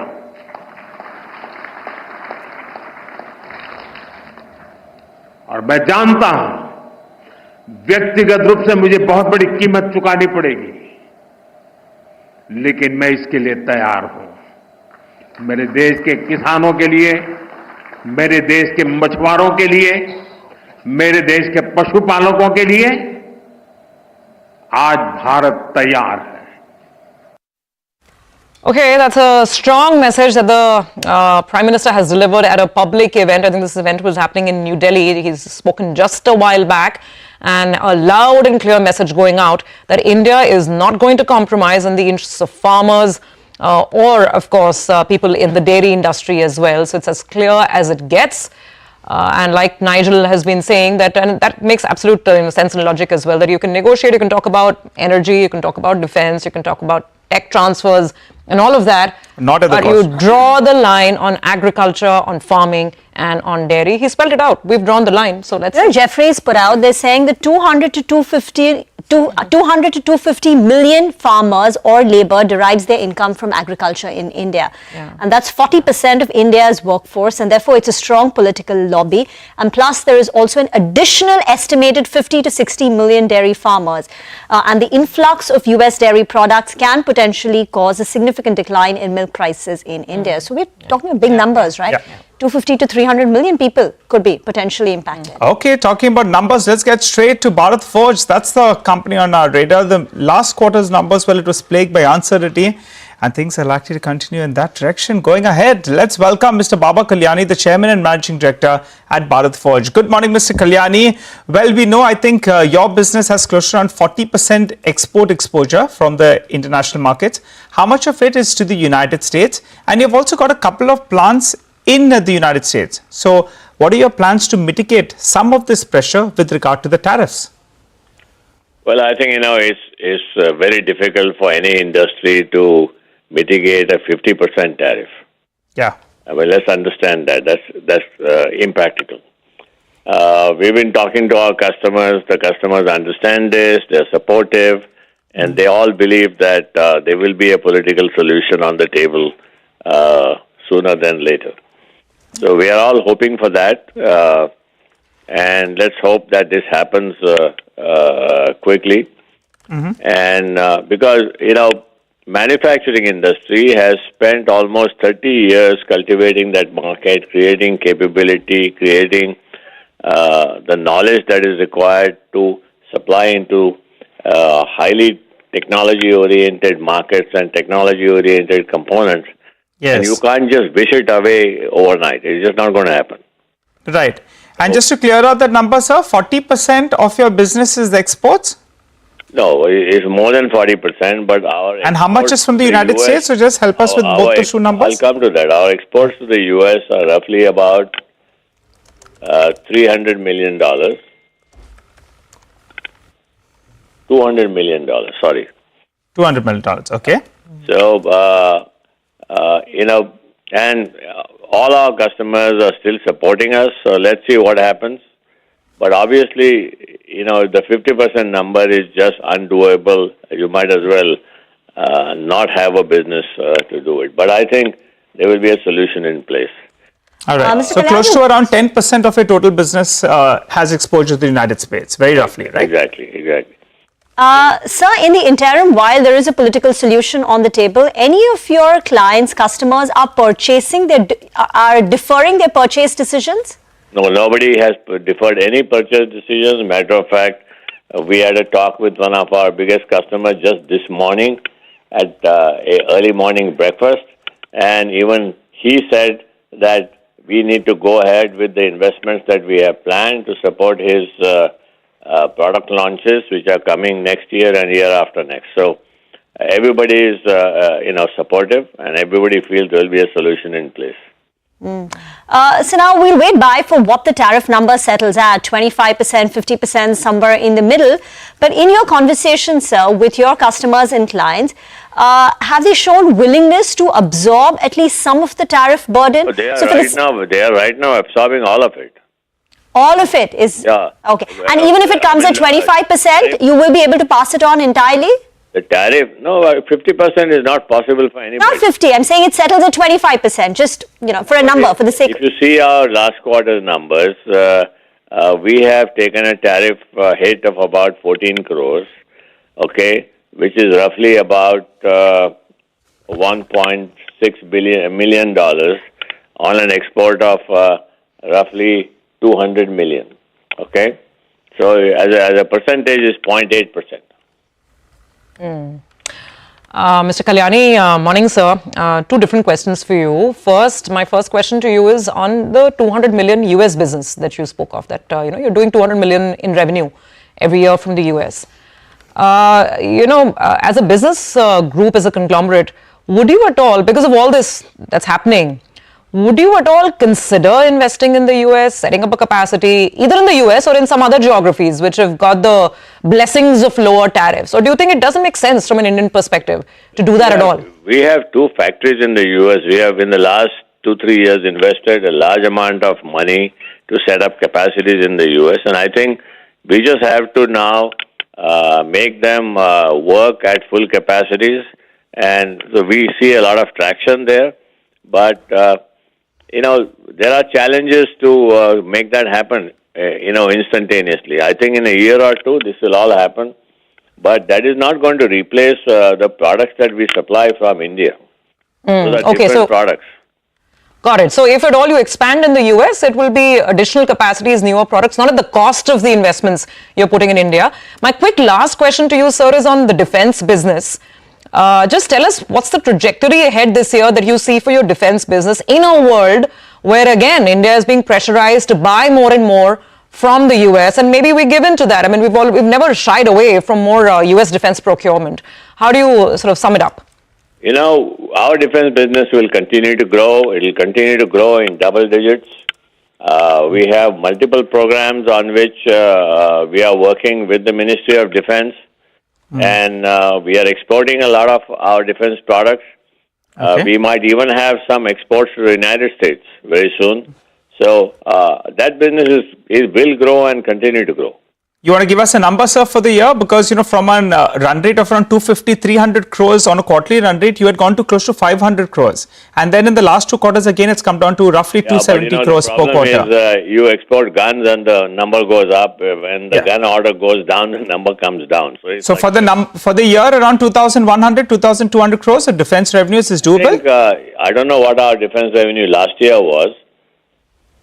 It was about 1,600 crores, right? And I think we should see roughly about 15-20% growth on that. Okay. All right. That sounds, I'm sure your investors are going to be very happy with that, given the uncertain environment, still expecting that sort of growth for the defense vertical as well. Another area where I think we see a lot of growth, that is aerospace. Aerospace. Okay. Point taken, sir. Point noted. Thank you very much for joining in. and giving us some perspective on your business. One Indian company that, of course, has its placement in several arenas, including auto components, including defense and aerospace.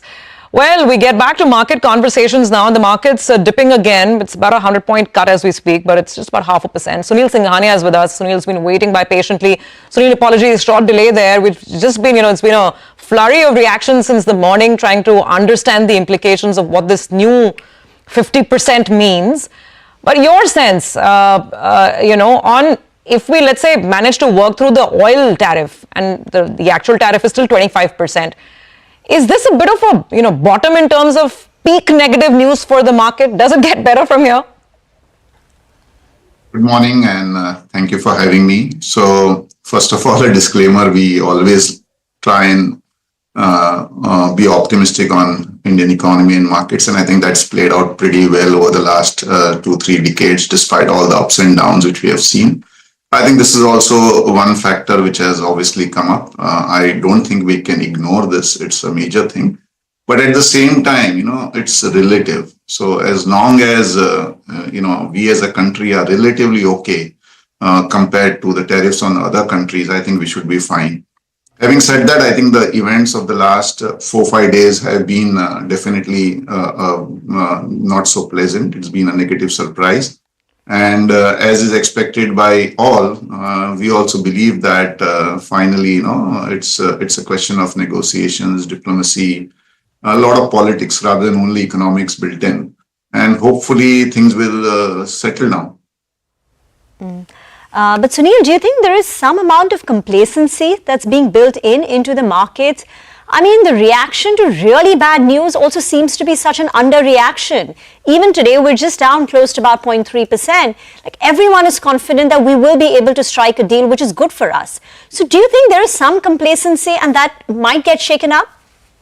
I think we've all grown up, reading and listening to the fox and the sheep story. And I think this is, again, similar to that.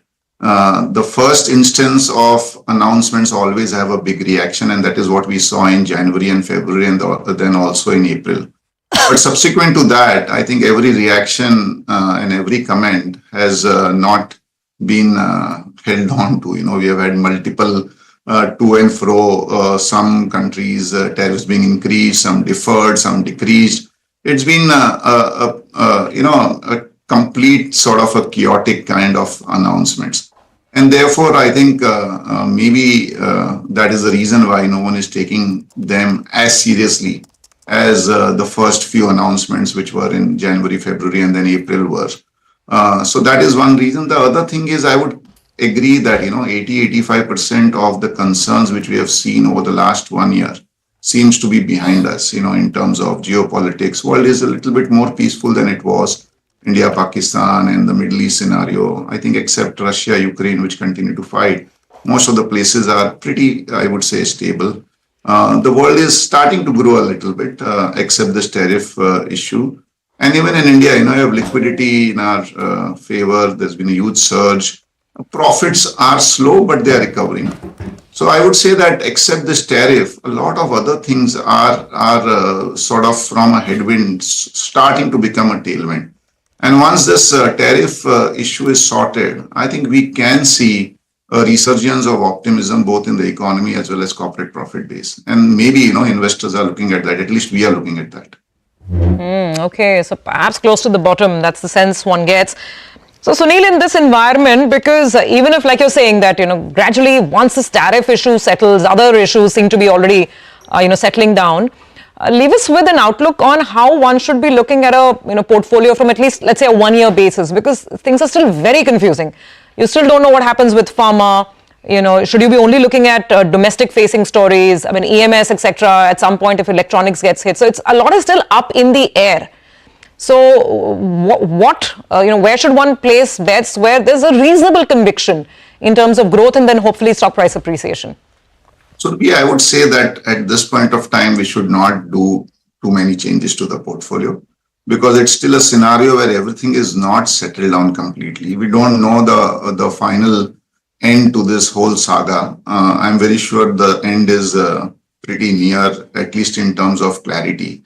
So let clarity comes. We continue to like pharma because irrespective of what happens, I think Indian pharma is the most competitive in the world. And we are not exporting, medicines at 10x the price or 20x the price, which Trump is alluding to. We are more a support function in terms of our CDMO in generic pharma space. But I would say that rather than trying to do too many, changes in the portfolio at this point of time in an uncertain environment, it is better to be patient. I know that a lot of people got very excited on export-oriented companies when tariffs on other countries were levied, and we all know what happened when the same was done in India. So it is better to let things settle down. I would say that don't make too much changes in your portfolio over the next 15-20 days. Just bear with this whole uncertainty. I know it is a time when one has anguish and one has anxiety, but it also pays to do nothing in these kind of times. Okay, advice well taken. Sunil, thank you so much for joining in today. Really great to get some perspective from you on a morning like this, very, very uncertain times. But Rima, that's actually 2 thumbs up for pharma. Pankaj Tibrewal on the show today saying, don't get worried, stick to your pharma bets, and even chemicals, a sector that he likes. And Sunil also saying that... Pankaj spoke about CDMO and the domestic pharma players, which I presume like the hospitals, etc., which are fairly unaffected.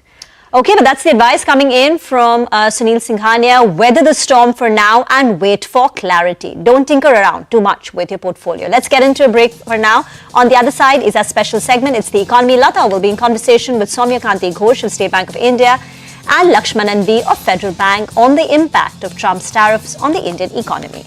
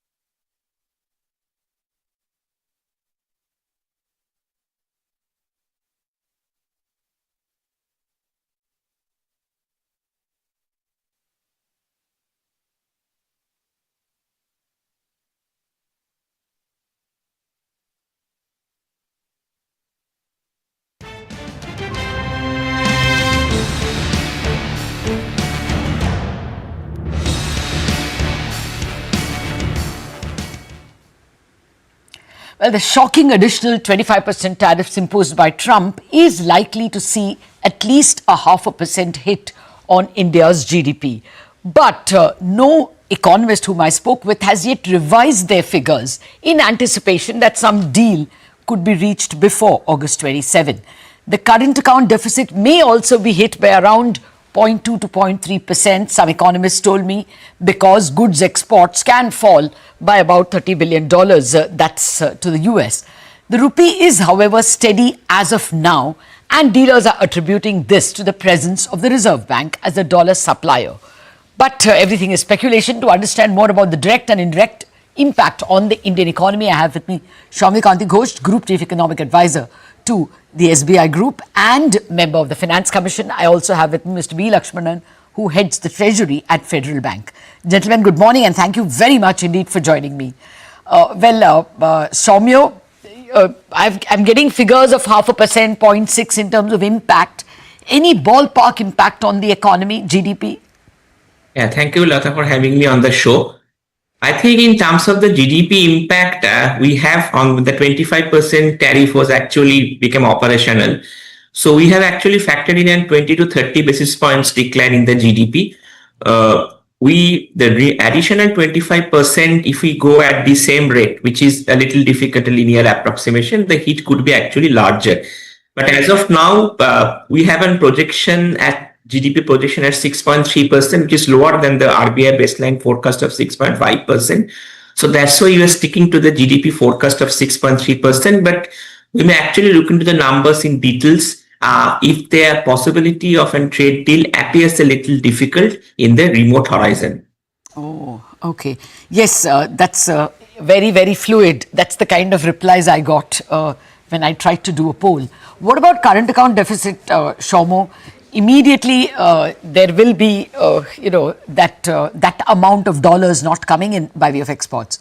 See, in terms of the current account deficit, this year we have been looking actually at a current account deficit which is significantly lower than 1% of GDP. So maybe in the range of around 0.5% or 0.6%.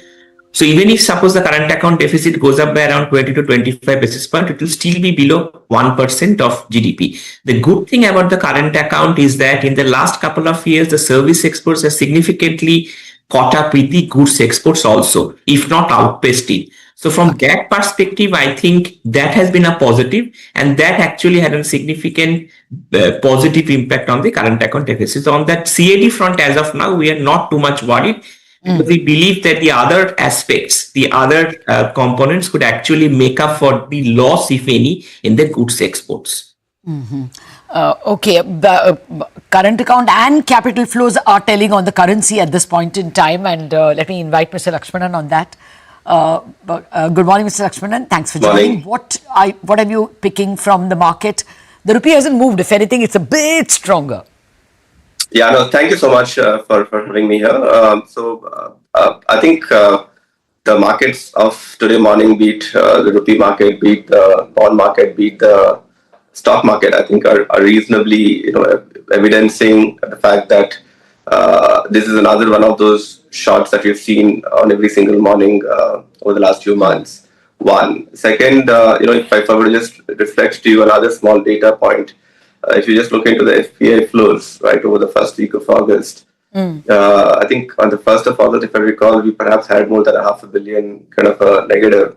But for the rest of the days, the flows have been broadly par, to the extent yesterday's number, when I saw this morning, was actually a plus 250 million, all asset classes put together. So all I would want to say is there's reasonable evidence that market is not wanting to overreact at this stage. Very clearly, everyone would want to wait out for the conversations to happen, and then take any action.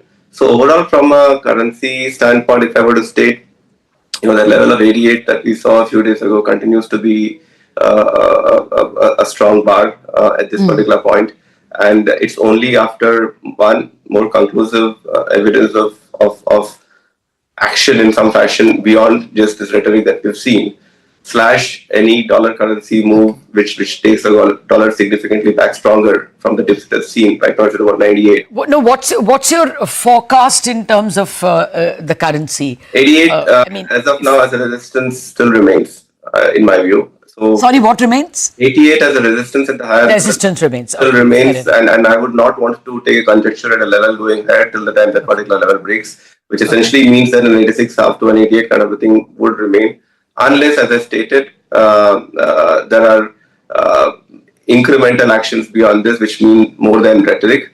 / dollar goes up much more strongly across other currencies. Okay, got that. Soumya, what is your sense? Should we be prepared for 88 plus 89 sometime soon? No, I think so. On the rupee front also, if you look at the reaction today, I think the markets are now accustomed to the fact that this possibly could be the more the additional tariff which is being implemented by the US, the more it indicates that the US is actually want to strike a deal with India on the tariff front. So from that perspective, the thinking in the market is that possibly, because no country or no country can survive within 50% tariff rate in the long. Yeah. So if that is the logic, I think the markets are now getting more attuned to the fact that there will be possibly a deal in the future, which will give some takeaways from here and there. So my sense is that the weakness in the rupee, I don't see too much significant weakness in the value of the rupee, maybe some additional 20-30 paisa movements, but overall, I think the rupee has actually run its course because the numbers on the external front still look favorable to India on all multiple fronts. Yeah, but it is on a dime turning negative because of the capital flows. That's why I asked. And today in the chatter, people were kind of freely talking like 89 is back on the table and things like that. But Soumya, more importantly, we discussed the direct impact as about 0.5%. If it went to 50, which is an unreasonable level of tariff. What are the indirect impacts? The people who are exporting to the US, the top two industries, gems and jewelry and textiles, are very labor intensive. So are there more indirect impacts as well? I think this is a very important point, Lata. First, I think we should understand the Indian export dynamics to the US. India's overall export, if you look into it, 20% goes to the US, but India has also diversified. The top 10 basket of India is around 53% to several countries. The second in the list is the UAE. But having said that, I think if you look into India's top 10 primary exports, the first is the electrical machinery, which is a share of around 18%, which incidentally is exempt from all this tariff because that also includes smartphones. Next comes gems and jewelry 11.5 and pharma 11.3. So textiles actually the share is around 3.4%. So my sense is that there will be indeed the most important impact will be on the gems and jewelry segment and the textile segment. On the pharma segment, the interesting point is that if India were to say, for example, the Putin countervailing tariff tomorrow on the pharma products, it will actually hurt US much because the share of India's pharma exposed to US is around 47%. Okay. So, from that point of view, I think the impacted sectors will be gems and jewelry, the textiles, and also to some extent the autos where the government is actually trying to broker a deal, but the problem will be basically on the sectors which are labor intensive where it will be difficult to strike a bargain. So, people keep telling us that therefore we must use this adversity to reform. In 1991, the Forex crisis, we reformed. In 2013 as well, we replied with an inflation targeting framework and all that, when currency was hurt. We reform under crisis. So what is the reform we can do? And separately, should there be some packages for those who are in the line of fire, the gems and jewelry and textile exporters? Should they get some kind of, subsidy from the government? Yeah, I think that's a very important point. Yes, we reformed. We have reformed in 1991. We have reformed also. We have been doing small incremental reforms. I think one of the first thing which comes to my mind, I think in the budget, there was an announcement that there was a policy of exports, agricultural exports policy. I think now it's the time to actually unveil the policy. Also, there has been several pending reforms which has been announced in the union budget. One of them is setting up the regulatory commission, which basically looks into all the aspects of regulations. I think that's a working group has already been set up in RBI to look into all the master circulars and to prune it down. The other important thing in terms of support for the labor sectors, yes, there could be a support. If you remember, the export credit scheme was discontinued in December 2024. So there could be possibly, I mean, if it is required, there could be, and that credit, that guarantee scheme could be divided for a limited period for the affected sectors, which actually could give a lot of shy of relief.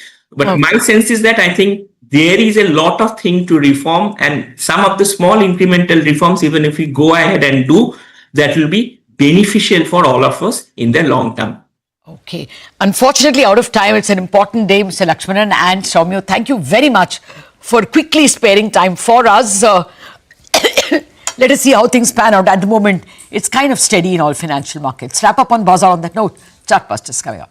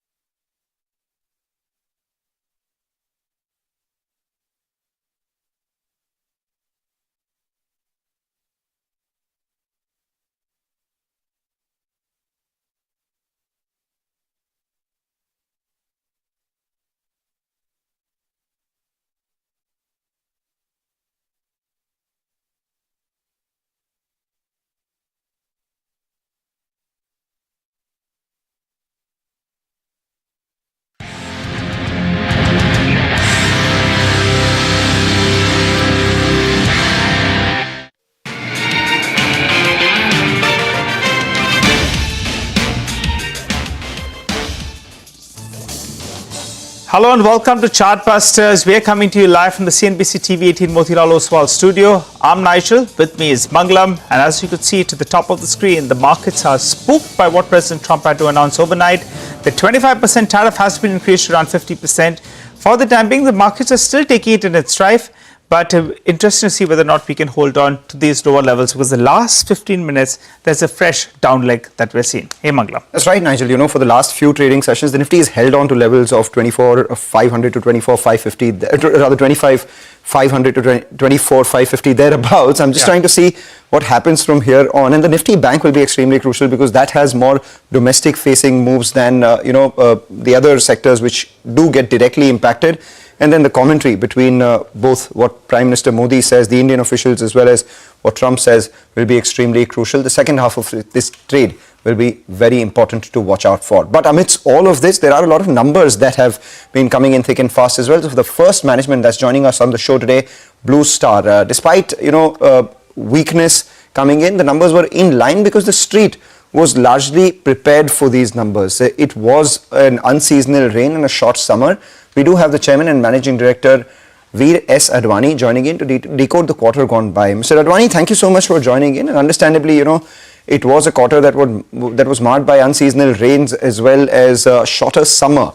If you could give us a sense that after all of this that has happened in the first quarter, do you still stick by your annual guidance, or do you think you will revise it lower for your UCP and room AC business? Morning. Thank you so much for having me. You're right, it's been a weak quarter, actually a weak quarter after many strong quarters for the company.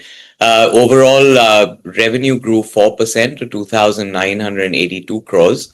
EBITDA dropped by 16% to 200 crores and PBT dropped by 28% to 163 crores. As you rightly pointed out, the degrowth was quite severe in segment 2, which is our unitary cooling products division. Actually, segment 1, which is our B2B business, grew well, 36% revenue growth and 11% EBIT growth. It was segment 2 that got... Mr. Advani, we have these numbers, they're publicly declared. What we want to understand is at the start of these, at the start of the year, when the summer prospects were looking fairly strong, in fact, at some time, scarily strong, so that, there would be limited supply as well for you guys. That turned around and you were targeting 20-25% growth for the full year with 8.5 to 9% margins. Do you retain that after what has taken place in the summer? No.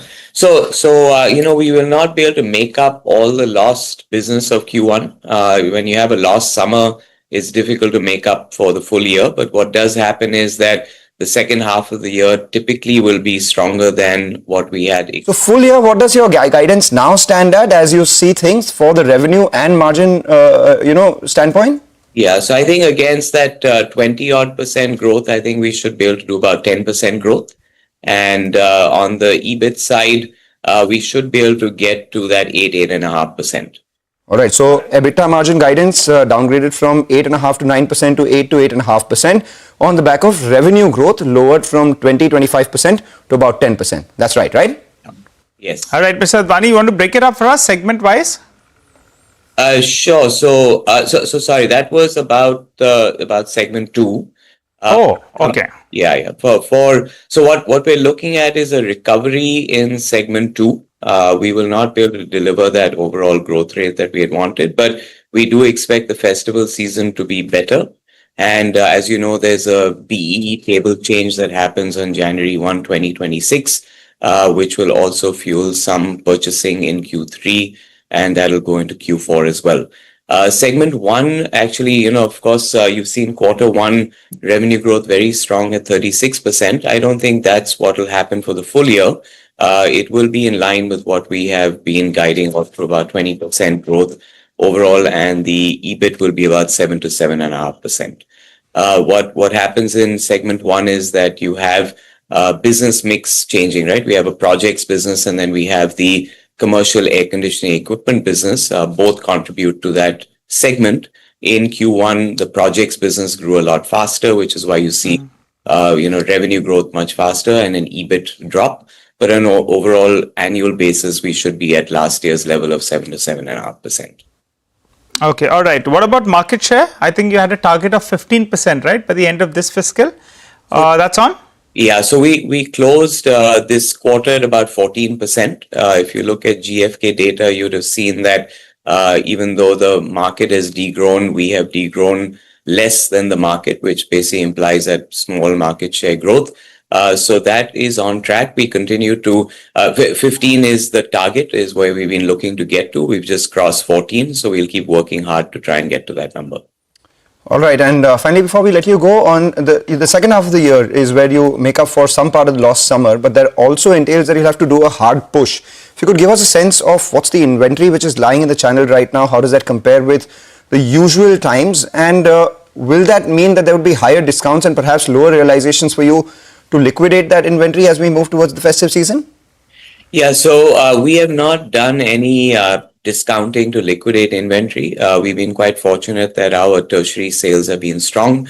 And so between the channel and our warehouses, we're holding about 75 days of inventory. In a normal course, it should have been about 45 days. So there's about 30 days of excess inventory for Blue Star in the field. We are confident that we'll be able to clear that out. As you know, because we're doing all our own in-house manufacturing, we were able to stop production in a timely manner, which typically you would not be able to do if you're buying. So because of that control, we are not so worried about the inventory. That should clear out. It is more about, like you said, the second half demand to recover, and we do need to push primary sales through our channel. We're quite optimistic about doing that. We're increasing market share in the north as well as holding fort in the south. So we're quite confident that we should be able to close the year on a positive note. All right, take that point. Thank you so much for joining in and giving us this perspective. Wish you a better second half of this year as well. But let's talk about the overnight developing news, which is extremely important. The US President Donald Trump, who's doubled tariff on India to 50%, which is among the largest that we've seen in the world. Are further negotiations still on the cards? Parikshit has spoken to some of his sources in the ministry and the regulatory authorities. Parikshit, are more negotiations on the cards? Well, the fact that the 25% additional tariff will come into effect only after 21 days, this, according to our sources, indicates that the time period has been given for negotiations. Purchase of Russian oil, according to sources, is perhaps not the only reason why India is being penalized, because China is a big buyer of Russian crude oil and fossil fuels. It is the biggest buyer of Chinese fossil fuels since 2022, even before the war began. What India will try and do is to negotiate a settlement, some sort of solution within the next 21 days within the larger bilateral trade agreement. So whatever solution we have is not going to be outside the BTA, it will be within the BTA. Also, when it comes to purchase of US oil and Russian oil, Indian oil PSUs have been purchasing crude oil from all over the world based on market conditions and the best pricing available. Similarly, from the US, we have been seeing how oil imports from the US have significantly gone up in the last 6 months in the range of 114 to 120%. And this is because the Indian companies want to diversify supply and they found the pricing attractive in the US as per their own strategy. We're also learning from our sources that we have to take a long-term view of the India-US partnership. This is a partnership where we've invested a lot in over the last few decades, and this partnership cannot be derailed because it has a strong political tone. There are very strong people-to-people ties and very strong business-to-business ties as well. So our effort would be to find a solution within the next 21 days, even as we try and strengthen our exports to other markets around the world. Thanks a lot for that, Parikshit. We'll keep coming back to you with regard to the latest that you're picking up. For the time being, we'll slip into a short break. On the other side, we'll be joined by Mr. Ashutosh Raghuvanshi, the MD and CEO of Fortis Healthcare. Stay with us.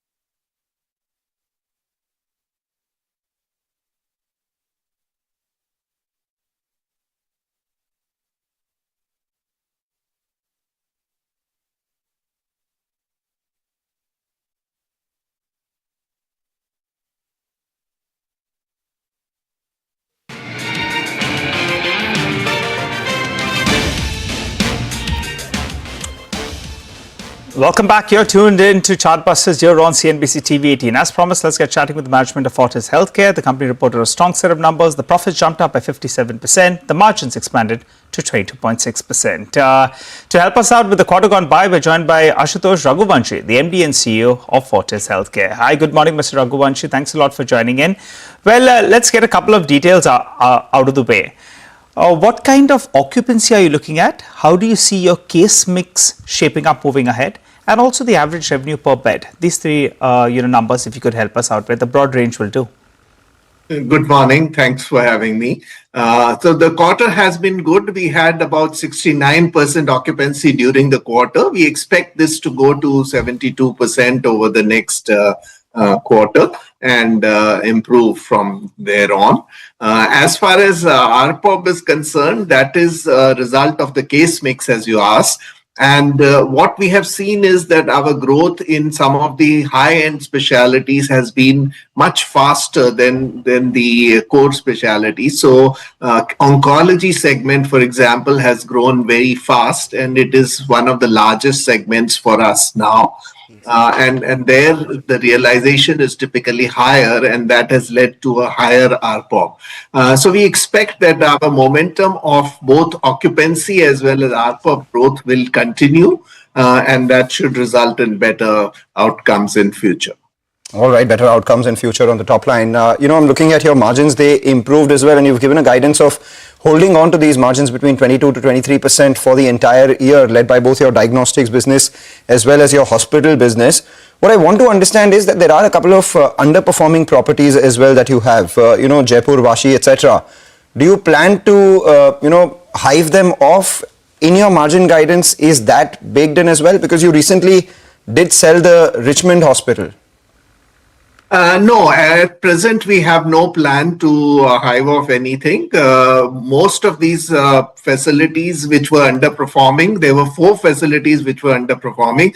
2 of them have turned around significantly, and the 2 you mentioned, Vashi and Jaipur, have still underperformed. However, there are signs of improvement in both these units, and we believe there is a potential in these units, especially Jaipur, where we are looking in terms of adding additional capacity and also adding additional modalities like oncology, radiation therapy, etc. And with those facilities, we expect that this hospital has a great future potential, and we expect to persist with these. So this margin guidance that you've given us includes the possible turnaround, or that could be an additional bonus if that happens? No, that would be additional. We are currently talking only about the current performance. And how much would that additional bonus be? 50, 100 basis points? We expect it to take more than a year, so I don't expect that to contribute this year, but certainly the next year. Okay, all right. Mr. Raghuvanshi, a quick word on, on your debt number. Where do you see this one stabilizing at? And also, if you could help us out with plans of an IPO. In the past, there's been a lot of to and fro, Agilus. Do we hear something about it sometime in this fiscal year? Yes. So as far as our debt status is concerned, EBITDA to debt ratio is about 0.93 at the moment. We believe this is a comfortable ratio, but we don't expect it to go up from here. It may marginally go up during this financial year, but it is expected to come down by the end of this year. Most of our brownfield expansion, which we have about 900 beds getting added during this year, is coming from internal accrual. So that way the debt situation is pretty stable, and I think this is a peak for the moment, and we expect it to come down from here. Now, as far as Agilus is concerned, you would have seen that the performance has improved, but it was lagging for past few quarters. And this quarter, there has been a growth both in terms of volumes as well as in terms of ARPU. That's why the bottom line is better. So we expect that trend to continue. We are focusing on improving the performance of the diagnostic business. We are rationalizing the lab networks, etc. Are you doing an IPO, Mr. Raghuvanshi? Are you doing an IPO for Agilus? We will do that at the right time. It is not in the works at the moment. All right, take that point. Thank you so much, Mr. Raghuvanshi. You are not ruled out that possibility, but definitely not happening in the very near term as well. Wish you good luck for the remainder of this year on the operational front and the case mix and the RPOB improvement that you've spoken about as well. The street likes your numbers. The stock up nearly 4% in a weak market. Take a short break, get you more on the markets and a lot of stock-specific action.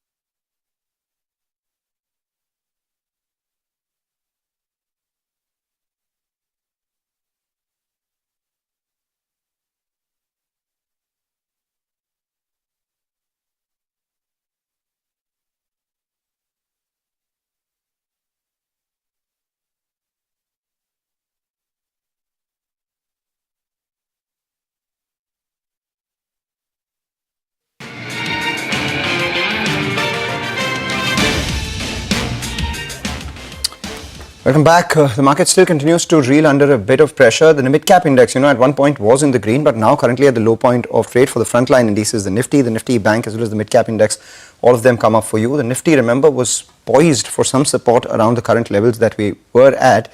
But now if it falls further, then maybe, we'll keep an eye out on whether we see further decline from here. 24,350, 24,400 thereabouts. Important technical supports coming in for the index as well. Just pull up the dollar index to see, or rather the rupee dollar, to see whether there has been an impact on overnight news that has come in on the currency as well. My sense is that the rupee opened slightly weaker and now currently as we speak is hovering around the 87.7 mark itself. So we'll monitor all these things as they come along. It's not just a today or a stock specific market, perhaps a lot more to do with the shift in strategy that takes place as well. While that happens, let's get you a few ideas for profit. Our colleagues from Money Control Pro joining in. Lekha is the one who has a stock she's tracking. Yes, so we like Bajaj Diagnostics, which recently reported a strong Q1 results, beating market expectations. But despite concerns over margin pressure from the new centers, Bajaj maintained a steady EBITDA margin of 39.1%, supported by 20% revenue growth. This performance was driven by increased footfall and test volumes, which were up 15% and 17% respectively. Our radiology segment accounted for 39% of the revenue mix, which was its best contribution so far. This led to an improvement in the revenue per test by 3%. Also, quick ramp-up of new centers and ongoing growth in the existing ones provided strong operating leverage and supported the margins. Talking about its expansion plans, the company commissioned 5 new centers in Q1 and plans to add 7 more in FY26. Vijaya has also fully integrated the newly acquired PH Diagnostics in Pune and is expanding well beyond its home market. The management projects 15% top-line growth in FY26, driven by volume growth and modest price hike, while also maintaining the margins. We believe Vijaya is well positioned to capture significant market share in the underserved regions. The company's strong growth strategy, focus on tier 2 cities, and the recent PH Diagnostics acquisition should drive earnings accretion going ahead. Currently trading at around 29 times FY27 estimate EV/EBITDA. The valuation is slightly above the historical average. However, Vijaya's robust outlook and expansion plans suggest potential for further stock upside. Well, interesting one. Lekha, thanks a lot for joining in and giving us an update. But we've completely run out of time on this edition of Chartbusters. Stay tuned. Trading Hour comes up next.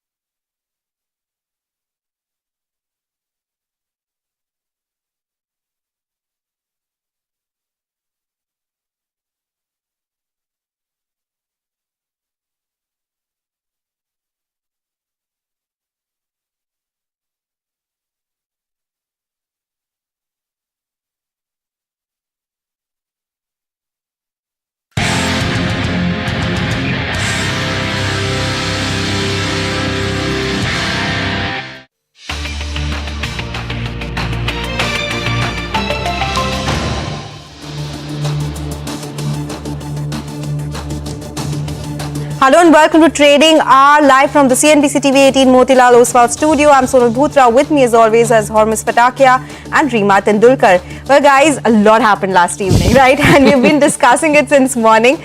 But you know, we started the morning where the markets were like, okay, we're shrugging off most of the concerns, but now we are seeing that sharp cut that has come by on the Nifty. It's a 150-point downtick on the Nifty currently. It's below that 24,450 mark as we speak, and that's an important level to watch out for as well. Mid caps not doing well, but in line with what the benchmarks are doing. That index is down 0.5%. We have Bank Nifty, which is sitting with cuts as well, and largely these export-oriented sectors. We have Nifty Metals, Nifty Auto. These have been big drags. Nifty Energy, that continues to be on our radar as well. All of these extra tariffs have come in because of oil that India is procuring from Russia.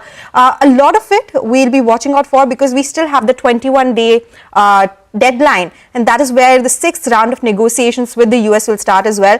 But for now, markets taking that sharp turn lower as we speak, and it remains to be seen which way things go as far as trade talks are concerned. So it's 24,422 on the Nifty. We've breached the 100-day moving average on the way down, which was a level of 24,450. So now well below a lot of the support levels. Technical analysts were pointing out that how the 24,450 mark was an important support, and that's gone. As Sonal pointed out, we started off with a fair degree of resilience, but now weakness is seeping through. I guess the two sectors which are relatively unaffected, they're in the red right now, but not with deep cuts. It's IT and FMCG. And in terms of individual frontline stocks, it's Hero MotoCorp, that's up close to about 0.7%, Power Grid, HDFC Life, some small odd pockets of green today. Indeed, we need to keep in mind that today is also the weekly options expiry, and before we carry on with the show, let's go across to Parikshit now, who is in an exclusive conversation with Rajiv Bajaj, the Managing Director of Bajaj Auto.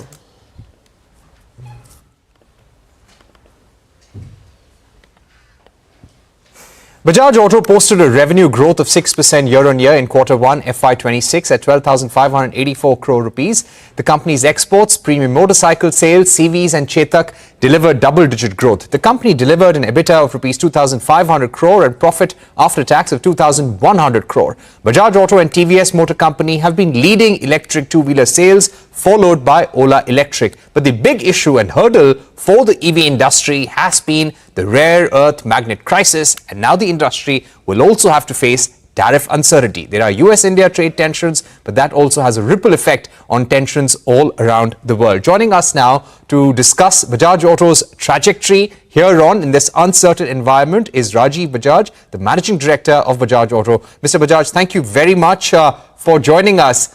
Let me begin by asking you first about the US tariffs. An additional penalty of 25% coming in 21 days. If we don't have a solution, the tariffs would be 50%. How bad is this for the Indian industry overall? Hi, Parikshit. Well, I don't know about the industry because every company's situation is specific to itself. For Bajaj, I can tell you in a word that we are quite unconcerned, and I'll tell you why. Our exports to the US are basically in two brands, KTM, that's about 10,000 vehicles a year, and Triumph, which is about 5,000 vehicles a year.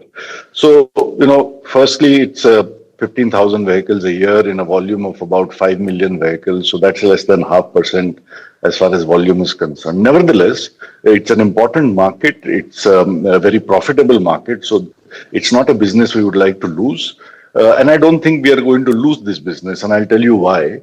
In any case, from around this time, from August, September onwards, exports to such markets, including the US, do dip. Because goods will only reach there, by November or so, by which time the winter sets in and demand, turns down significantly.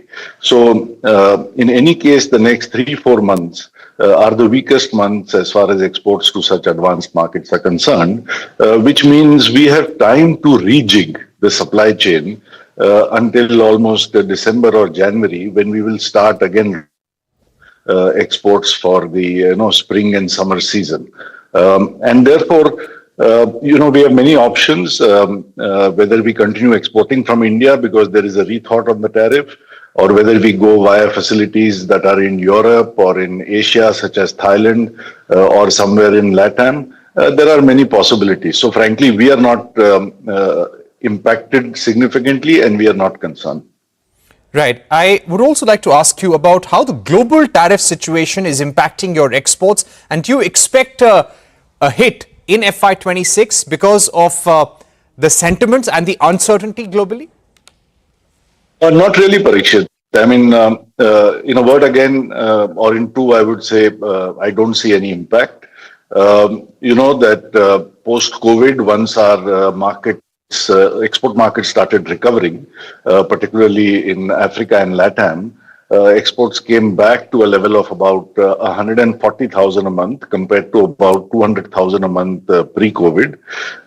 And as you may have seen, in recent months, they have come now nicely to a level of 180,000 a month with an all-round secular recovery, and particularly so in LATAM, which we are very happy about because, again, with pulsars and dominars, it's a very rewarding market for us.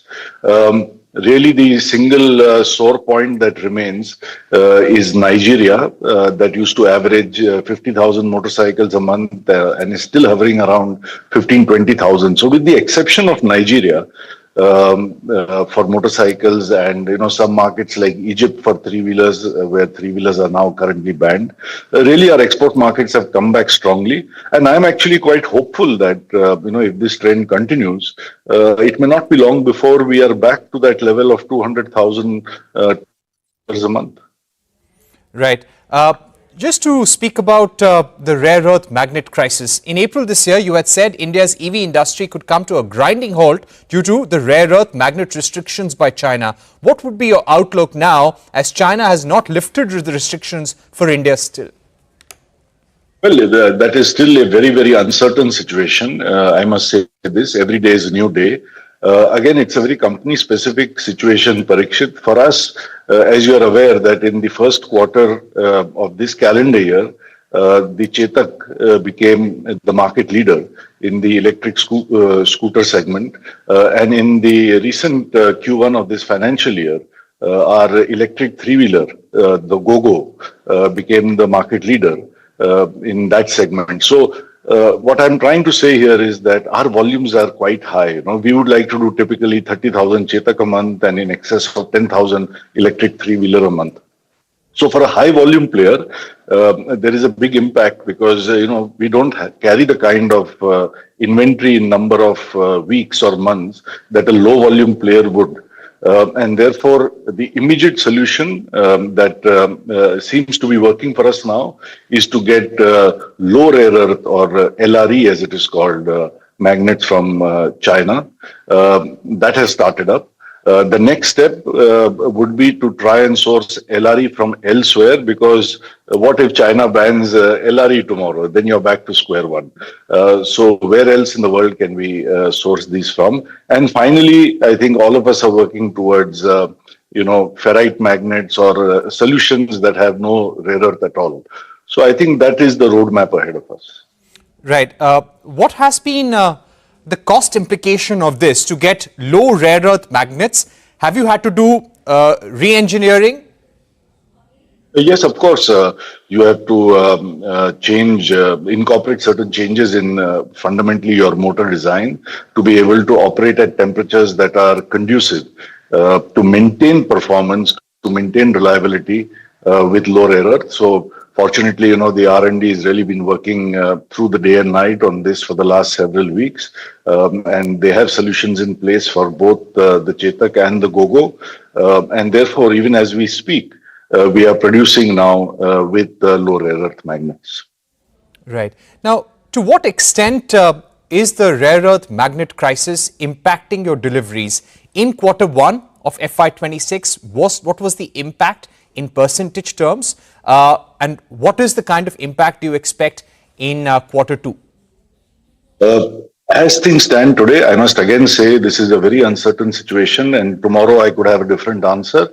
As things stand today, first of all, in quarter one, we had almost no impact because the inventory that we were carrying between ourselves and our suppliers has seen us through in Q1 largely. And for the whole year, also, I think we will not have impact. Now, more specifically in July, as you know, with the Chetak, we were at about 50%. With the three-wheeler, we made it to about 90%. I think we made 8,000 of the GoGo electric three-wheeler. I had said a couple of weeks back that I see us staring at a zero production month in August as far as electric vehicles are concerned. But I'm happy to say that, as I just mentioned, things have changed a lot in the last 2 weeks with the availability of LRE. We are now looking at least a 50% availability as far as the Chetak is concerned in this month, in August, and perhaps about 70% as far as the GoGo is concerned. Things stand today.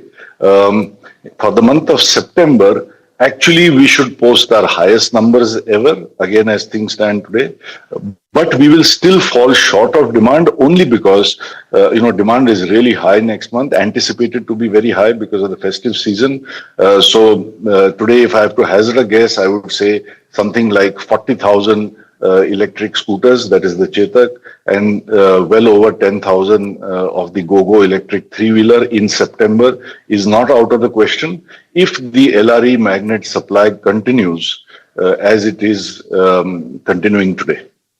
Right. So, if we were to ask you about the full fiscal, would you trim the production outlook, or you would say you will remain on track despite the crisis? Neither of those two. I will actually say that we think we can now do better than we had even planned for the whole year, because by October, production should completely normalize. We should have made up for what we will lose, what we have lost in July and what we will lose in August. And in fact, the reception is so good. As I said, both these brands are market leaders in their segments. So in fact, I think we will hope to make and sell more in the second half of this financial year than we had anticipated at the beginning of the year. Right. So if I could ask you, sir, what is the kind of overall numbers that you're looking at for the full fiscal in terms of production and the growth over FY25? That's hard to say, Parikshit, because again, it's very, very uncertain, so it can get a little hypothetical. But I will tell you this, that in terms of capacity, we've pushed it up to 40,000 for the Chetak, and in anticipation of future launches, we are moving it up to 60,000 in the next few months. And for the three-wheelers, I think I would be right in saying we are pushing to 15,000 a month. We'd like to go even higher because although we are market leader, we are still a shade under 40% share. With the ICE three-wheeler, as you know, we have close to 80% share. And that's certainly our goal that, why shouldn't we have 80% share in the electric three-wheeler segment as well? Right. In terms of more launches, what about the EV electric scooter plans? Are we going to see more variants of the Chetak at different price points, electric motorcycles, other EV products? A bit of everything, actually. So as far as the scooter segment is concerned, as you know, we exited the ICE segment nearly 20 years back. So this is a segment in which we had to, we had a fresh start. So we started with the new avatar of Chetak as the electric. I think to answer your question, various SKUs of this platform at various price points, that's been done, I think, quite effectively, which is why we acquired leadership. Of course, more of the same will continue to happen, but we need to launch a new platform, which quite frankly, we would have launched in this quarter.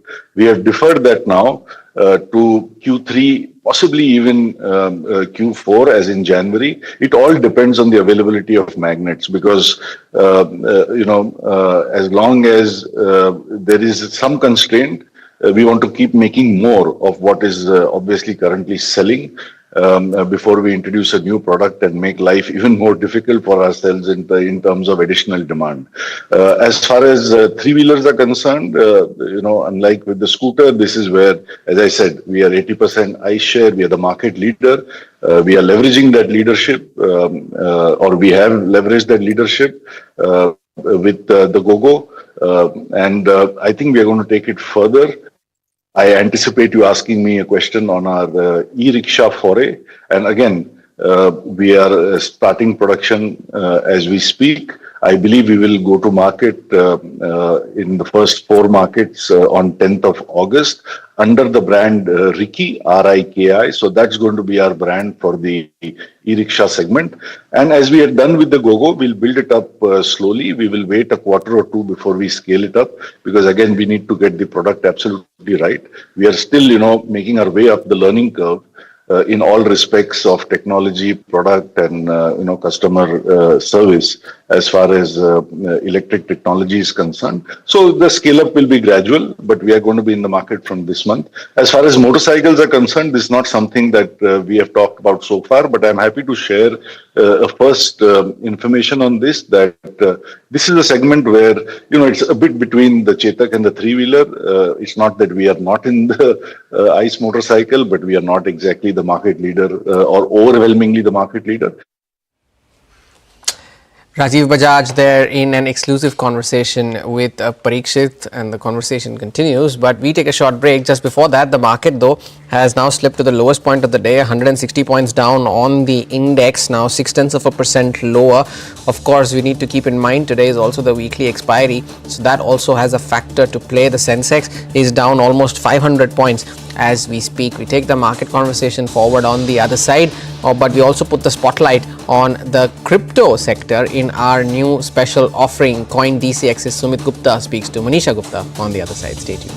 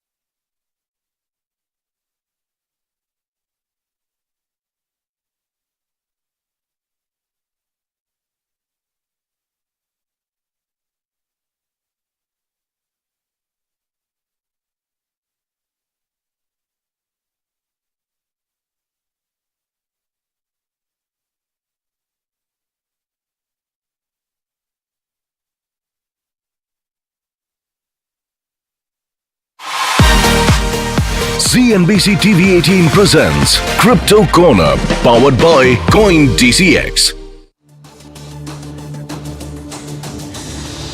Welcome back. You're still tuned into Trading Hour. Cryptocurrencies are steadily moving into the financial mainstream, and a growing number of investors are eager to understand where digital assets fit in the broader investment landscape.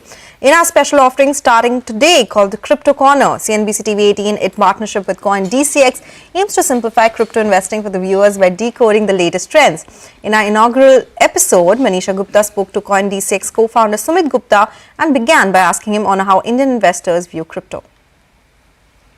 See, over the last 18 months, I have seen crypto becoming a very integrated part of an individual's portfolio. From the modern portfolio theory, people want to sort of maximize the returns, risk-adjusted returns, and crypto is an asset class that fits very well there. Of course, the percentage depends upon risk appetite, but I have seen that a lot more sophisticated investors are now seeing crypto not as a speculative asset, but rather a very important asset in their portfolio. And from that point, I think the data also suggests that we were checking the data on our platform from the last year to this year, H1. We have seen a 24,000 crore increase in trading volumes, roughly 40% of that. And overall, when you look at what is the holding period of an individual, it also tells us that people are now looking at Bitcoin, Ethereum, or the top blue chip crypto assets as a long-term holding asset rather than investment short-term trading. Sumit, also, what are the various kind of investment options that are available within crypto right now? Because for the longest time, we've spoken about buying and selling, and then it has been about yielding. People are also leasing their cryptos. Are Indians apt and doing that?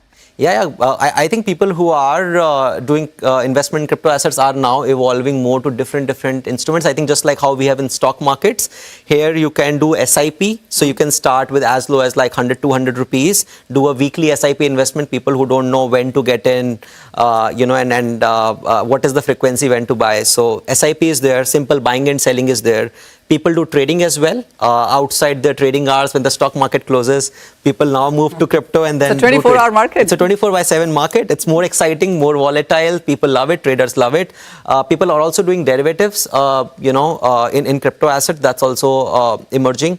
And people are doing yield. For example, if you have Ethereum, so you can stake their Ethereum and get 5% yield on that. But what percentage of Indians are actually doing that or understand that? It's increasing very fast. So on our platform, I would say roughly 10 to 12% of people, of investors, use these kind of different instruments to maximize their returns. But that number is increasing pretty rapidly. Sumit, why would you say that the interest in this space is increasing? Is it because of US, because we've seen very strong legislations come in from there? Or is it because of the returns that you see? Or people really do think that crypto now is a strong portfolio diversifier? It's a combination of multiple things, Manisha. I think so many things are coming together at the same time. We have seen increasing regulatory clarity, so many discussions happening in the US. It's not like, just one other topic. It is actually the prime topic of discussion when it comes to financial landscape in the US.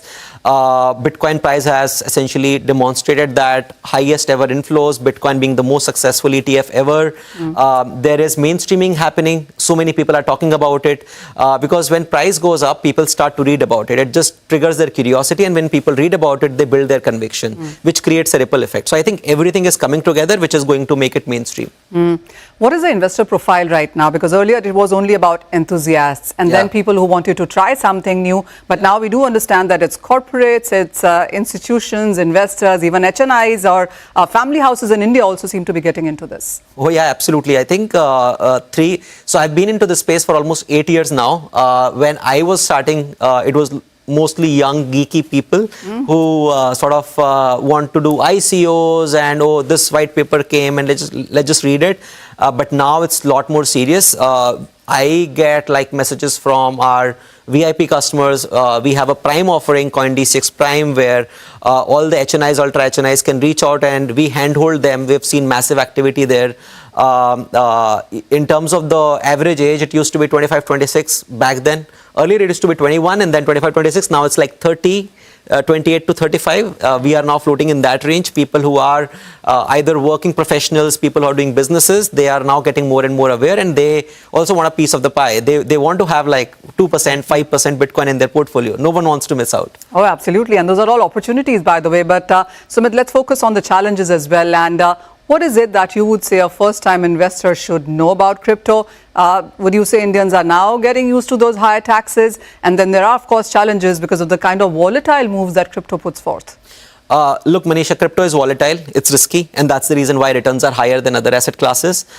People need to think beyond hype. People who are thinking to invest in crypto should not look at it as a 5x or a 10x multiplier, that they'll put X amount and it will suddenly go 5x. I think we've gone beyond that. Now it's more moderate. Volatility has reduced what it was 3 years back. Right. Yeah, I mean, like there are millions of tokens, but important to restrict it to only quality assets that have demonstrated their potential over several years now.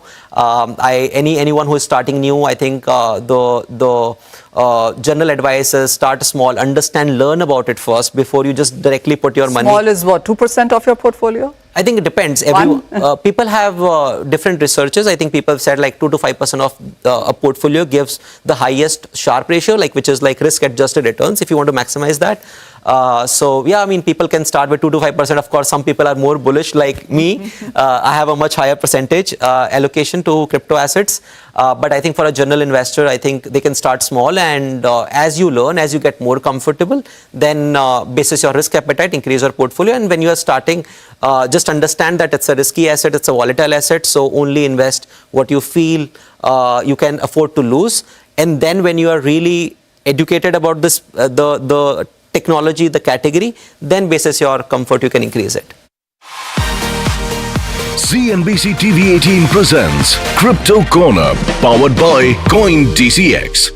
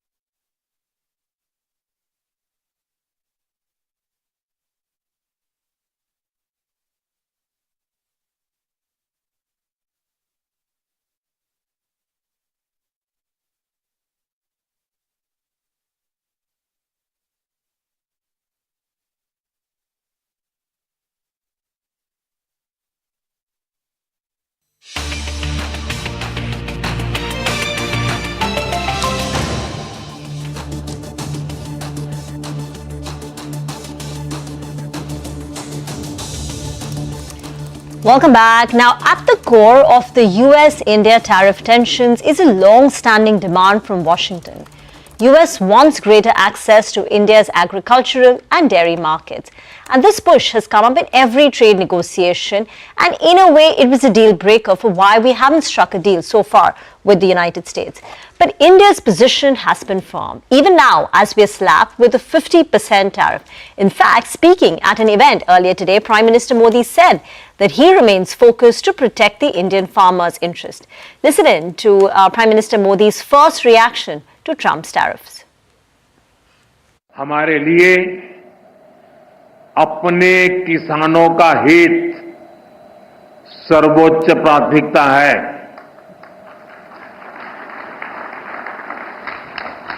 Bharat अपने किसानों के, पशुपालकों के और मछुआरे भाई बहनों के हितों के साथ कभी भी समझौता नहीं करेगा।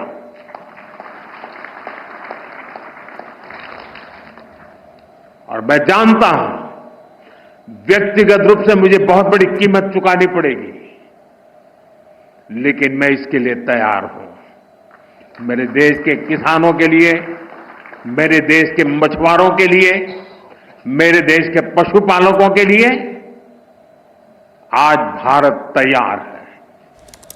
Very firm response coming in from Prime Minister. He stands behind India's agricultural and the dairy market. But let's get in a market opinion now. Markets are slipping. We're down close to about 150 points on the Nifty. Prashant Khemka, founder of White Oak Capital Management, is with us on the show now. Prashant, hi. Thank you for joining in. You know, we just spoke last week on Editors Roundtable, and at that point, it was unfathomable, right? A 50% tariff. A friend would become a foe. But now, as we're dealing with this reality as it is right now, it may change tomorrow. How are you dealing with it? What are your initial thoughts on how this is going to play out? Certainly, Rima. Good to see you. He is, as we discussed at the roundtable as well, Trump is, by design, by his choice, unpredictable. So let's first of all agree that it is not possible to predict where it would all settle. I think India is reacting in a very responsible manner with the patience that India has shown in not rushing into any kind of a trade deal. Because even if you strike a trade deal, there is no saying that Trump will stick to it. He can always come back and, like if we had struck a deal a month ago, he could have always come back and because of Russia importing the Russia oil import, he'll impose additional tariffs on what is already agreed upon. And there's no, you can't, argue with someone who, openly can defy logic at his whims and fancy. So I think the only thing we can do is wait. In my assessment, having said what I just said, it is his negotiating tactic. If you look at his past pattern, he generally jacks up his rhetoric and his tweeting with some such measures as they imposed on India, with other nations as well when they're close to reaching or they are in final stages of negotiation. Here he's trying to hit two targets with the same arrow. One is the Russia negotiations that they're having in the midst of related to Ukraine war, as well as the India trade deal. So I think it's very convenient and it is predictable. At least I think it's become somewhat predictable of Trump that close to final stages of negotiation, he ratchets up his rhetoric and such measures. And hopefully, as and when some kind of a deal is finally settled, my assessment is that final tariffs will be well below the 50% and hopefully would be well below the 25% initial tariff measure as well. So if once and when we see the final deal as well, Prashant, considering that it is below 25% also, do you think there could still be some sectors which could be at risk? We spoke to a lot of textile companies today. The gems and jewelry sector spoke about how it could be a big hit if it does come about. Do you think below 25% as well, these sectors are at risk? Those are the sectors most at risk, Sonal, that you pointed out, particularly, let's say, textiles. We are competing with nations like Vietnam, Bangladesh, and to somewhat lesser extent other South Asian countries and even Turkey, they are all in the teens, mid-teens to high teens or 20%. Yeah. So for us to be presently, as you're showing, 50% certainly renders us uncompetitive in a business that is very cutthroat and margins are slim and returns on capital are slim.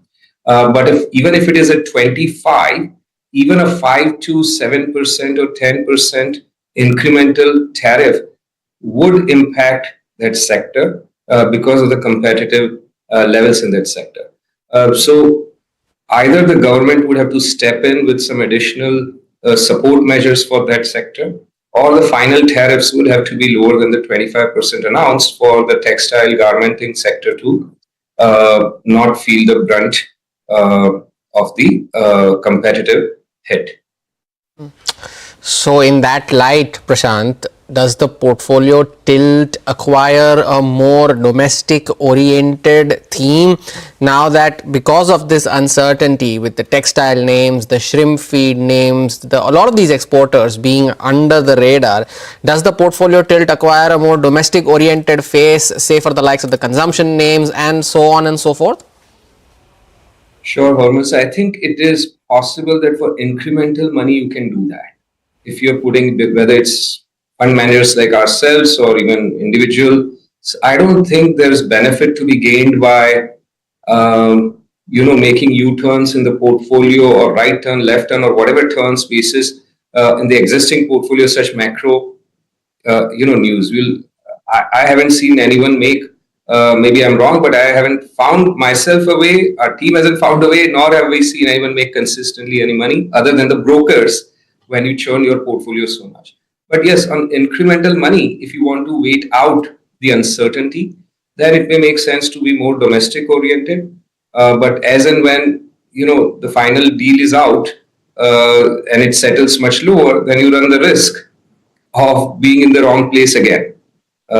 So we always keep a balanced portfolio, meaning we have a good measure of portfolio that is exposed to domestic, a large portion. In fact, the vast majority of the portion of the portfolio is exposed to and invested in domestic opportunities and has always been, not just right now. And there is a decent amount of exposure to export-oriented companies as well. Not only, first of all, IT services doesn't get impacted by all this, but services are out of the ambit, right? So there is a decent amount of exports-oriented exposure in the portfolio. We at least are not changing the mix in any manner. Prashant, this China Plus One was also seen as India's big opportunity to gain from global supply chain diversification. Whether it comes to EMS companies, electronics, auto components. Now, given that India's position may be a little unfavorable versus some of the other peers whose tariff is currently lower, does that derail the entire strategy and the value proposition for investing in auto components or EMS companies? No, I don't think so, because those are far more structural decisions that global corporates make from a decades perspective rather than weeks or months perspective. I don't think anyone believes this 50% tariffs are here to stay for good. I mean, even if you assume that Trump sticks to them, Trump finally is only 3 years or 3+ years left. That's a long time, I know, but still, I doubt these are factors that global corporates would cause global corporates to make a U-turn. Yes, on the margin, maybe people would go a little slower to see where things settle. But remember, there aren't many alternatives for China Plus One in some of the sectors. India, given its abundant workforce and the huge size of the domestic market, is a natural or a strong, I won't say the only alternative, but a strong alternative. So what you're saying, Rima, is true. If this uncertainty sustains for a very long period of time, it can slow down that decision making. But I don't think that reversing, because corporates worldwide have, the tariffs, if anything, have demonstrated very strongly that your supply chains can't be dependent on one country or two country or a specific geographical area. So that diversification anyways would continue from China. and India remains a very strong alternative. Okay, so even if our tariffs are between 20-25%, we're still a very stable, reliable alternative to China. Prashant, in any way, do you think markets are being a little too complacent about this tariff threat? What is your own opinion? Because every time, it just seems like a bit of an underreaction by the markets. I think, look, if you see in April, when Trump first announced early April the tariffs, hardly any of those have panned out the way he announced. Yeah, most of them have been curtailed down. Yes, India has gone the reverse way, but given the experience that the market has had over the last 3 months, market I think right now is appropriately assuming that these tariffs on India would not stick. First of all, that. Secondly, if the tariffs were to stick, yes, there would be further potential downside for economic growth expectations and corporate earnings expectations and whatnot due to the economic growth. The direct hit of tariffs is going to be only on a few sectors which are very small from a market perspective or the index perspective. But if the tariffs were to stay at 50%, maybe it could cause some hit to the economic growth. And that could have impact on broader other sectors as well. And that could be few percentage points further on the market. It's not a development that would cause, in my view, a double-digit kind of decline on its own. The primary reason why the markets also went down, Prashant, could be attributed to earnings, right? We went down from 26,000 plus to sub 22,000 after the second quarter results last year. And this quarter as well, barring a few names, has been nothing much to write home about. Do you believe that this earnings disappointment is here to stay for another couple of more quarters before the low base kicks in and we start seeing some improvement? Or this was possibly the last of the sluggish earnings period that we have seen? Very hard to say almost, but I think most corporates, what little they know from what they see in their end market, they are suggesting that another quarter or two of sluggishness is there. However, having said that, in my experience, corporates always say when in a downturn or in a sluggish environment, they always say a quarter or two of sluggishness, and then we see markets picking up. They have no clue beyond 6 months themselves, but that's what everyone is saying. So everyone else is also saying the same, towing the same line. One has to always also keep in mind this year's somewhat slower growth is on the back of very strong growth that we've seen after COVID, post-COVID. So 18-20% kind of CAGR we saw for 4 years is not sustainable over time. We have grown low double digits in earnings growth. So in a way, this year is a year of normalization. And going forward, we believe earnings growth should be in line with nominal GDP growth rate of low double digits, 10 to 12%. Okay, so you rightly pointed out nobody has any idea beyond 6 months. It's been quite volatile and we really don't know what happens with the commentary coming in from the US and President Donald Trump as well. Always a pleasure speaking with you, Prashant. Thank you so much for joining in today with your views on what's happening with the global picture and Indian economy as well. Time for a short break now. Management of Jindal Stainless will join us next to discuss their Q1 numbers and more.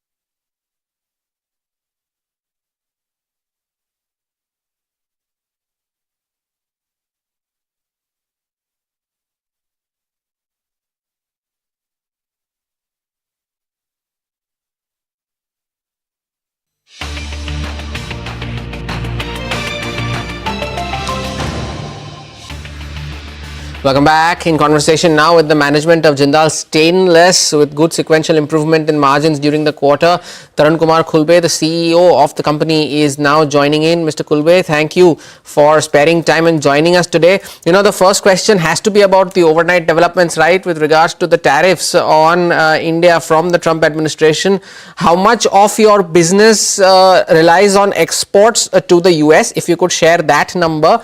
And considering this action, if it is a significant number, do you see that now trending down considering the recent developments, or you're hopeful that things would turn for the better in the near term?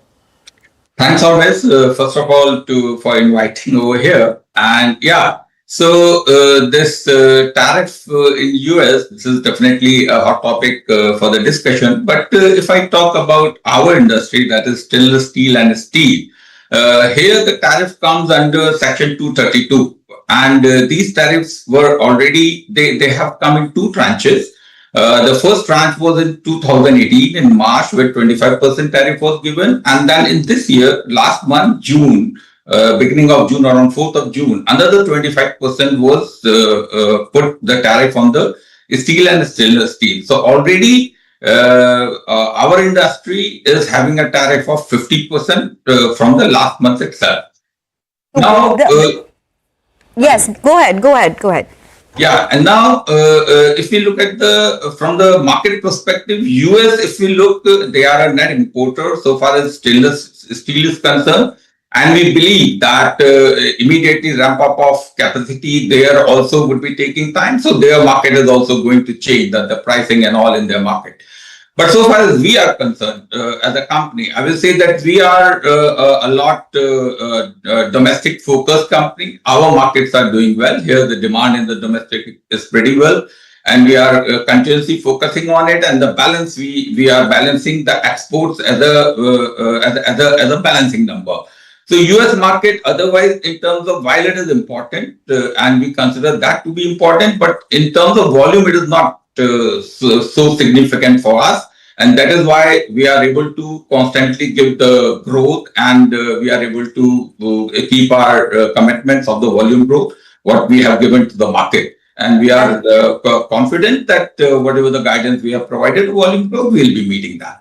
So, Mr. Khulbe, just confirming, your exposure to US is very minimal. Can you quantify that for us? Is it low single digits? Is it high single digits? Because around 17% of Q1 FY24 revenues came in from exports. So, just wanted clarity on that. And when you say you'll be able to maintain your guidance for FY26, what is the volume guidance that you have for FY26? Q1 did 9% growth in terms of volumes. What will you do in FY26? Okay, so Sunil, over a period of time, like you mentioned, FY24 Q1, the markets have changed, the demand supply situation has changed, everything has changed over the last 2 years.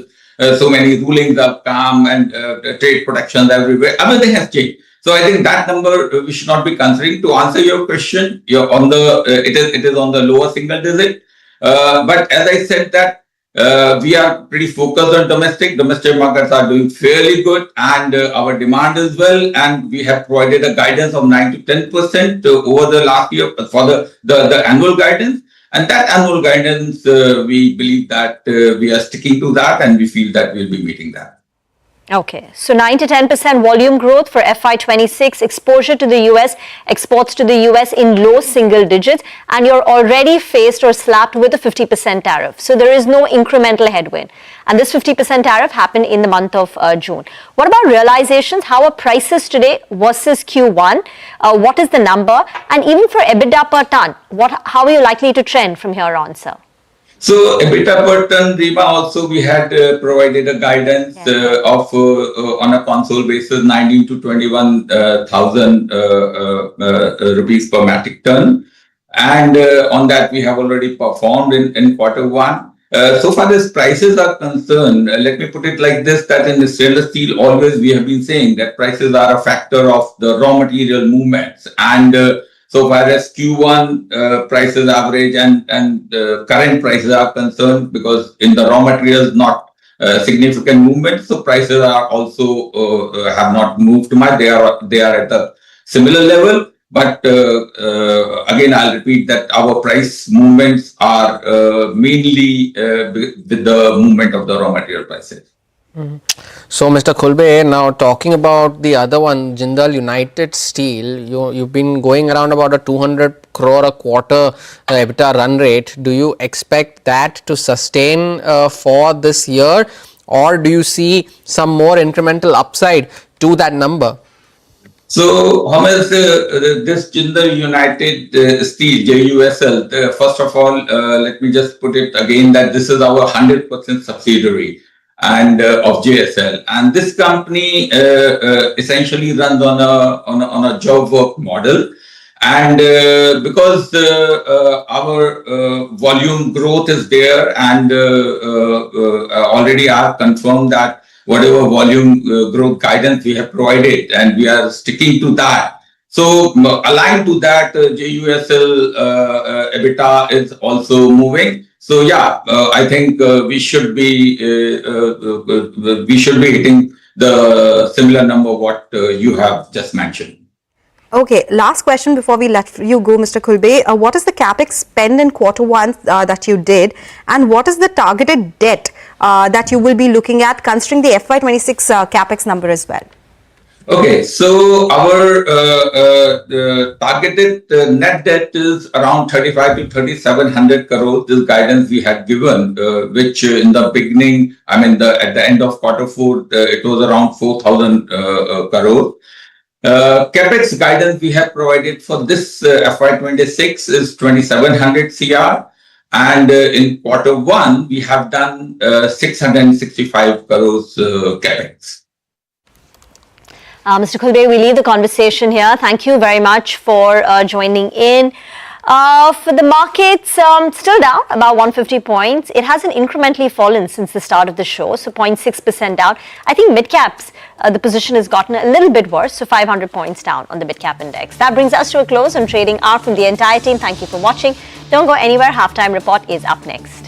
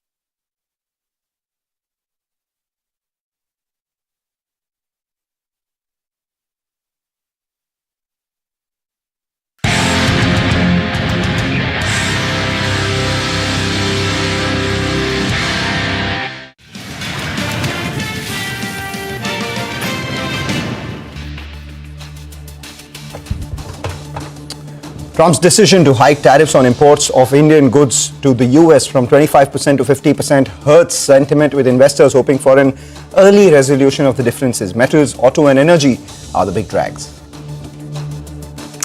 Eternal sees large block trade of 5,600 crore rupees, with Antfin likely to be a key seller exiting the stake in the company, while Kotak Mahindra Bank too sees a prominent investor selling shares worth around 2,000 crore rupees via block deals. Exporters across sectors like textiles, engineering and gems and jewelry point to a standstill on exports after US announces a 25% additional tariff. Some even see order cancellations and fear a shift of orders to other nations. All hope for a speedy resolution of India's differences with America. Sources tell CNBC-TV18 that India is looking to use the 21-day window before the additional 25% tariffs kick in to try and negotiate a solution. This even as the Prime Minister states India will not succumb to pressure and compromise the interests of its farmers following Trump's raising India tariffs to 50%. Bajaj Auto MD Rajiv Bajaj sees exports scaling back to its earlier peak of 2 lakh units a month soon. He also expects use of low rare earth metals, helping it to meet the year's target for EVs. A slew of launches, including the new Pulsar and its e-rickshaw Rick, will only add to the mix.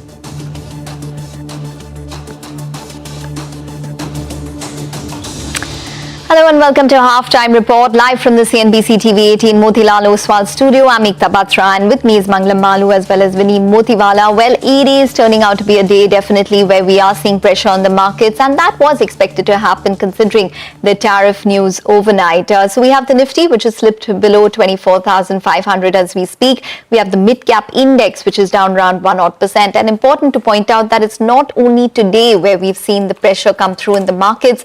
On a year-to-date basis, now the Nifty is up around 3%, but the mid-cap index is now in the red on a year-to-date basis with a cut of around 1.6%. So let's see whether the next few days could probably reverse that and reverse the news with regards to the tariffs. But as of now, weak as we speak. In terms of stocks, lot of stocks in focus today. So we have a lot of results coming out today. BSE, Biocon, Cummins India, Godrej Consumer, Metropolis, a couple to watch out for. And stocks in focus on account of numbers today include Trent, Hero Moto, BHEL, to name a few. Hi guys.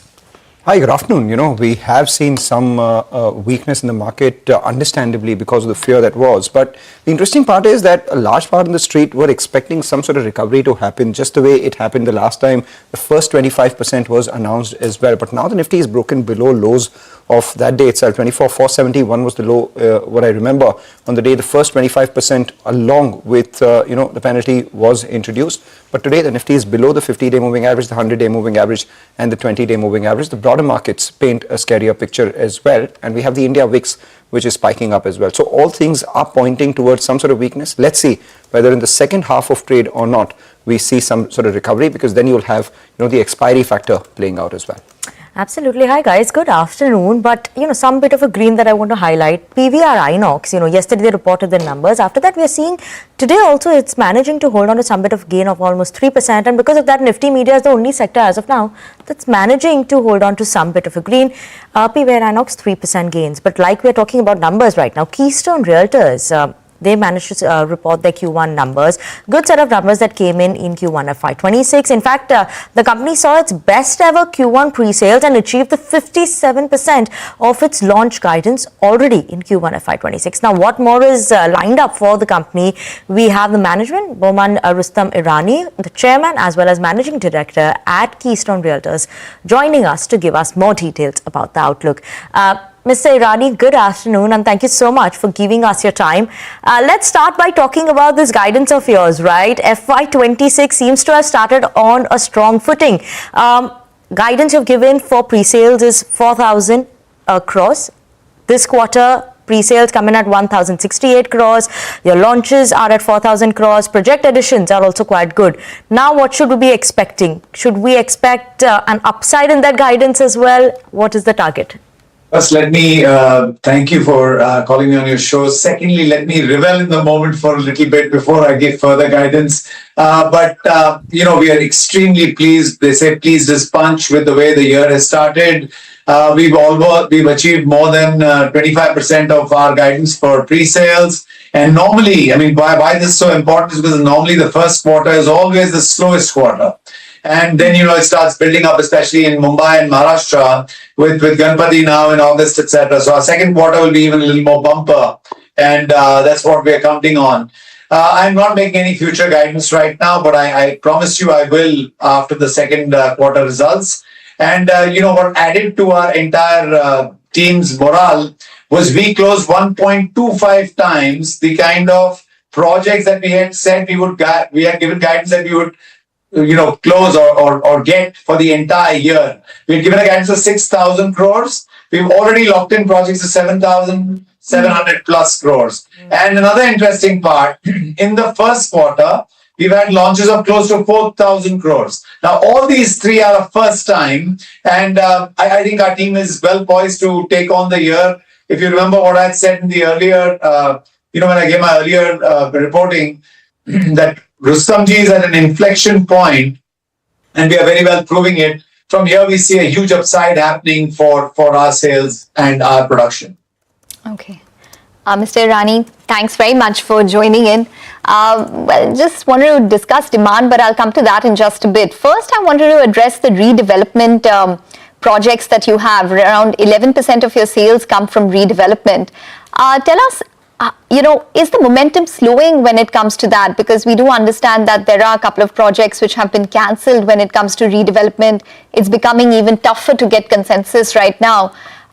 Is that a space which is slowing, and your guidance there? With all due respect and with all humility, I want to say this, that basically people who don't know how to go about the process were jumping in, and everybody was making higher bids. And that was becoming a little bit, I would like to say, unnecessary for our market, right? And of course, this is like when you give a higher offer, everybody wants to go for it, and it becomes the norm of the day. And of course, over a period of time, if the markets don't sustain, then you see people backing off, or you see people, trying to cut corners, or people just saying, look, we can't do this, and then the society is backing off. And you have to understand, society is not one person. It's an entire, other than the committee, there's an entire general body that finally takes the call. And when you look at that, this general body has to be kept aligned, it has to be kept focused, it has to be kept together. And that can only happen if you stay in line with what you have assured in the first go itself. So be very, very clear that we at Rustomjee are someone who handles the entire process end to end by ourselves. We do not work with external agents to try and get us the proposals. And that really helps us because we are the ones who are giving the proposal. We are the ones who are holding the hand through the entire process. And we are the ones who are giving delivery. And lastly, again over here, I'd like to say that some amount of credit is given to our history, where we've completed more than 2,000 families in the redevelopment space. And most of the places that we go to, we tell people that you can go to anyone's house and ring a bell and check on the Rustomjee credentials, and they do so sometimes, and they get great responses, which is what really helps us continue to grow in this space. Right, we take that point, Baman, and to your credit, Rustomjee has done fairly well in the MMR region, especially in the the positioning that you are at. Just wanted to know a couple of things from you. One is there any problem with demand in the very near future? Because there are a lot of builders, looking at the Mumbai market, some looking at the high luxury, premium, and, the relatively affordable, what it can be in the way Mumbai is right now. What is your sense of demand out here? And beyond Mumbai, I was in Nagpur over the weekend. I heard a couple of murmurs of Rustomjee projects coming out there as well. So are you looking at places outside of the MMR? Let me start off by assuaging you and telling you we are a largely Mumbai or MMR-centric developer, and we will stay so for a very long time to come.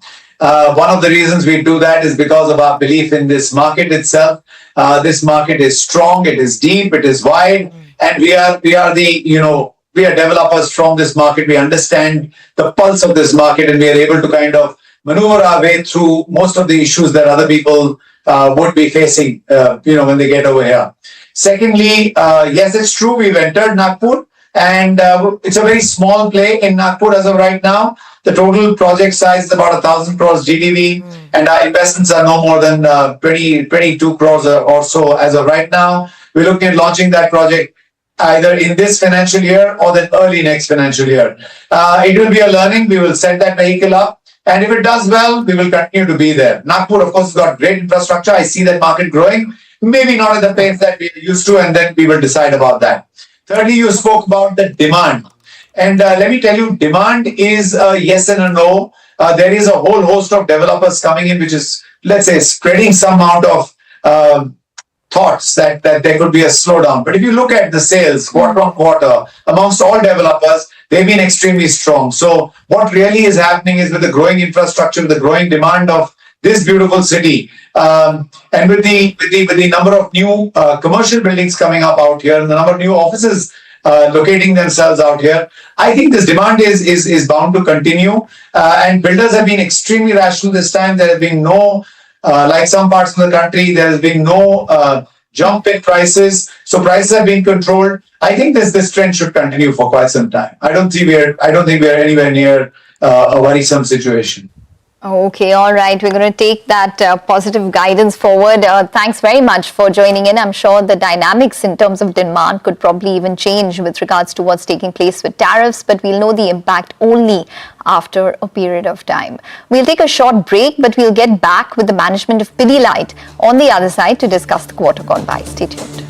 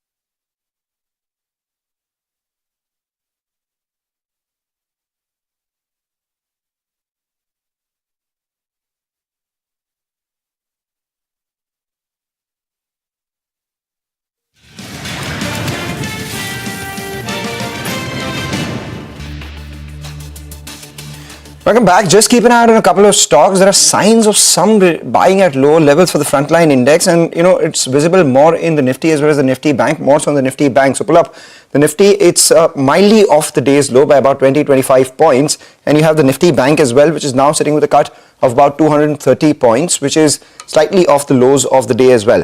What is the common element between both of them? HDFC Bank. Just pull up that intraday chart and you would see that HDFC Bank has now moved fairly into the green, currently seen a recovery of nearly 2/3% from the lows and has moved to the high point of trade. The other couple of stocks which are doing well are the IT stocks as well. So if you pull up, the IT index, you would see that there has been a recovery of almost 0.5% from the lows on the IT index, just about breaking into the green as we speak, and that's on account of TCS and Infosys. So if this continues, these two are fairly decent weights on the frontline index, and given the shorts in the system and the kind of call writing that we've seen at 24,500, there could be a case for some sort of short covering, but for that we'll have to watch out for the market very, very closely.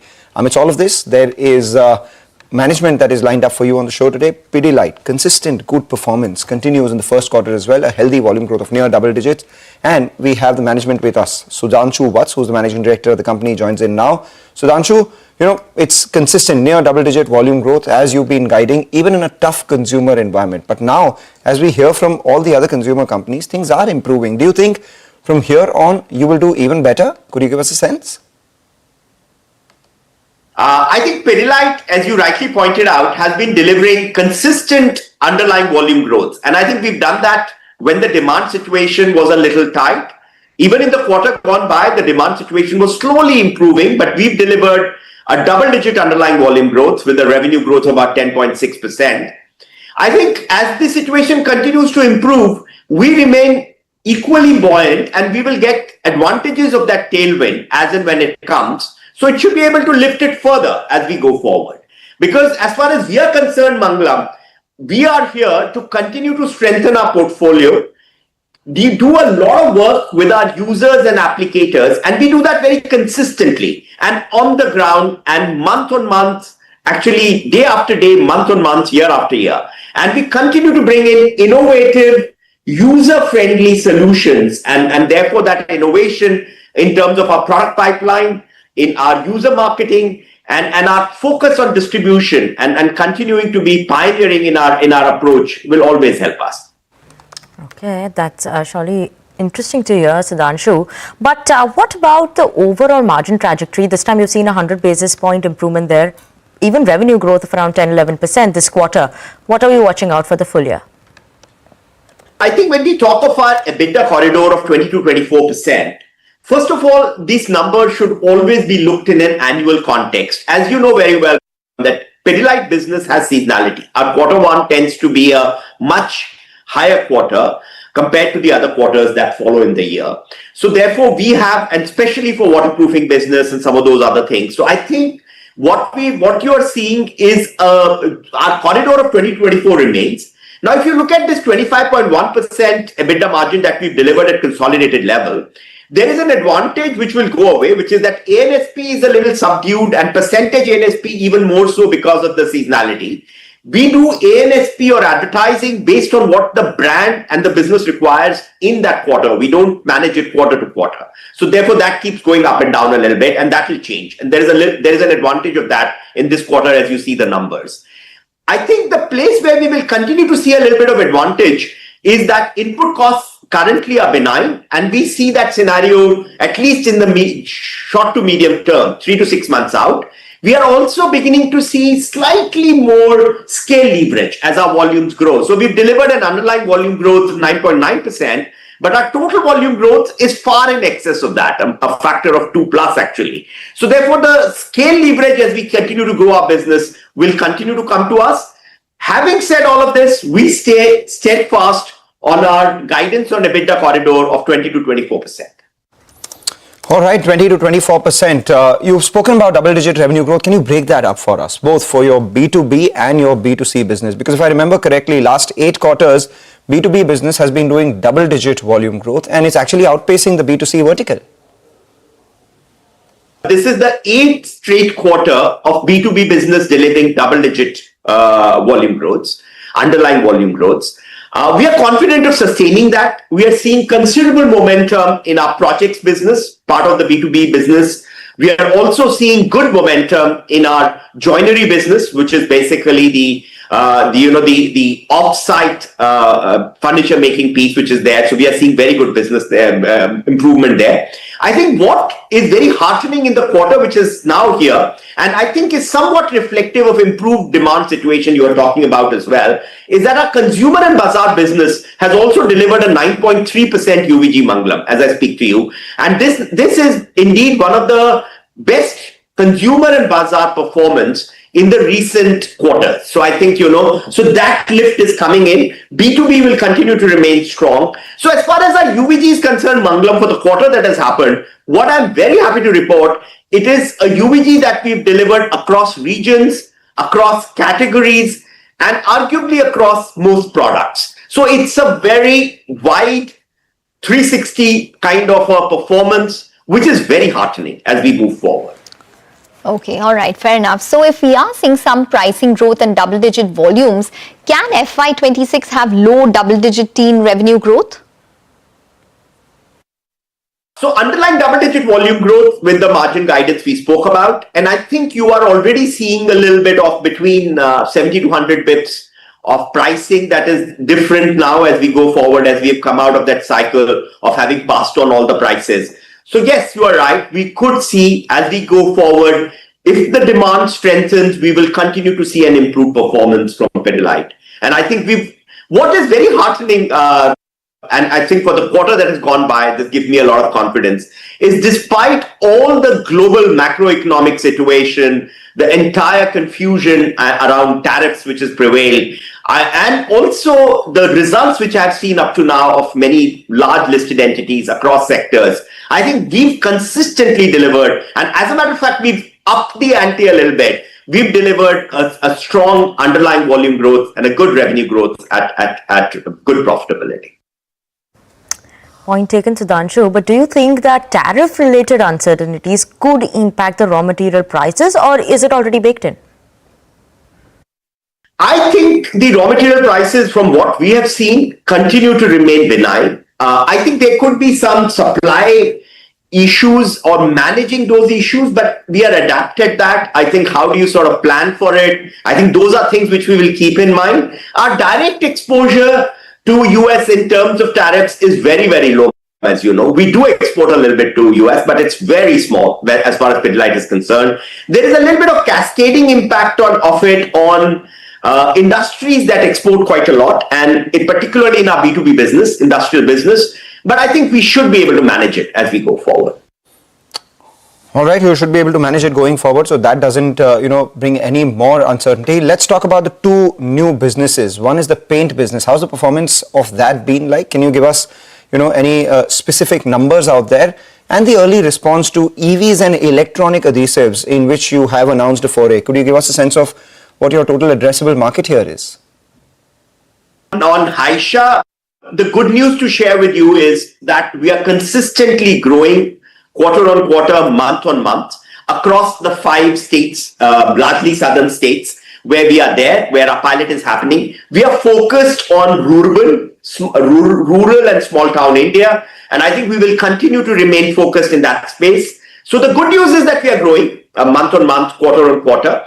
But I think we still need to do a lot more work on fine-tuning our business module, establishing our clear right to win, and what more work we need to do with users, the classic Pidilite mantra and our DNA, as to how do we become better at that as we work with the applicators even in this space, so that we have a competitive advantage. So I think we are going to fine-tune that for some more time before we fully scale it up, but the progress is good. That's on paints. I think on electronics and EV, once again, we basically now are in contact with, or as I speak to you, some of our products are getting specified or sort of are getting tested for specification more accurately along the large electronic manufacturing services, EMSs, contract manufacturers, and many EV players as well. So I think we are making good progress. In the quarter that has gone by, I can share with you, we won one additional large EMS account, and that's heartening. This is a journey we've got to stay steadfast on, Mangalam, and I think we will build on it slowly but surely. And I think this is a big opportunity which over a period of time will play out as we go forward. Okay. What's the TAM for electronics adhesives? Have you put an aspirational target there? So I think if you look at the electronic adhesives market, the way it could go to 2030, assuming a lot of manufacturing comes into India, it will be a sizable market. But I will be a little careful in giving a number, especially at this juncture with all the discussions happening on global tariffs and how this will eventually play out. So therefore, it is a sizable number, though, I can tell you. It's an attractive, sizable number. Where there will be multiple players, because it's also a very complex space, even for anything, even if you look at mobile, the number of additional places, thermal padding and all that which you need to do. So we will be one of the formidable players in this space, but there will be many. And I think, both international and perhaps a few local. But I think that's the place we are very watchful of. It is a large market, potentially a large market as we go forward. Okay, all right. We're going to leave it on that note. Thanks very much for joining in and speaking with us. So that's the management of Pidilite saying that the demand situation did see a marginal improvement in Q1. And the stock, as you can see, just about higher by around 0.2%. We need to take a short break, but as we do that, a short note, remember to tune in to the all-new CNBC TV18 Prime, bringing you insights from policymakers, business leaders and economists shaping both the world and India's future. CNBC TV18 Prime decodes global shifts and their impact on Indian businesses, giving you unparalleled insights. Tune in to CNBC TV18 Prime at 12 noon for the Global Reset, at 1 p.m. for the Big C, and Global Lens at 8:30 p.m.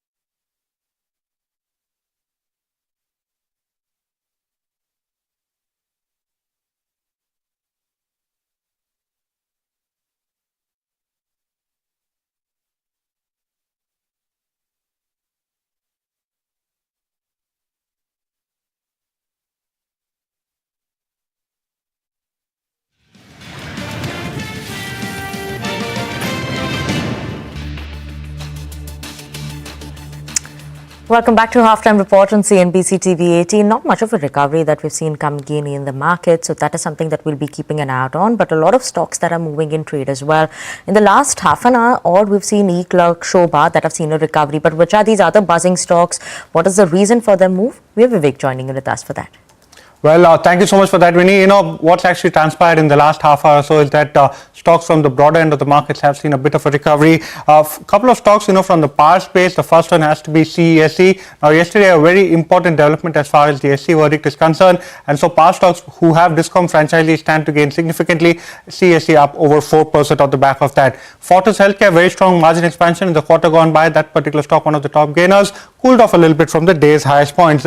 Select mid-cap companies, especially in the last last hour has seen a bit of a bounce back. Coforge almost higher by 2.5%, and ICICI Lombard, a very sharp recovery from the day's lowest points. Sources indicate to us that a motor TP hike may be on the card soon, and that particular stock has recovered quite sharply. On the other hand, quite a few laggards as well, especially names from the chemical pack. Exporters over here are ones that will face the significant higher tariff, and on the back of that, SRF down almost 3%. BHEL, very weak quarter. This particular company execution has been very muted despite a strong order book, down by over 6%. GNFC, this particular stock, top line has fallen almost 20% on a year-on-year basis, down 8%. And Prince Pipes, again, for this particular company, a muted quarter, across all parameters, it's been a miss, and that stock down by over 8% today. Okay, all right. Thanks very much, Vivek, for that. So, a lot of stocks buzzing around today, and especially towards the close of the earnings season as well. Aditya Agarwal now joins in to tell us what he's tracking technically today. Aditya, hi. It's a busy, volatile weekday, you'd have to say, for our markets. So, in the midst of that, what would you recommend in terms of a call on the Nifty? Hi, good afternoon, Ekta. Thanks for having the show. My sense is markets are still trying to find its feet. It's more of a consolidation and a slow grind on the downside.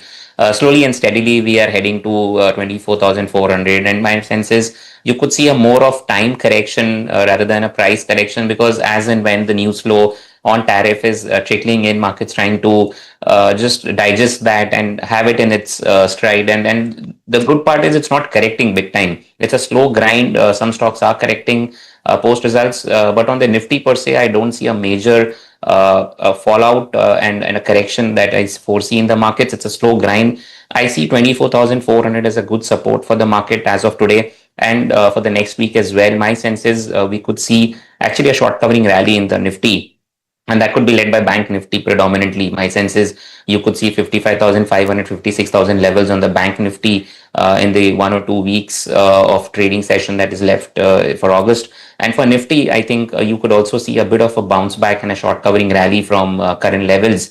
Once it starts to trade beyond 24,500, 24,600, it can test levels of 24,800, about 25,000 as well. So I'm not that bearish right now in the market, given the fact we've already corrected from the peak. It's more of a consolidation that I foresee for next 1 or 2 days, and maybe next week onwards, you could see a bit of a short covering rally in the market. Okay, and Aditya, which are stocks that you're keeping an eye out on? So Vinny, I've got a couple of stock recommendations that are looking interesting for buy side. Because clearly I wouldn't be looking to short the markets. I'm not going short on stocks as well.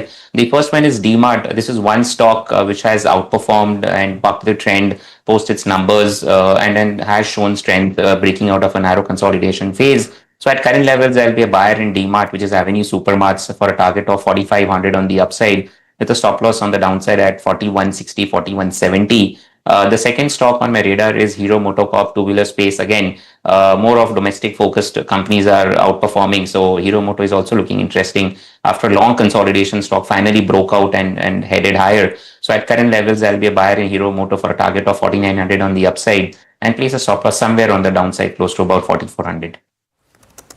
All right, take that point. Thanks a lot for that, Aditya. Let's go across to Nigel now. Nigel, for the setup, we are seeing market making attempts at recovery, but is there any insight?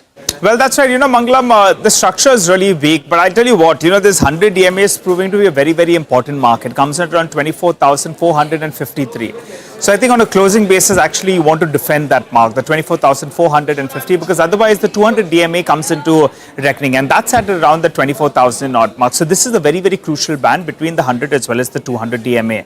Now, various arguments whether or not this market is oversold. The answer will have to be yes. Why do I say that? In the near term, you should see some kind of a pop-up. Is that the PCR has moved to around 0.69 the last time I checked. So that's point number one. The FI not short positions are at the highest in percentage terms all the way since March 2023. But the third factor is the RSI. Normally at around 30 odd is when you see it in the oversold zone. For the time being, it's hovering in that vicinity of around 37, 38. So that's the only factor, that's pending in terms of moving to an oversold level. Otherwise, both the other two, they're closer to the range where you do see a bit of a bounce. The problem is today's expiry day. So there could be some kind of volatility in the second half of trade. And the options data is looking very, very interesting because the bears believe they've got this covered. You look at the 24,500 call, just take a look at the premium. From 120 rupees, it's come to sub 15 rupees. So those call writers, well, they are well in the money. For them, till till the market holds on to the 24,600 mark, they're very well, protected. As is the case with the 24,450 call as well. Out there, the premium has dropped from around 160 rupees to around 24 rupees. So those call writers as well, they are safe till 24,600 level is holding out. So that's a crucial mark. On the downside, there is some buying that we're seeing at around the 24,400 put. The premium in the vicinity of around 16 rupees the last time I checked. So there is a bit of a punt in case this market does see a big downtick in the last hour or so. That's the put writing that we're seeing out there. Levels to track for today, I think the high and the low of the day become very important. The high of the day is around 24,543 approximately, so that's going to be important. On the downside, the 24,387 is the important mark. So we'll keep an eye out on both those two marks. You want the Nifty to get past either of those levels to give some direction. And finally, the tech index, that's shown some kind of resilience actually in today's trading session. Though the globe is in a bit of a flux, that one actually has almost moved into the green the last time I checked. So interestingly poised, expect volatility in the second half of trade. But I'll tell you what, that PCR is getting to a level where you should see a bit of a bounce. Back to you. Okay, all right, Nigel. Thanks very much for that. So that's on the F&O update. We need to take a short break with the news that the markets are still weak. We have the mid-cap index, which is down around 500 points at this point in time. So definitely trending on the weaker side. Sri Lotus developers, do watch out for that stock. It's showing a good amount of volumes this afternoon. So at around 200 odd rupees, the stock is up around 2.5%. We'll take a short break. On the other side, Manisha Gupta will join in. She has with her Colin Shah of Kama Jewelry. Stay tuned.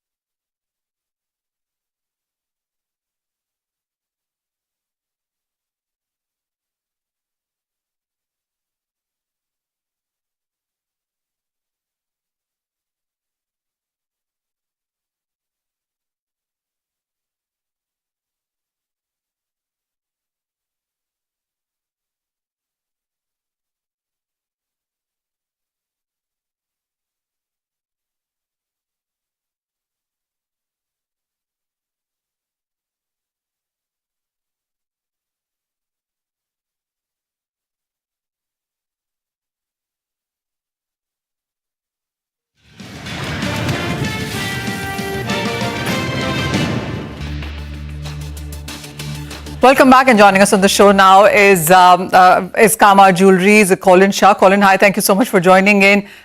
Clearly, from all my conversations with the industry, 10% was a concern, and then came 25%, which is effective today. And there is this 50% that gets effective in next 21 days. What is the sense that you're looking at in sense of exports to you as the biggest market for jewelry as a sector? How have the numbers been in the previous quarter and even for the month of July? Thanks, Akshay. So, crisis time, once again, I guess for our industry, it seems like, lockdown number one once again. But our 3-year average exports to the US have always been $10.5 to $11 billion, with April, May, June, the quarter one, being approximately at $3.5 billion. April, May, June, already because of the tariff impact, are at 1.5. So it's been 50% below the 3-year average. So we've already been at that level. July also has continued to trend at that. And the guesstimate from the industry, I guess veterans and analysts, is that August to March will be another 75% down if the tariff situation continues. Tariff situation at what level? 25 or 50? To be honest, even if it's 25 or 50 on natural diamonds, lab grown, gemstone, plain gold or studded jewelry, it's an unviable level. 25 plus 6% duty makes it 31-32% effective rate, which is already higher than most of our competition, which is Thailand and Vietnam and other countries. So at this high level, we will have a severe drop and loss of business to the other countries. And if it's at 50, I don't think we'll have exports more than $2.5 billion annually to the US. Colin, the expectation is that perhaps we wouldn't have to see 50 because the conversations will begin in the next few days, and we have 3 weeks of a time to negotiate all of this. Having said that, as you mentioned, there are other countries which are already competitive, and India will be losing. It wouldn't happen today, August, September, October. It would take time before we can even start negotiating that 25%. What are the other markets during this time that India is eyeing and working upon? What India should eye is, if you take the top 10 GDP nations, I don't think, we don't have bilateral trade agreements with, I would say, most of them.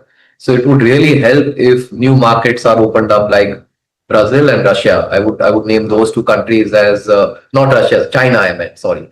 China and Brazil would be, I guess, the top two markets. China is already, after US, the second largest export market for our commodities. And if that could be opened up because it has high tariffs, and the Chinese economy, though not in the best shape, is still the second largest market. So if China and Brazil and South Africa could be opened up, I think that would really help our industry de-dollarize a little bit. I don't think overnight, we can replace half our exports, but at least inroads could be made in the next couple of quarters in these new markets. And of course, EU has been, on the anvil since a while now. UK has happened. So if the EU, I guess BTA also happens relatively quickly, that would also help, our cause. Colin, I remember speaking to you earlier part of this year, and you said the previous couple of years were not so great, but this year seems to be stabilizing, and perhaps we could be looking at better numbers. We did not account for tariffs at this point in time and not at these current levels. Would you say 2025 in that sense yet again could be a weaker one for the segment? Yeah, 25 now, in light of everything which has happened, it's going to be like a pandemic kind of year, where unless we have huge government support and new markets opening up, I guess there's going to be a huge job loss in Surat and the SEZs. So we are really hoping that the government takes note of this drop in exports. We are one of the affected sectors. There are many sectors which may not be as affected, but we are definitely, affected in a big way, because US used to be half our exports. So 50% of the market going away overnight is going to have a massive impact. So the long-awaited SEZ reforms, a lot of ease of doing business initiatives which we need on income tax, on customs, on GST, if all that could be taken up on a war footing and could be solved, I would say in the next, 2 to 6 weeks, then that would give some relief to the industry in reducing the job losses. Job losses will happen, but it would help us to, I guess, tide over this crisis like we did during the pandemic. A final word then, and with the festival season and the wedding season, and then you have Diwali and then you have Christmas, etc., would you say the demand from India and other parts of the world